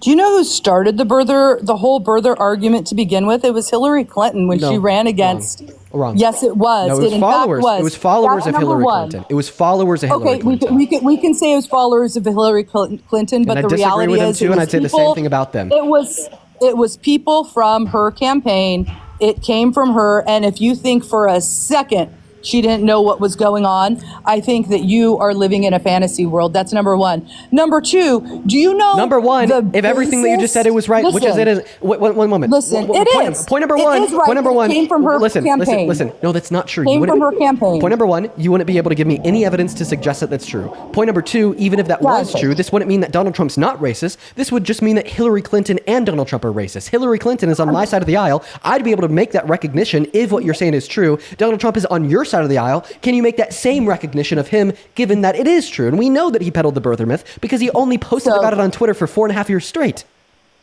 I want to say one more thing with regard to that. Response. Do you know where? No. Do you know where it originated? The birther claim. Why someone decided that Barack Obama was not born in the U.S. Yeah, because he's black. No, that's actually not. Barack Obama worked for a publishing company, and he was writing a book, and the publisher from that company released a bio on Barack Obama, and within it said he was born in Kenya. That's true. Okay. No, that's actually true. If you look that up online, you will see that. Okay, so somebody that employed Obama said that Obama wasn't born in America. No, somebody that released a publication about the book that Barack Obama was writing stated that he was born in Kenya. This is actually true. And if you went out and looked at it, somebody you'd see that it. worked at the publishment company of a book that Obama wrote said he was The born in publisher. Kenya. The publisher. Okay, well, yes, there's not. it It's not. said It's that not like in a one bio singular of publisher. Obama. It's a company. Can I say something? Just a second. Yeah, my daughter wants to say something. But if you look it up, you'll see that. The reality is you will see that. Okay, so it didn't come out of thin air. It had nothing to do with him solely being black. There was actually a reason and a basis for You the just said argument. solely being black. Therefore, you just implicitly agreed that it had something to do with him being black, even if that wasn't the No, whole I'm thing. talking about I am talking about your point where you're saying it's solely because he's black. I'm saying no, there was actually something released from his publisher about a book. Well, I just urge you to look that up. Arguably, what I would say I urge you to is look that it up. somebody working at that publisher that's on the right that wanted to peddle this myth to hurt Obama thought in his head, Obama. This was He got in his before head, he was anybody. Obama is black. When he was a senator? It was before he was anybody. When he was a senator? Is that when? Okay, Dean. Wait, if he wasn't anybody, then why would he be releasing a gosh. biography? Sorry, go ahead. First of all, I think you should do some real research, but also, do you think men should be in women's restrooms? Age, please. 19. What year were you born in? July 14th, 2006. To the mother, is she telling the truth? Yes. Okay. All right. Sounds good. So no, I don't think that men should be going into women's spaces. Well, yeah, but you know what can I tell you who mean, like- does? Can I tell you who does? Trump. Trump doesn't. Do you know what the allegations against Biden? Oh, but Biden. Very interesting. Very original. Mom, you need to say So it. quickly, before we talk about Biden, and I will give you your time to tell me everything ever about Biden, and I'll listen here with full attention. But I want to bring up that thing that you just touched on. Men and women's spaces. I want to ask you both a question. We got an older mother and a younger daughter. Let's see where you guys fall in a line with the value of protecting women and girls. First, on the surface level, do you think that women and girls should be protected? Do you think that women and girls should be protected against terrible men doing terrible things to them, including but not limited to things such as rape or sexual assault, sexual exploitation, so on and so forth? I think there should be laws that outlaw all of that. Yes, for sure. Perfect. Thank you so much for the answer to my question. Now, do you think the men that do those things are absolutely terrible, terrible, terrible men? Like, for instance, if there's a man that sexually exploited naked girls and or naked women by looking at them while they were naked unconsensually in a woman's only space, would you say that is a terrible man 100% with full conviction? I would. I was just going to say, hey, if a man is in a restroom and he's looking at naked women and he's allowed in that restroom, I don't think he's terrible for looking at them. I think that's natural. God damn, you're saying that in front of, bro, imagine, dude, oh my God, dude, wait, honestly, 1 second. if you go into a bathroom, what the fuck? Whoa, I'm if so you sorry, are what a the male- fuck? Did you just if say you that are a sexual male- exploitation of naked girls is natural? I said if a man is in a room with a naked woman, he's going to look at her. That's what I said. Oh yeah. Oh Jesus fucking Christ! Listen to yourself. Speak, lady. I'm so sorry. This is that's insanity. biology, friend. That's just biology. Like, for you to not recognize that as biology. So let me get this straight. Let me get this straight. Works. Let me get this straight.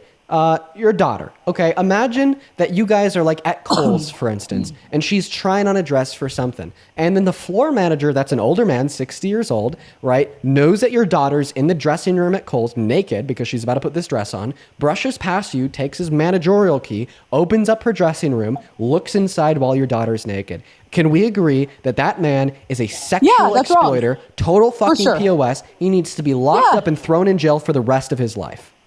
Of course. Okay, awesome. That doesn't make it not biology, though.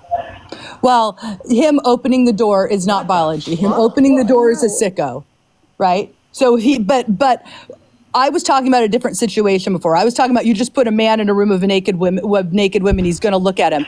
A man walking in and opening opening a door when a woman is in there privately, yes, that's a sicko.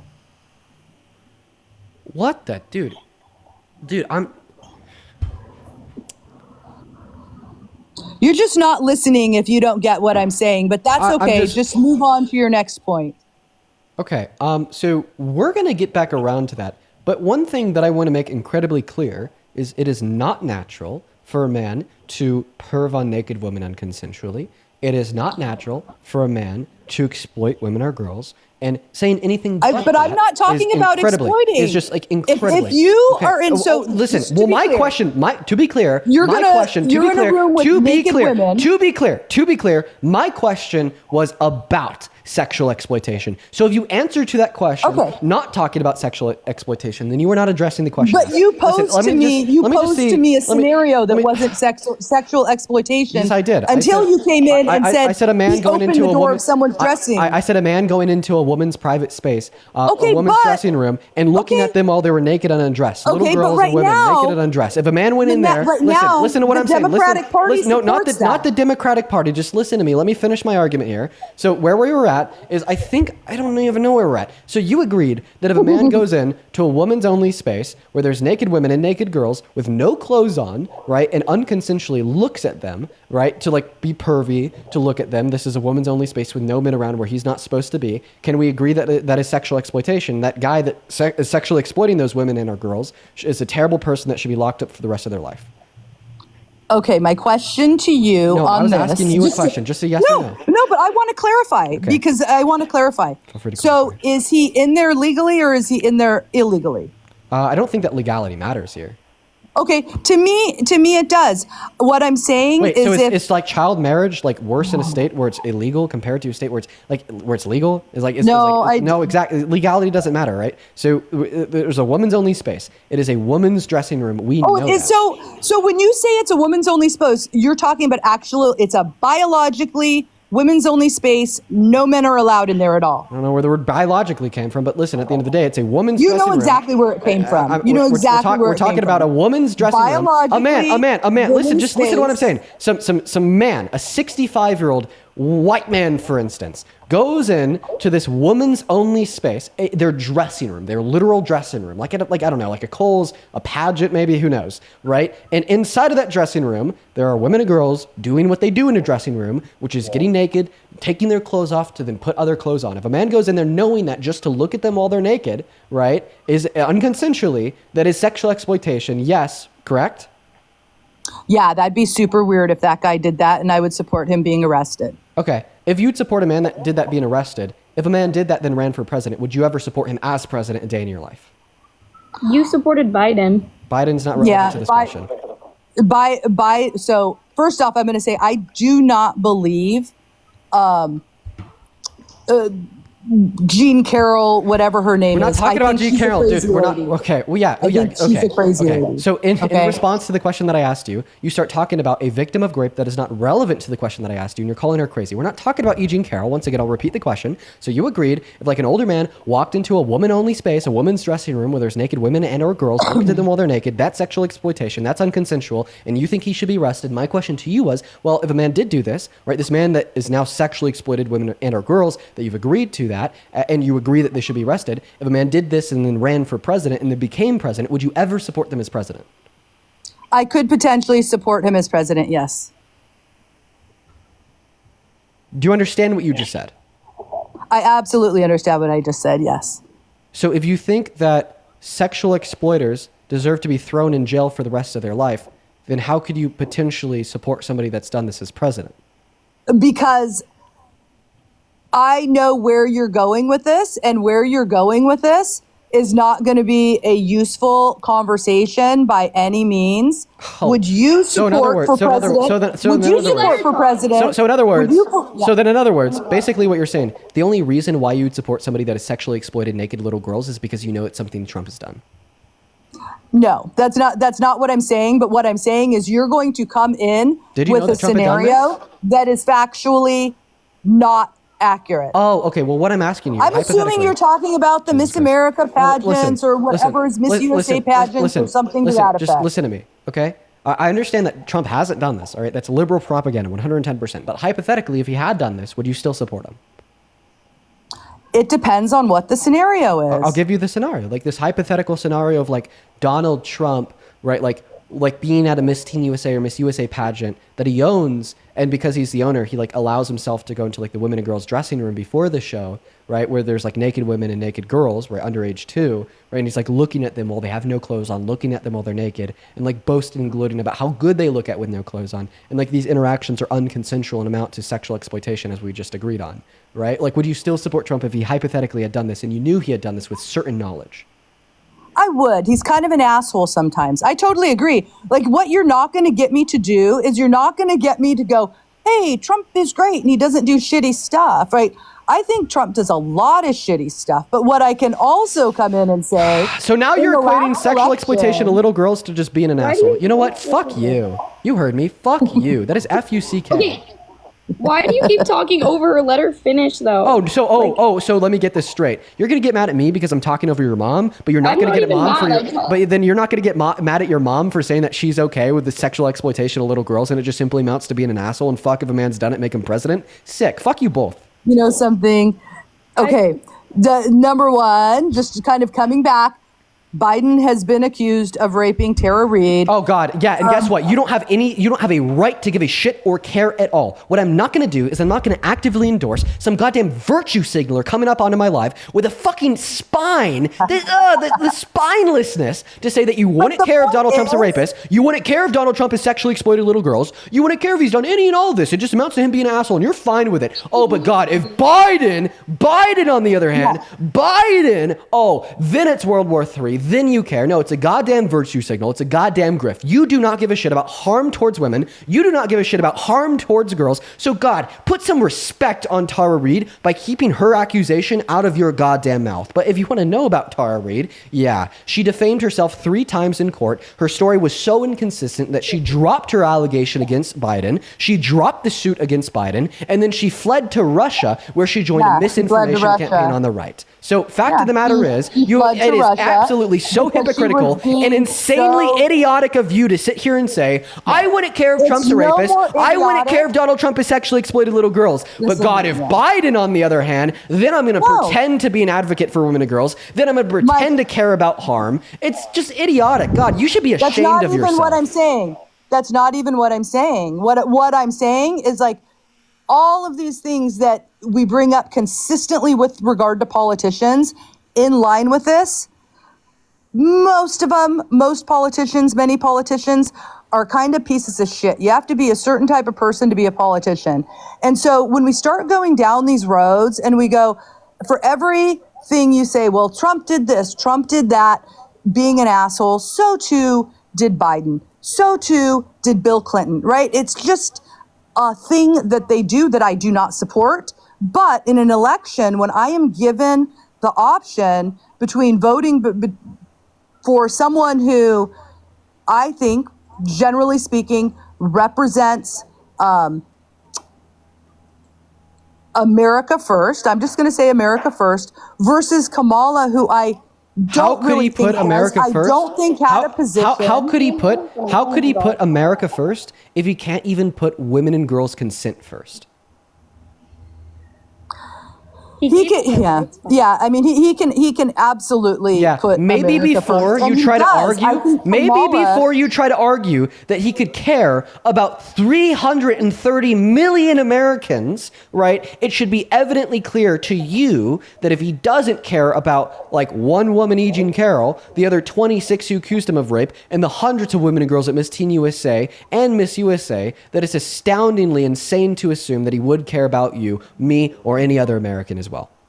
How would we expect someone like Biden, like if we're going to go down the accusation rise? No, you're the one that is bringing up with all these due respect, allegations. these aren't allegations. These aren't Biden's accusations. Donald Trump is admitting to sexually exploiting little girls. No, listen to yourself. I'm going to speak and you're going to listen to me. Because matter of fact, I'm going to... interrupting her, Dean. Silence!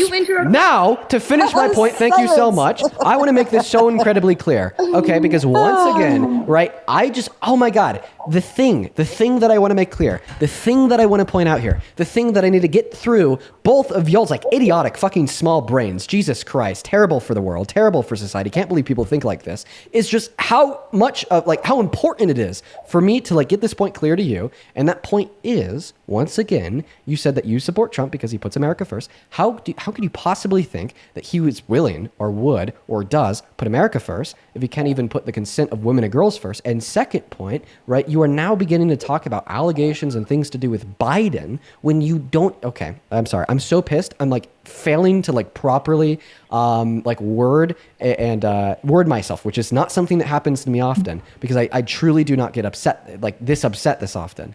So let me take a breath here. Let me try again. Okay, once again, from the top, I'm so mad, could barely get my sentences right. Once again, so you agreed that Donald Trump has sexually exploited little girls. You agreed that Donald Trump has sexually exploited naked adult women. And you said that you didn't care. You said that you still support him as president. And you wrote it off as him being a hassle. Okay? You have absolutely no right to then turn around and criticize Biden for that. Because the only reason you'd be criticizing Biden, even if he had done those things, is not because he actually did anything bad towards women, but rather because he's a Democrat. You made it clear that you did not care. Listen, you think it is natural to look at the naked bodies of kids, and that when Trump did that, you didn't care. And I did never said it was natural to look at the naked bodies of kids. That's an absurd statement. It is an absurd statement. One that came out of your mouth. It is an absurd statement because maybe you didn't say it was natural to look at the naked bodies of kids. It's natural to unconsensually look at the naked bodies of But you know who does women. actually think that?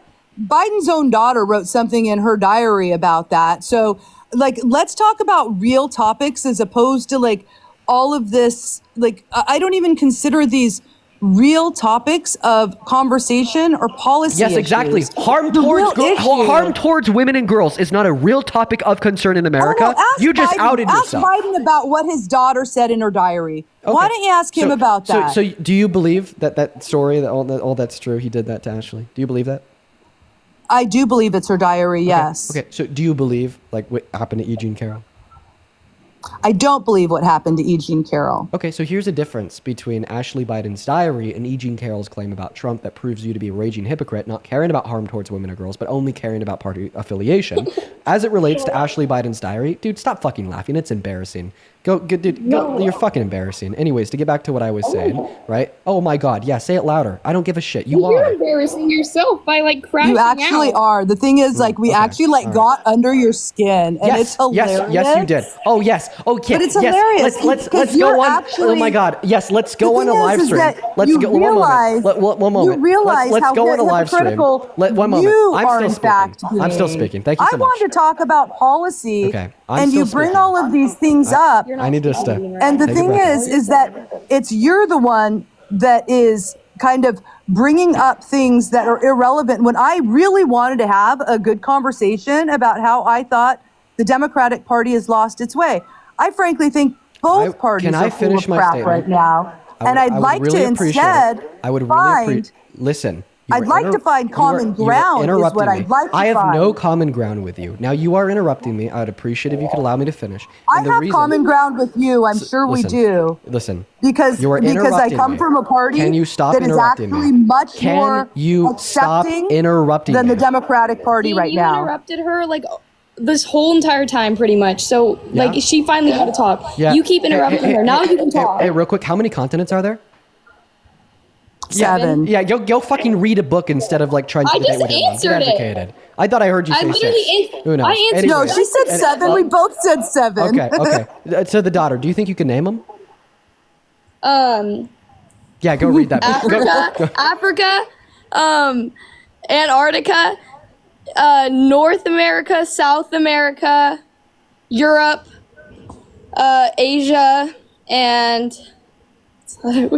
Yeah, go read that book. Let me debate with your mother. And- Now back to the mom. Okay, we're just gonna get back on track with the argument. You know, somebody in my YouTube chat just said Dean's an asshole. Oh, I will absolutely be an asshole. Oh, I will absolutely be so mean, so rude, and so unaccepting of people that, like, as I already said, have quote unquote said that like harm towards women and girls, rape is not a real issue in America. It's not a policy related issue. It's quote unquote irrelevant, saying it's quote unquote natural for a man to like unconsensually look at the naked bodies of women, saying that like, oh, they would still support Donald Trump as president, even if they knew that he had sexually exploited and raped Did you women. not vote Like, yeah, for Biden? of course. Now, Did you if not vote for Biden? Ma'am, if you interrupt How me about again, the fact if you that- interrupt me, you have to be able to control yourself to stay on this live. I will not accept your You're the one interruptions. not Allow me to finish yourself. speaking. So I'm now going to finish speaking at this point in time. So once again, Okay. we are going to go back to the point where you said that you believe Ashley Biden's diary, but you do not believe E. Jean Carroll. Let's talk about that because I find that to be incredibly hypocritical. And once again, I believe that this proves that you don't care about harm towards victims, but you only care about party affiliation. So as it relates to Ashley Biden's diary, Ashley Biden had her diary stolen from her, and then that diary was sold to Project Veritas, who is known to get documents on political opponents and then to manipulate and change them. And then once Ashley Biden was deposed by a court about this diary and its contents, she said that there's been false allegations lobbed at her, as well as the people that she cares about, such as her father, and the handwriting has not been verified. So I would say the claim about Ashley Biden is just simply unverified. So that's the level of evidence that you're operating off of when you draw your conclusion that Biden is guilty of showering with his daughter. Now, let's compare and contrast that to the level of evidence suggested about Donald Trump raping E. Jean Carroll. Okay? Unlike Ashley Biden, right? E. Jean Carroll, right? Sorry, not unlike Ashley Biden. Unlike Ashley Biden's diary that was stolen from her, sold to Project Veritas, potentially manipulated, then she said there's false allegations lobbed at her and her family.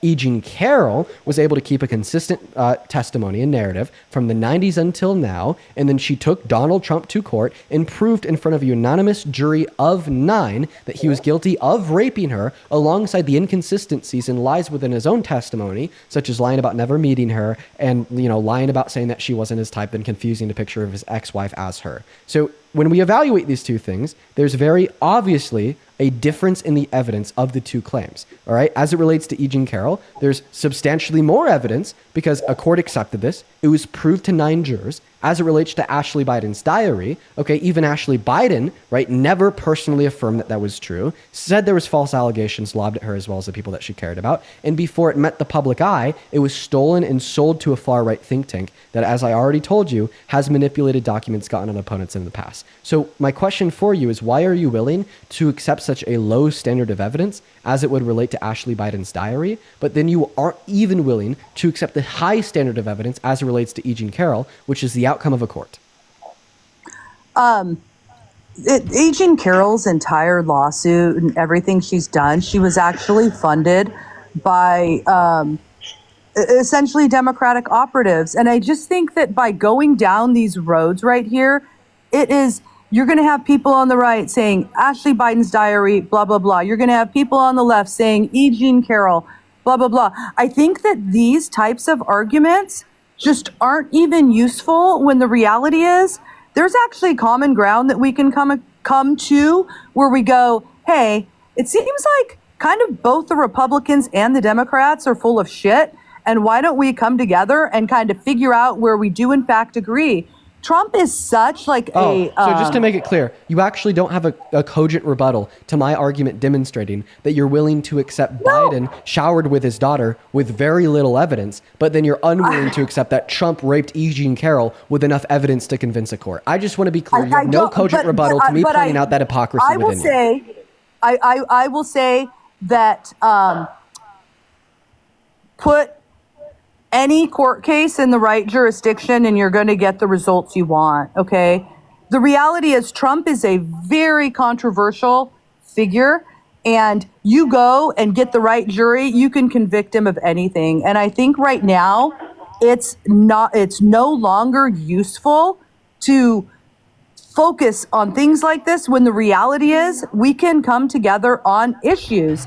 And it's like you talk about like You know what? You know what? Check Like, this out. this You know what? is Check this out. I'm divisiveness. gonna do something very special with you that I don't do with much guests. I think that it's obvious you're bowing out. You don't have a counter argument because you don't believe in things bowing predicated on out. fact, That's reason, and logic. You believe in Yeah, things right? predicated on emotion. It's But here's so, what. like, But here's what I'm it gonna goes do. directly I'm gonna back to listen. the Listen. initial point I made about I'm gonna the listen. line. Listen. Just listen to this next part of my statement. I'm gonna allow Yeah. you to pivot to whatever the hell you want in attempting to argue that Donald Trump is a good president because I honestly despise you. I despise your daughter too. I think the way that you guys think is incredibly.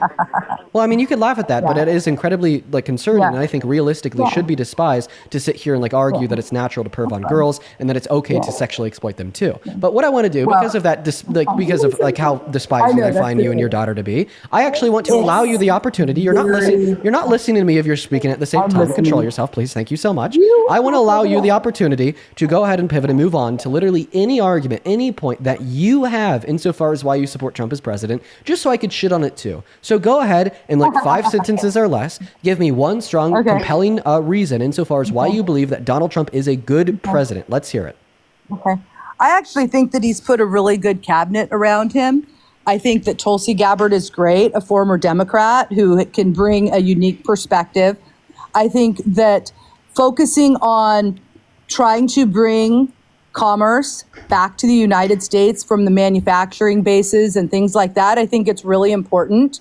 Yeah. I think putting Bobby Kennedy in charge of health is really important because it's a renewed focus on health. The reality is, like, I went through and my daughter grew up, and I've been feeding her crap, and I didn't know it because the food companies have gone through and they have a list of ingredients that aren't even real. So focusing on these things are really important.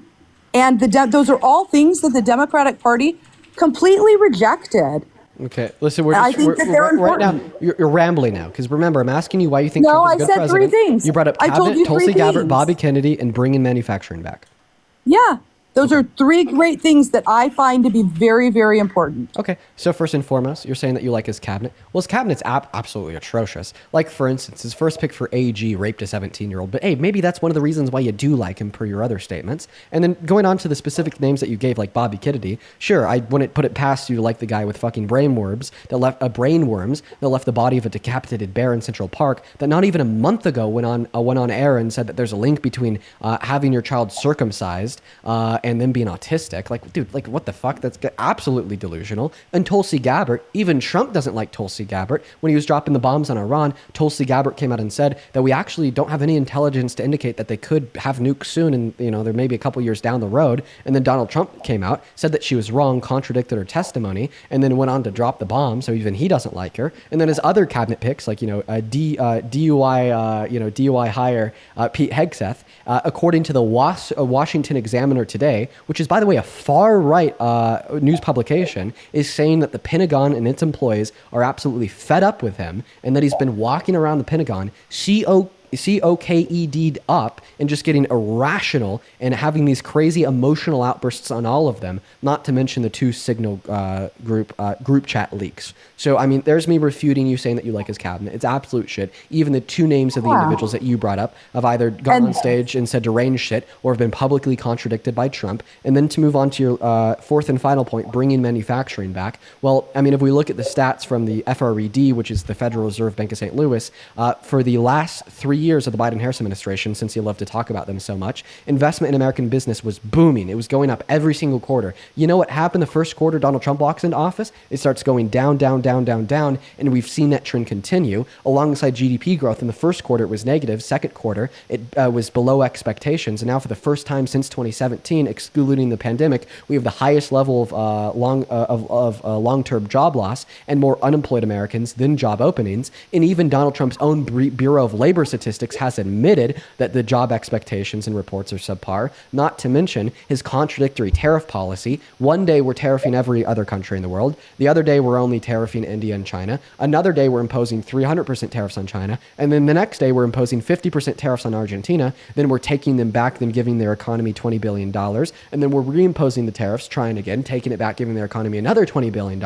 And then after that, now we're saying that we're actually going to reduce other barriers to trade with our Argentina and give them more money just so they could sell us beef so we could get it for the lowest prices, leading to pissed off pro-Trump MAGA farmers in America today. I mean, every single thing that Donald Trump has done to the economy in the last 8 months has either been contradicted by some other action of his or just blatantly terrible, such as the Big Beautiful Bill, which is single-handedly the most expensive piece of policy ever signed into law that took 10 million people off of healthcare, 3 million people off of food stamps, and is reducing the purchasing power of over half of Americans per the Center on Budget and Policy priorities. So go ahead and tell me how you think his cabinet is still good, surrounding all of my criticisms of Tulsi Gabbard, Bobby Kennedy, DUI hire Pete Hegseth, and tell me how you still think he is good for manufacturing in consideration of all the economic facts that I just gave you. Yeah, so with regard to Tulsi Gabbard, she ultimately was proven right. So then Trump was proven wrong. Yeah, he was. And I have no problem saying that. I will also say I think the Big Beautiful Bill was horrible. Like, I actually hate the Big Beautiful Bill. Wait, but that was his economic bill. So then he's bad for the economy, which would include manufacturing. It's not. The Big Beautiful Bill was not an economic bill. It was a budget bill. It was a budget bill overall, and I think we spent way too much money. Absolutely, it was a budget bill that had some tax cuts in it, and I think it was horrible. I do not like what we're talking about with beef. I do think that, in fact, some U.S. farmers, I'd like to support U.S. farmers over Argentina farmers. Well, Trump isn't. He's doing the opposite. I know. I disagree with that. Oh, so then you disagree with his handling of the economy, and you're disagreeing with his handling of manufacturing. I disagree with his handling of the budget. I think it was too big, and I disagree with the handling of beef. And that's what, like, you fail to understand when I talk about. I do agree with him on the tariffs and trying to even out the cost of production overseas versus the U.S. And absolutely, in the short term, it will cause some bumps. Oh, so what specific tariffs do you support? I support tariffs on many things. I support tariffs on goods coming from the EU. I support tariffs on goods coming from China. The reality is the U.S. can no longer compete. And we've had this thing for a long time. And my position on this has really changed over the years. Back in college, economics classes, we talk about, hey, free trade is great for the world. It opens up societies. The reality is, from a long-term perspective, in the U.S., free trade benefited China substantially more than it benefited the U.S. in the long term. Wait. I have a question. No, 100 years ago, 100 years ago, long term, 100 years ago, was the Chinese economy better than the American economy, or was the American economy better than the Chinese economy? 100 years ago, I have no idea. 100 years ago, 150 years ago, 200 years ago, the Chinese economy was better. Right now, 100 years later, is the American economy better than the Chinese economy, or is the Chinese economy better than the American economy? I think it depends on what factors you're looking at. So, what my point is here, listen to me. Overall, the American economy is significantly better, which proves that free trade in the long term is good.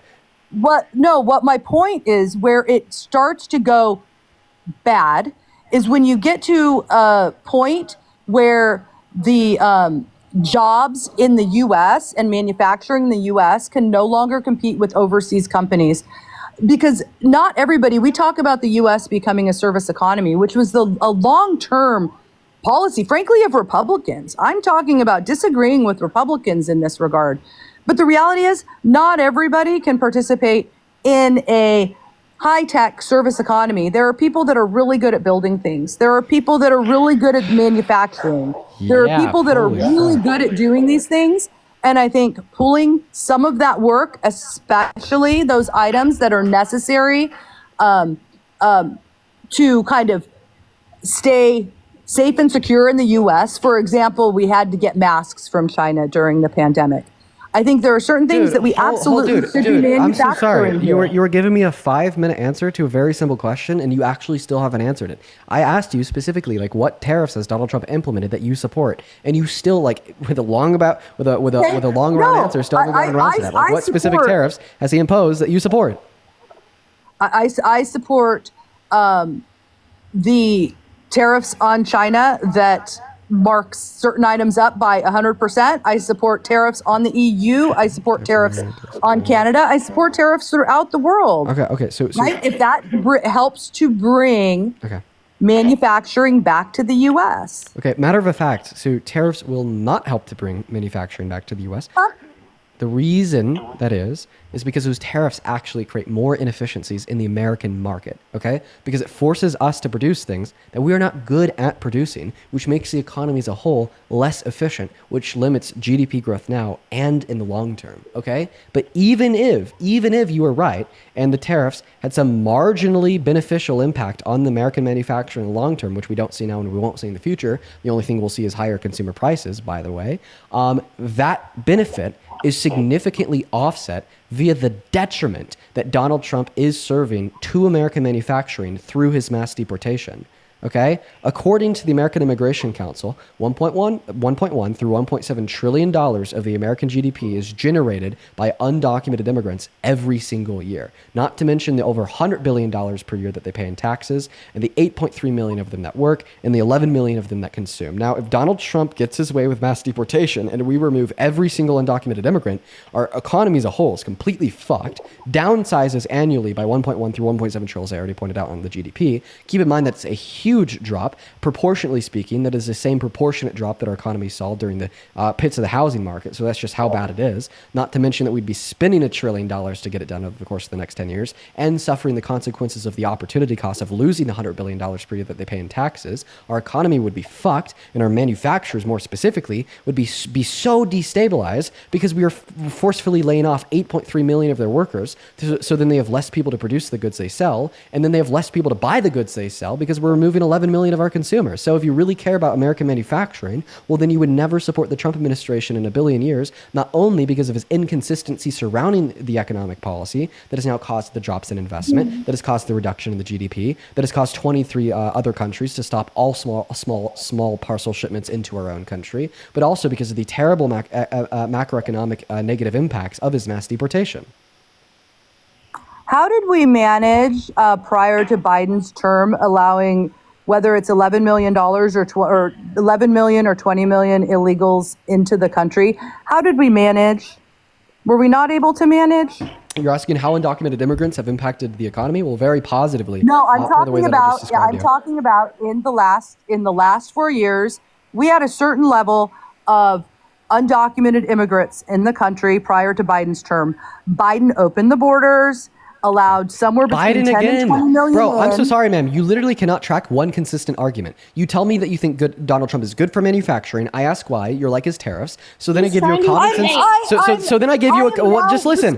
So then I give you a common sense reduction on why the tariffs are bad, and then I comprise that with another fact that even if the tariffs were marginally good, he'd still be detrimental to the economy because of his mass deportation. And then instead of responding to the reasons that I gave you to describe why the tariffs are bad, instead of responding to the reasons that I just gave you how the Trump administration is generally bad for manufacturing via the mass deportation and the specific macroeconomic data I gave you to prove that, instead of your first fucking words, right? Probably the first words you spoke at birth are "but Biden," all right?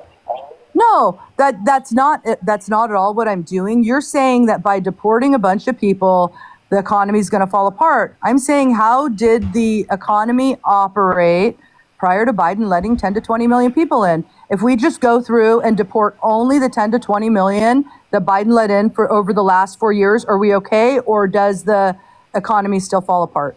Yeah, so the economy would still suffer if we remove the undocumented immigrants that came into America under the Biden-Harris administration for the reasons that I just gave. Would you like me to repeat them? Okay. No, that's very good.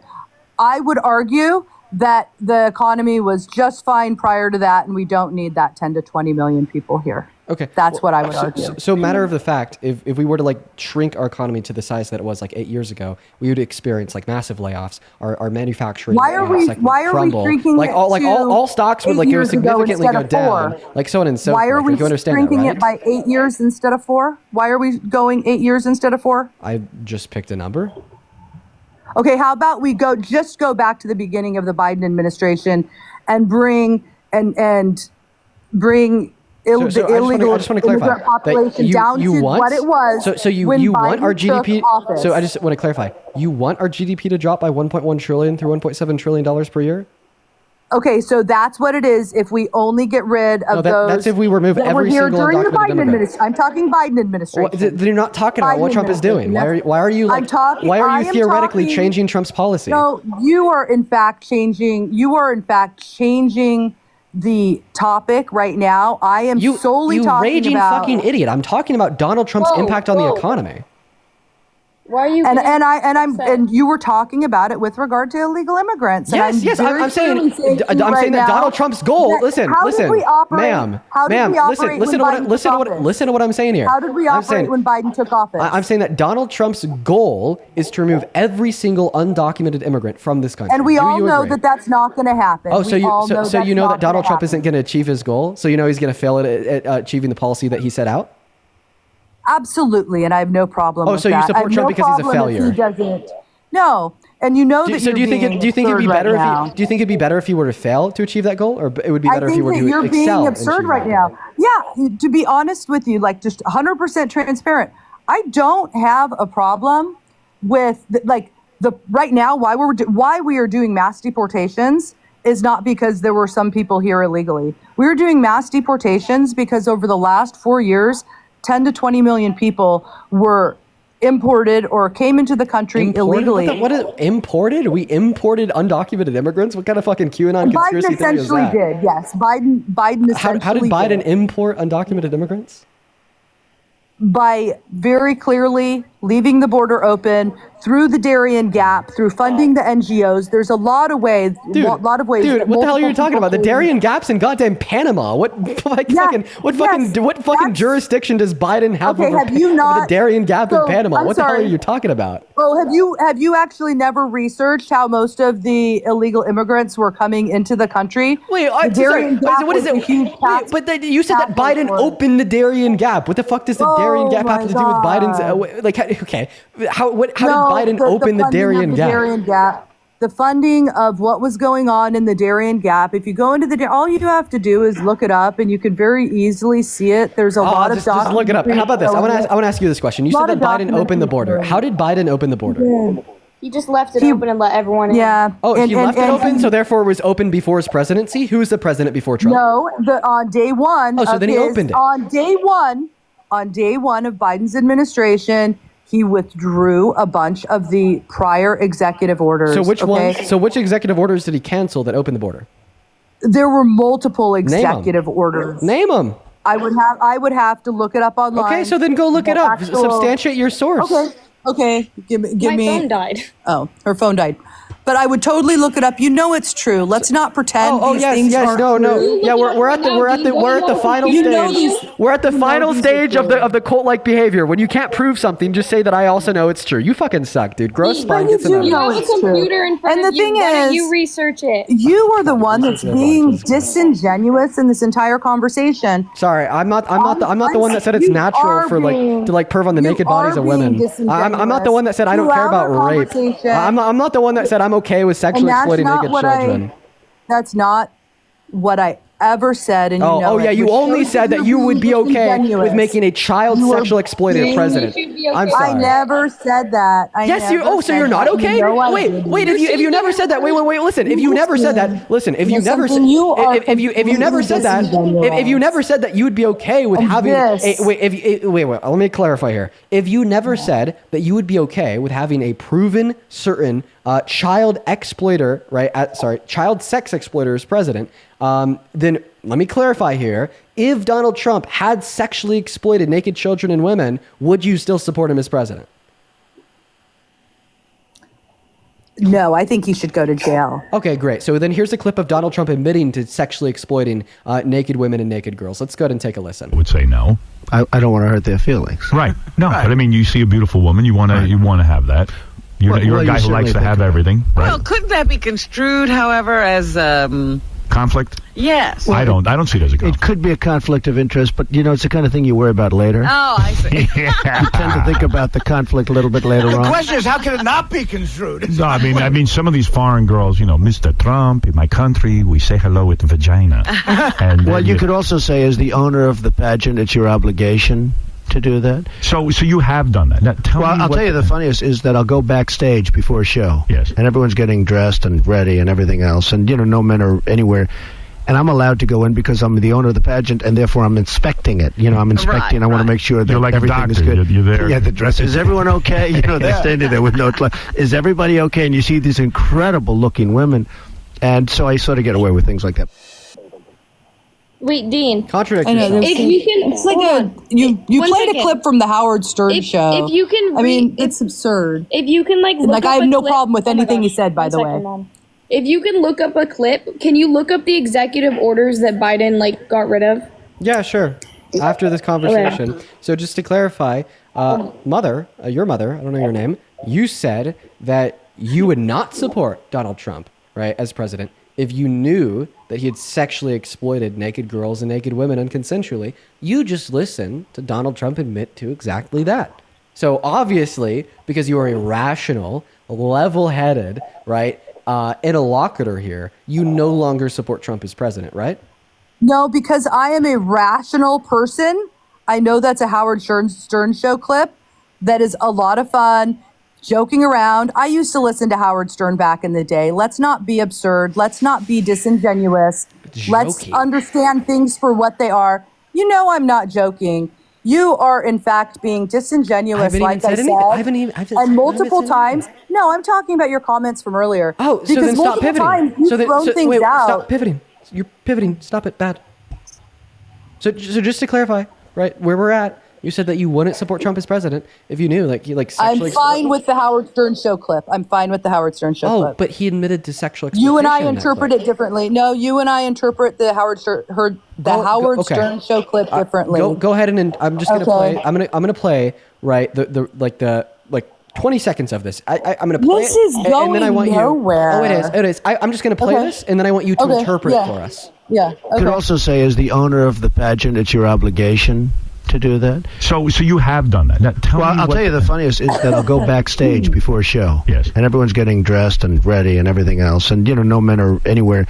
And I'm allowed to go in because I'm the owner of the pageant, and therefore I'm inspecting it. I'm inspecting. I want to make sure that You're like a everything is doctor. good. You're there. Yeah, the dress. Is everyone okay? They're standing there with no clothes. Is everybody okay? And you see these incredible-looking women. And so I sort of get away with things like that. Go ahead and interpret that for us.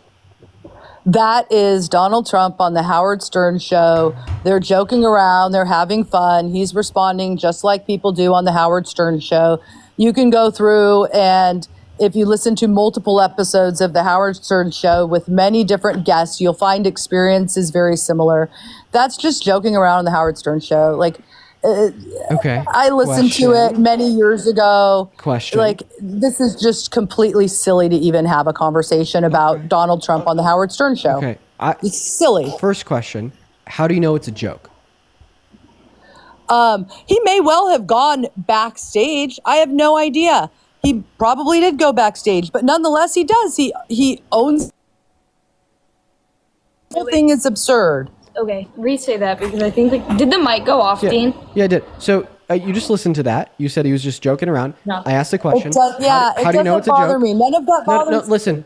None of it's the Howard Stern show. How do you know it was a joke? How he's presenting it is a joke. He may well have gone backstage, but how he's presenting it is a joke. It's the Howard Stern show, and the fact that you don't recognize that what about his is an issue. What about his presentation there makes it clear he was joking?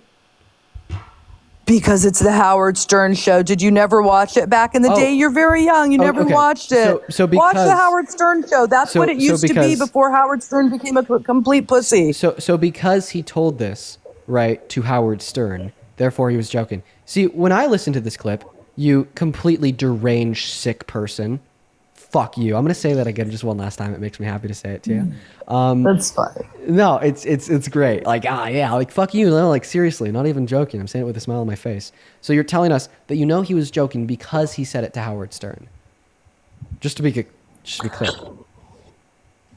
In that context, have you never heard of people who have met Trump? How Trump just kind of jokes around. He always has a funny take on things. Have you ever? It's the Howard Stern show, and again, you're it sounded so like getting off in that clip. In that clip, shut up, muted. Be pissed. So in this clip, it doesn't really sound like he's joking. Oh yeah, I get more mad at the interruption than the child sex exploitation. No, get it. Yeah, come on, it's cute. I swear. No, it's not. Fuck you too. Shut up. Now back to the clip. Say, as the owner of the pageant, it's your obligation to do that. So you have done that. Now, I'll tell you the funniest is that I'll go backstage before a show. Yes. And Okay. So the funniest is that I'll go backstage before the show. So it sounds like, right, you're right in this sense, that he thinks that in saying this, it's going to be funny, okay? But you're wrong in the sense that what he's saying is a joke in the sense that it didn't happen, okay? Because he says, I'll go backstage before a show. So you have done that. Now, I'll tell you the... Oh, wait, actually... I'm so not you have saying he done didn't do it, and I told you earlier. I told you earlier. Oh, fuck! So then you agreed that he actually, like, has walked back into a woman's dressing room and looked at I don't consider. I know naked right? women. I said it so many times. Right. So can we agree? I said it so many times. So I just want to be clear. I said it so many times. So you don't have a problem with an older man. Completely disingenuous. You are completely someone's disingenuous. Getting mad. Someone's getting mad. Go wipe your tears. not. Go wipe You're your just tears. being. Go You're wipe your tears. actually being. Hey, my friend. Can you spell disingenuous? Silly at this point. Can you spell disingenuous? I'm sure I could. Do it. Spell disingenuous. I don't know. I would say spell I would disingenuous. probably go like DISENGINIOUS or something to that effect. You're already wrong. It's Spell check. DISINGENUOUS. Funny. Oh, it starts. It goes I. So now Very just good. now just to That's get fine. back. So now just to get back. Now just to get back to what I was saying. Now just to get back to what I was saying. So you're actually now accepting that Donald Trump did what he said he did in that clip. He did earlier. Oh, She said- this is. What are we doing? I don't even know where we're going. This is well, you'll know where we're going if you stop interrupting me and have some self-control. You interrupted her 100 times, Dean. Oh. Don't even say that. You muted her mic multiple times. Honestly, I'm going to say this for the first time ever. She's interrupted me 400 times. Seems like there's a little bit of an imbalance here. We need some DEI. I need to start interrupting more. But listen, just to get back to the point, really quickly, it'd be awesome if I could. So you just told us all that you actually accept that what Donald Trump said he did in that clip is a proper and accurate recount of the I don't things. have a problem with what he said. I don't have a problem with what he said. So why don't you have a problem? Yes. So just to be I clear, just don't have a problem at all with what he said. You're interrupting me again. Again, you're interrupting Okay. me. This has to stop. So why don't you have a problem with a 60-year-old man going into a woman-only space, a woman's-only space, women and girls-only space, a dressing room, right? Taking advantage of the women and girls in that space that are, in this position of vulnerability. They feel comfortable enough to take all their clothes off, be naked, right? To then look at them unconsensually, right? While they're naked. Why don't you have a problem with that? Because the funny part is, around 30 minutes ago, when we were originally talking about this, you agreed it would be sexual exploitation. Remember when you agreed that if somebody brushed past you when your daughter was changing in a dressing room, opened up the door and looked at her naked unconsensually, that would be sexual exploitation? Well, that's exactly what Donald Trump admitted to in that clip, and now you're saying that you don't have a problem with it. So my question to you is, why do you not have a problem with something you defined 30 minutes ago as sexual exploitation?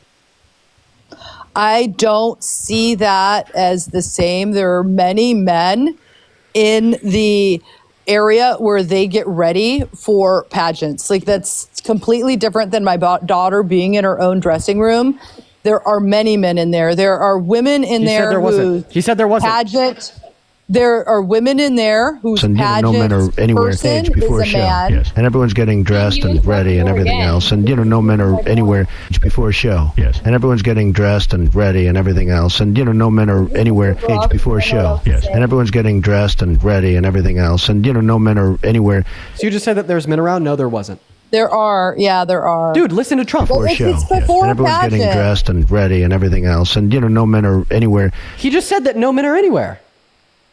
They are. Dude, listen to Trump. You're insane. He just said there wasn't. For show. Yes. And everyone's getting dressed and ready and everything else. So you and, don't no men are understand the anywhere difference before a between show. somebody And everyone's getting kind of dressed and ready and posting or everything else. saying And, something no men stupid are on the anywhere stage Howard before a show. Stern show And everyone's versus getting dressed reality. and ready and I'm everything sorry else. you And, don't no men are understand that. anywhere.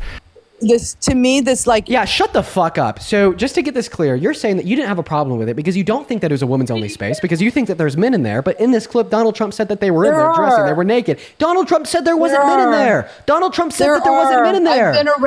I've been around. Dude, and okay. seen So then plenty why of did Donald Trump say that there was no men in there? He was on the Howard Stern show. You know what? Fuck you. I'm kicking your sick ass. Fuck you. Fuck your daughter. You're both sick pieces of shit. Like, God damn it. You and people like you are truly, right, like the Americans that hold this country back. No, I'm going to go on a live stream in front of close to 20,000 people, and I'm going to say that I have no problem with sexual exploitation because, oh, I just love Trump so much. It doesn't matter if it was my daughter. It doesn't matter at all. I'm completely fine with it because it's something Trump's done. And, oh, I'm going to make sure I tell that to you straight to your face. Oh, and by the way, Dean, I'm going to tell you that what Donald Trump admitted to in this clip was legitimately something that he's done. I'm going to tell you that what Donald Trump said there is an accurate picture of like what he did, right? But then in the same breath, I'm going to posit that there was men in there. And then when you replay me a clip of him saying that there wasn't men in there, I'm not going to believe him and then go back to the original line of thought where I said it was just a joke. And then I'm going to completely ignore it when I said that I accept everything that he said he did in that clip as an accurate recount of his actions. You are sick. You are so fucking sick. It is unfucking believable. And I will say that with my chest. It is embarrassing. Oh my God. I hope that you feel in like 20, 30 years that you are a failure of a mother to your child, because that is exactly what you are. I said fuck your daughter because she's 19. She's over the age of accountability. Any 19-year-old should know better. But simultaneously, right, I think that it's not just a correlation when we see a mother that's like, oh, I don't care about sexual exploitation, and a daughter that said earlier in the conversation, it's natural if a man wants to sexually exploit me. No, that is absolutely 110% the result of the social conditioning that you have been pushing on her since day one. You are a failure of a parent. And let me tell you this, eventually, I'd say there's a high chance that your daughter explores adult life, goes and walks the world, goes to college, grows up a little bit more. Instead of being 19, she's 25, she's 32, and you are 72, 80 years old. You're getting ready to go to the goddamn, retirement home, and then you're going to be dying in this retirement home, and then your daughter's not going to be visiting you. She's going to be nowhere to be seen. And then you're going to text her, you're going to call her, she's not going to pick up the phone. And when that happens, I want you to reflect on that conversation that we just had where you said it's natural for men to want to unconsensually look at the bodies of kids. I want you to reflect on this conversation where you just said, I have no problem with a 65-year-old taking advantage of little girls. I want you to reflect on that shit because that's why. That's going to be why. Completely sick. Completely sick. Ugh. And don't act like this is somehow an improper response. Okay? Because the facts matter. The particular fact that matters here is that it is deplorable, it is sick, it is disgusting, and it is infinitely morally wrong to sexually abuse another person. If we could agree on that foundational reality, then we should agree that that mother and that daughter are so far out of reality, not just in a logical sense, but also in a moral sense of, once again, as I think I said to a guest earlier today on this live, as being a part of the mechanism that will only cause more harm. You sitting here saying that you have no problem with sexual exploitation is what allows it to continue to happen. So if you're asking me why I'm so pissed, why I'm so flustered, why I can barely fucking speak because of how mad I am, causing people in the Discord and in the chats to be like, Dean, chill, take a minute. It is because it is that sick person, okay, that allows this to continue to occur. The only thing going through my mind right now is the generations of victims that will surely exist in the future and surely exist today. Today, there's like a person raped on in the world like every minute. Every like 30 seconds, I think it is. It's a crazy fucking statistic. Okay, and in part, that woman and her rhetoric and the rhetoric of other individuals that believe in the same thing is what allows it to occur. saying you have no problem with it whatsoever. God, that should piss you off too. Unreal. I go live and I have these debates to talk about politics. I go live and I do these debates to just say that the president's bad. And for whatever goddamn reason, I feel like it's all too frequent for me to be leaving these sit-down debates, right? Just like asking myself, like why were they saying that rape's okay? Like, why is that political? Like, this is, if not one of the most compelling reasons to not support Trump as president, okay? We could talk about his policy all day. We could talk about the big, beautiful bill. We could talk about the 10 million low-income Americans losing health care. We could talk about the debt and the deficit growing. You know, we could talk about him declaring war in American cities. We could talk about him infringing on the Constitution. But what we should talk about more is the social repercussions of the generational enabling of his shitty behaviors and the permissibility of sexual exploitation, rape, pedophilia, and perversion. And it's something that is otherworldly, man. Other fucking worldly. Man, I'm getting worked up. Chat. That's it. This is me, but worked up.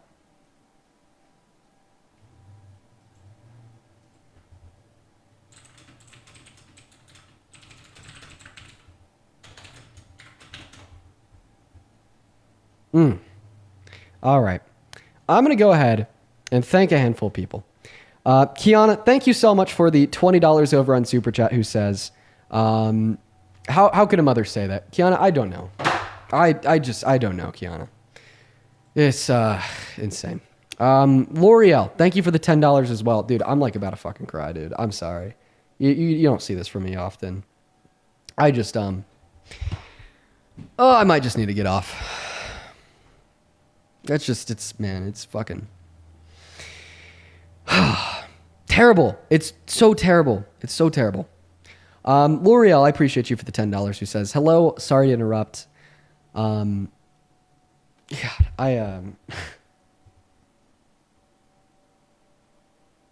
might just send you guys over on a raid to Parker. God. I might just send you guys on a raid to Parker. All right. Here's what we're going to do. There is so many individuals that have shown love to me over on Venmo and PayPal. Real quick, okay, because I want to thank you guys individually. I'm just going to go through the name and the amount. And once I get off, I'm going to read through the individual donations and the messages. But just real quick before I get off, I want to individually thank you guys. And I'm not going to read the messages, but just know, like literally, I don't have much to do with my night tonight. My girlfriend's at work. So I'm gonna read through the individual donations after I get off the stream. But let me thank you guys super duper quickly.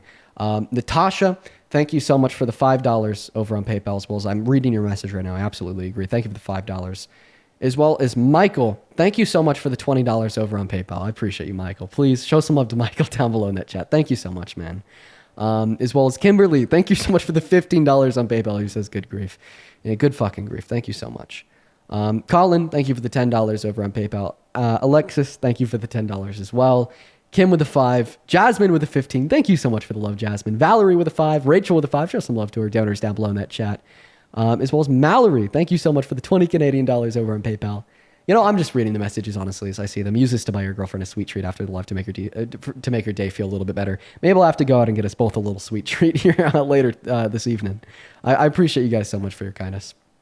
Oh man, that one really got to me. You know, God, dude, that one. Just to expand on, why you guys like almost saw me start crying there, is I just had a moment of this inflection that it was growing in my mind that. Things like just aren't going to get better because there's no way to fix people like that. And but what's important to remember here is that people that think that way, I'd like to think that's a very small minority of the populace, right? Like they can't hold too much electoral power. And when we weed the scum of the Trump administration or the government, either through impeachment come midterms or general next time around, we'll be on a better path as a country, and we won't have those attitudes actively promoted, enabled, and suggested as the default. Anastasia, thank you so much for the $20 over on Venmo. I appreciate you for that love, Anastasia. Anastasia says, I completely feel you, Dean. It's maddening to try to reason with the unreasonable. Here's another copay for your therapy, my man. I appreciate you for that love, Anastasia. As well as Jordan saying, honestly, bravo, dude. You expressed every inch of my anger and disgust with that collar. I felt my violent liberal side coming out. What a sad, sick life she lives. Thank you for you and everything that you do. Thank you for the love, Jordan. As well as Emily, thank you so much for the $30 over on Venmo, saying I love and appreciate you more than you ever know. Thank you so much for your kindness, Emily. As well as Avril, thank you for the 5. Erica, thank you for the 4. Madeline, thank you for the 1. Lance with a 5. Karis with a 5. And Jacob, thank you so much for the $20 over on Venmo, who says, thank you so much for absolutely demolishing these sad, lost, deplorable souls. You absolute king. I appreciate that, Jacob. Listen, folks, I'm going to be honest, moving forward, right? We get guests like this all too frequent.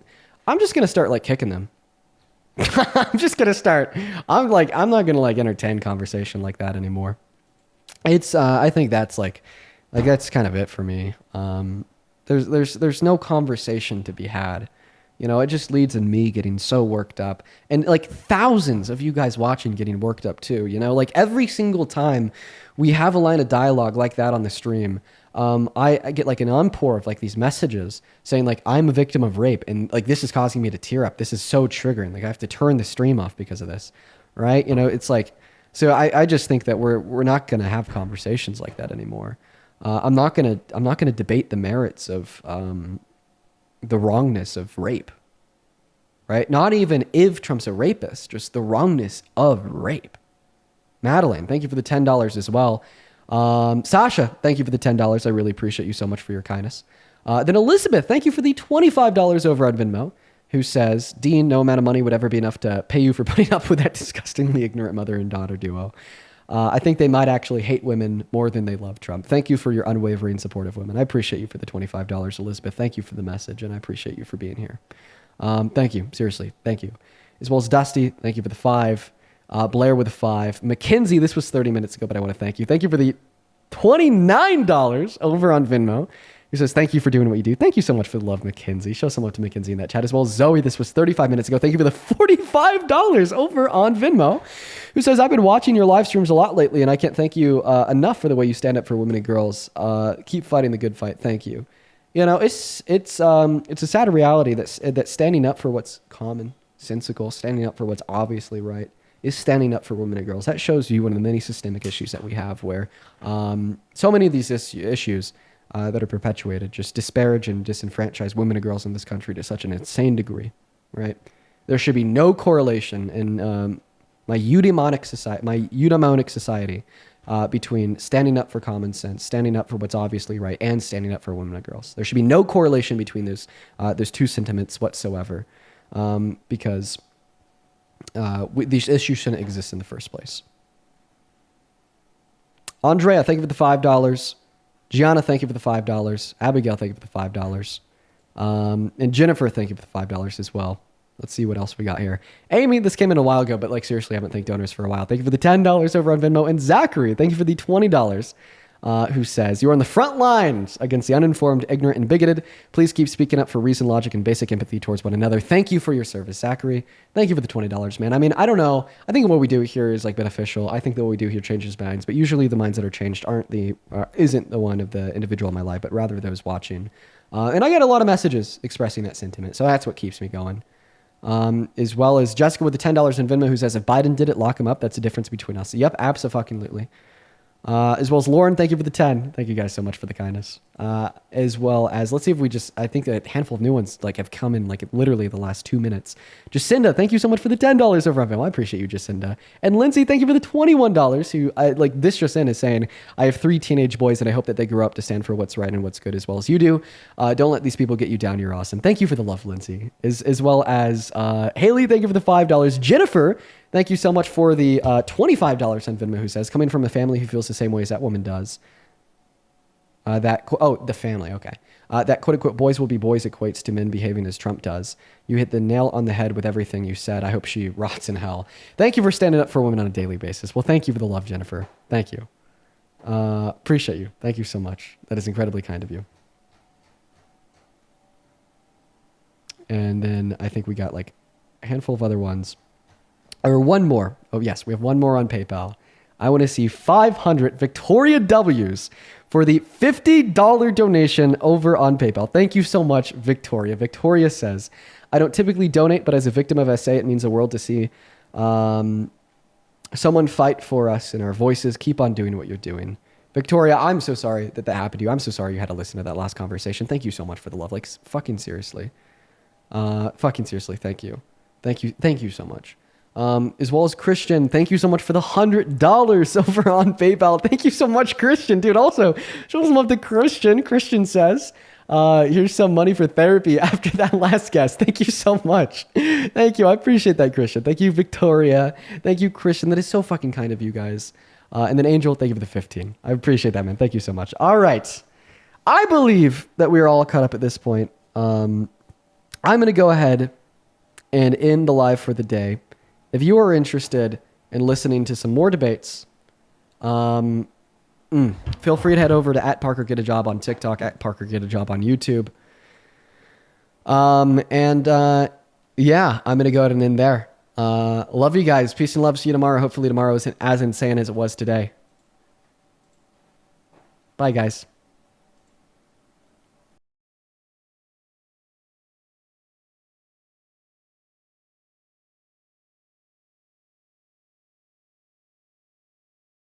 Be in trouble with Sam. Meerkat. Hello. You have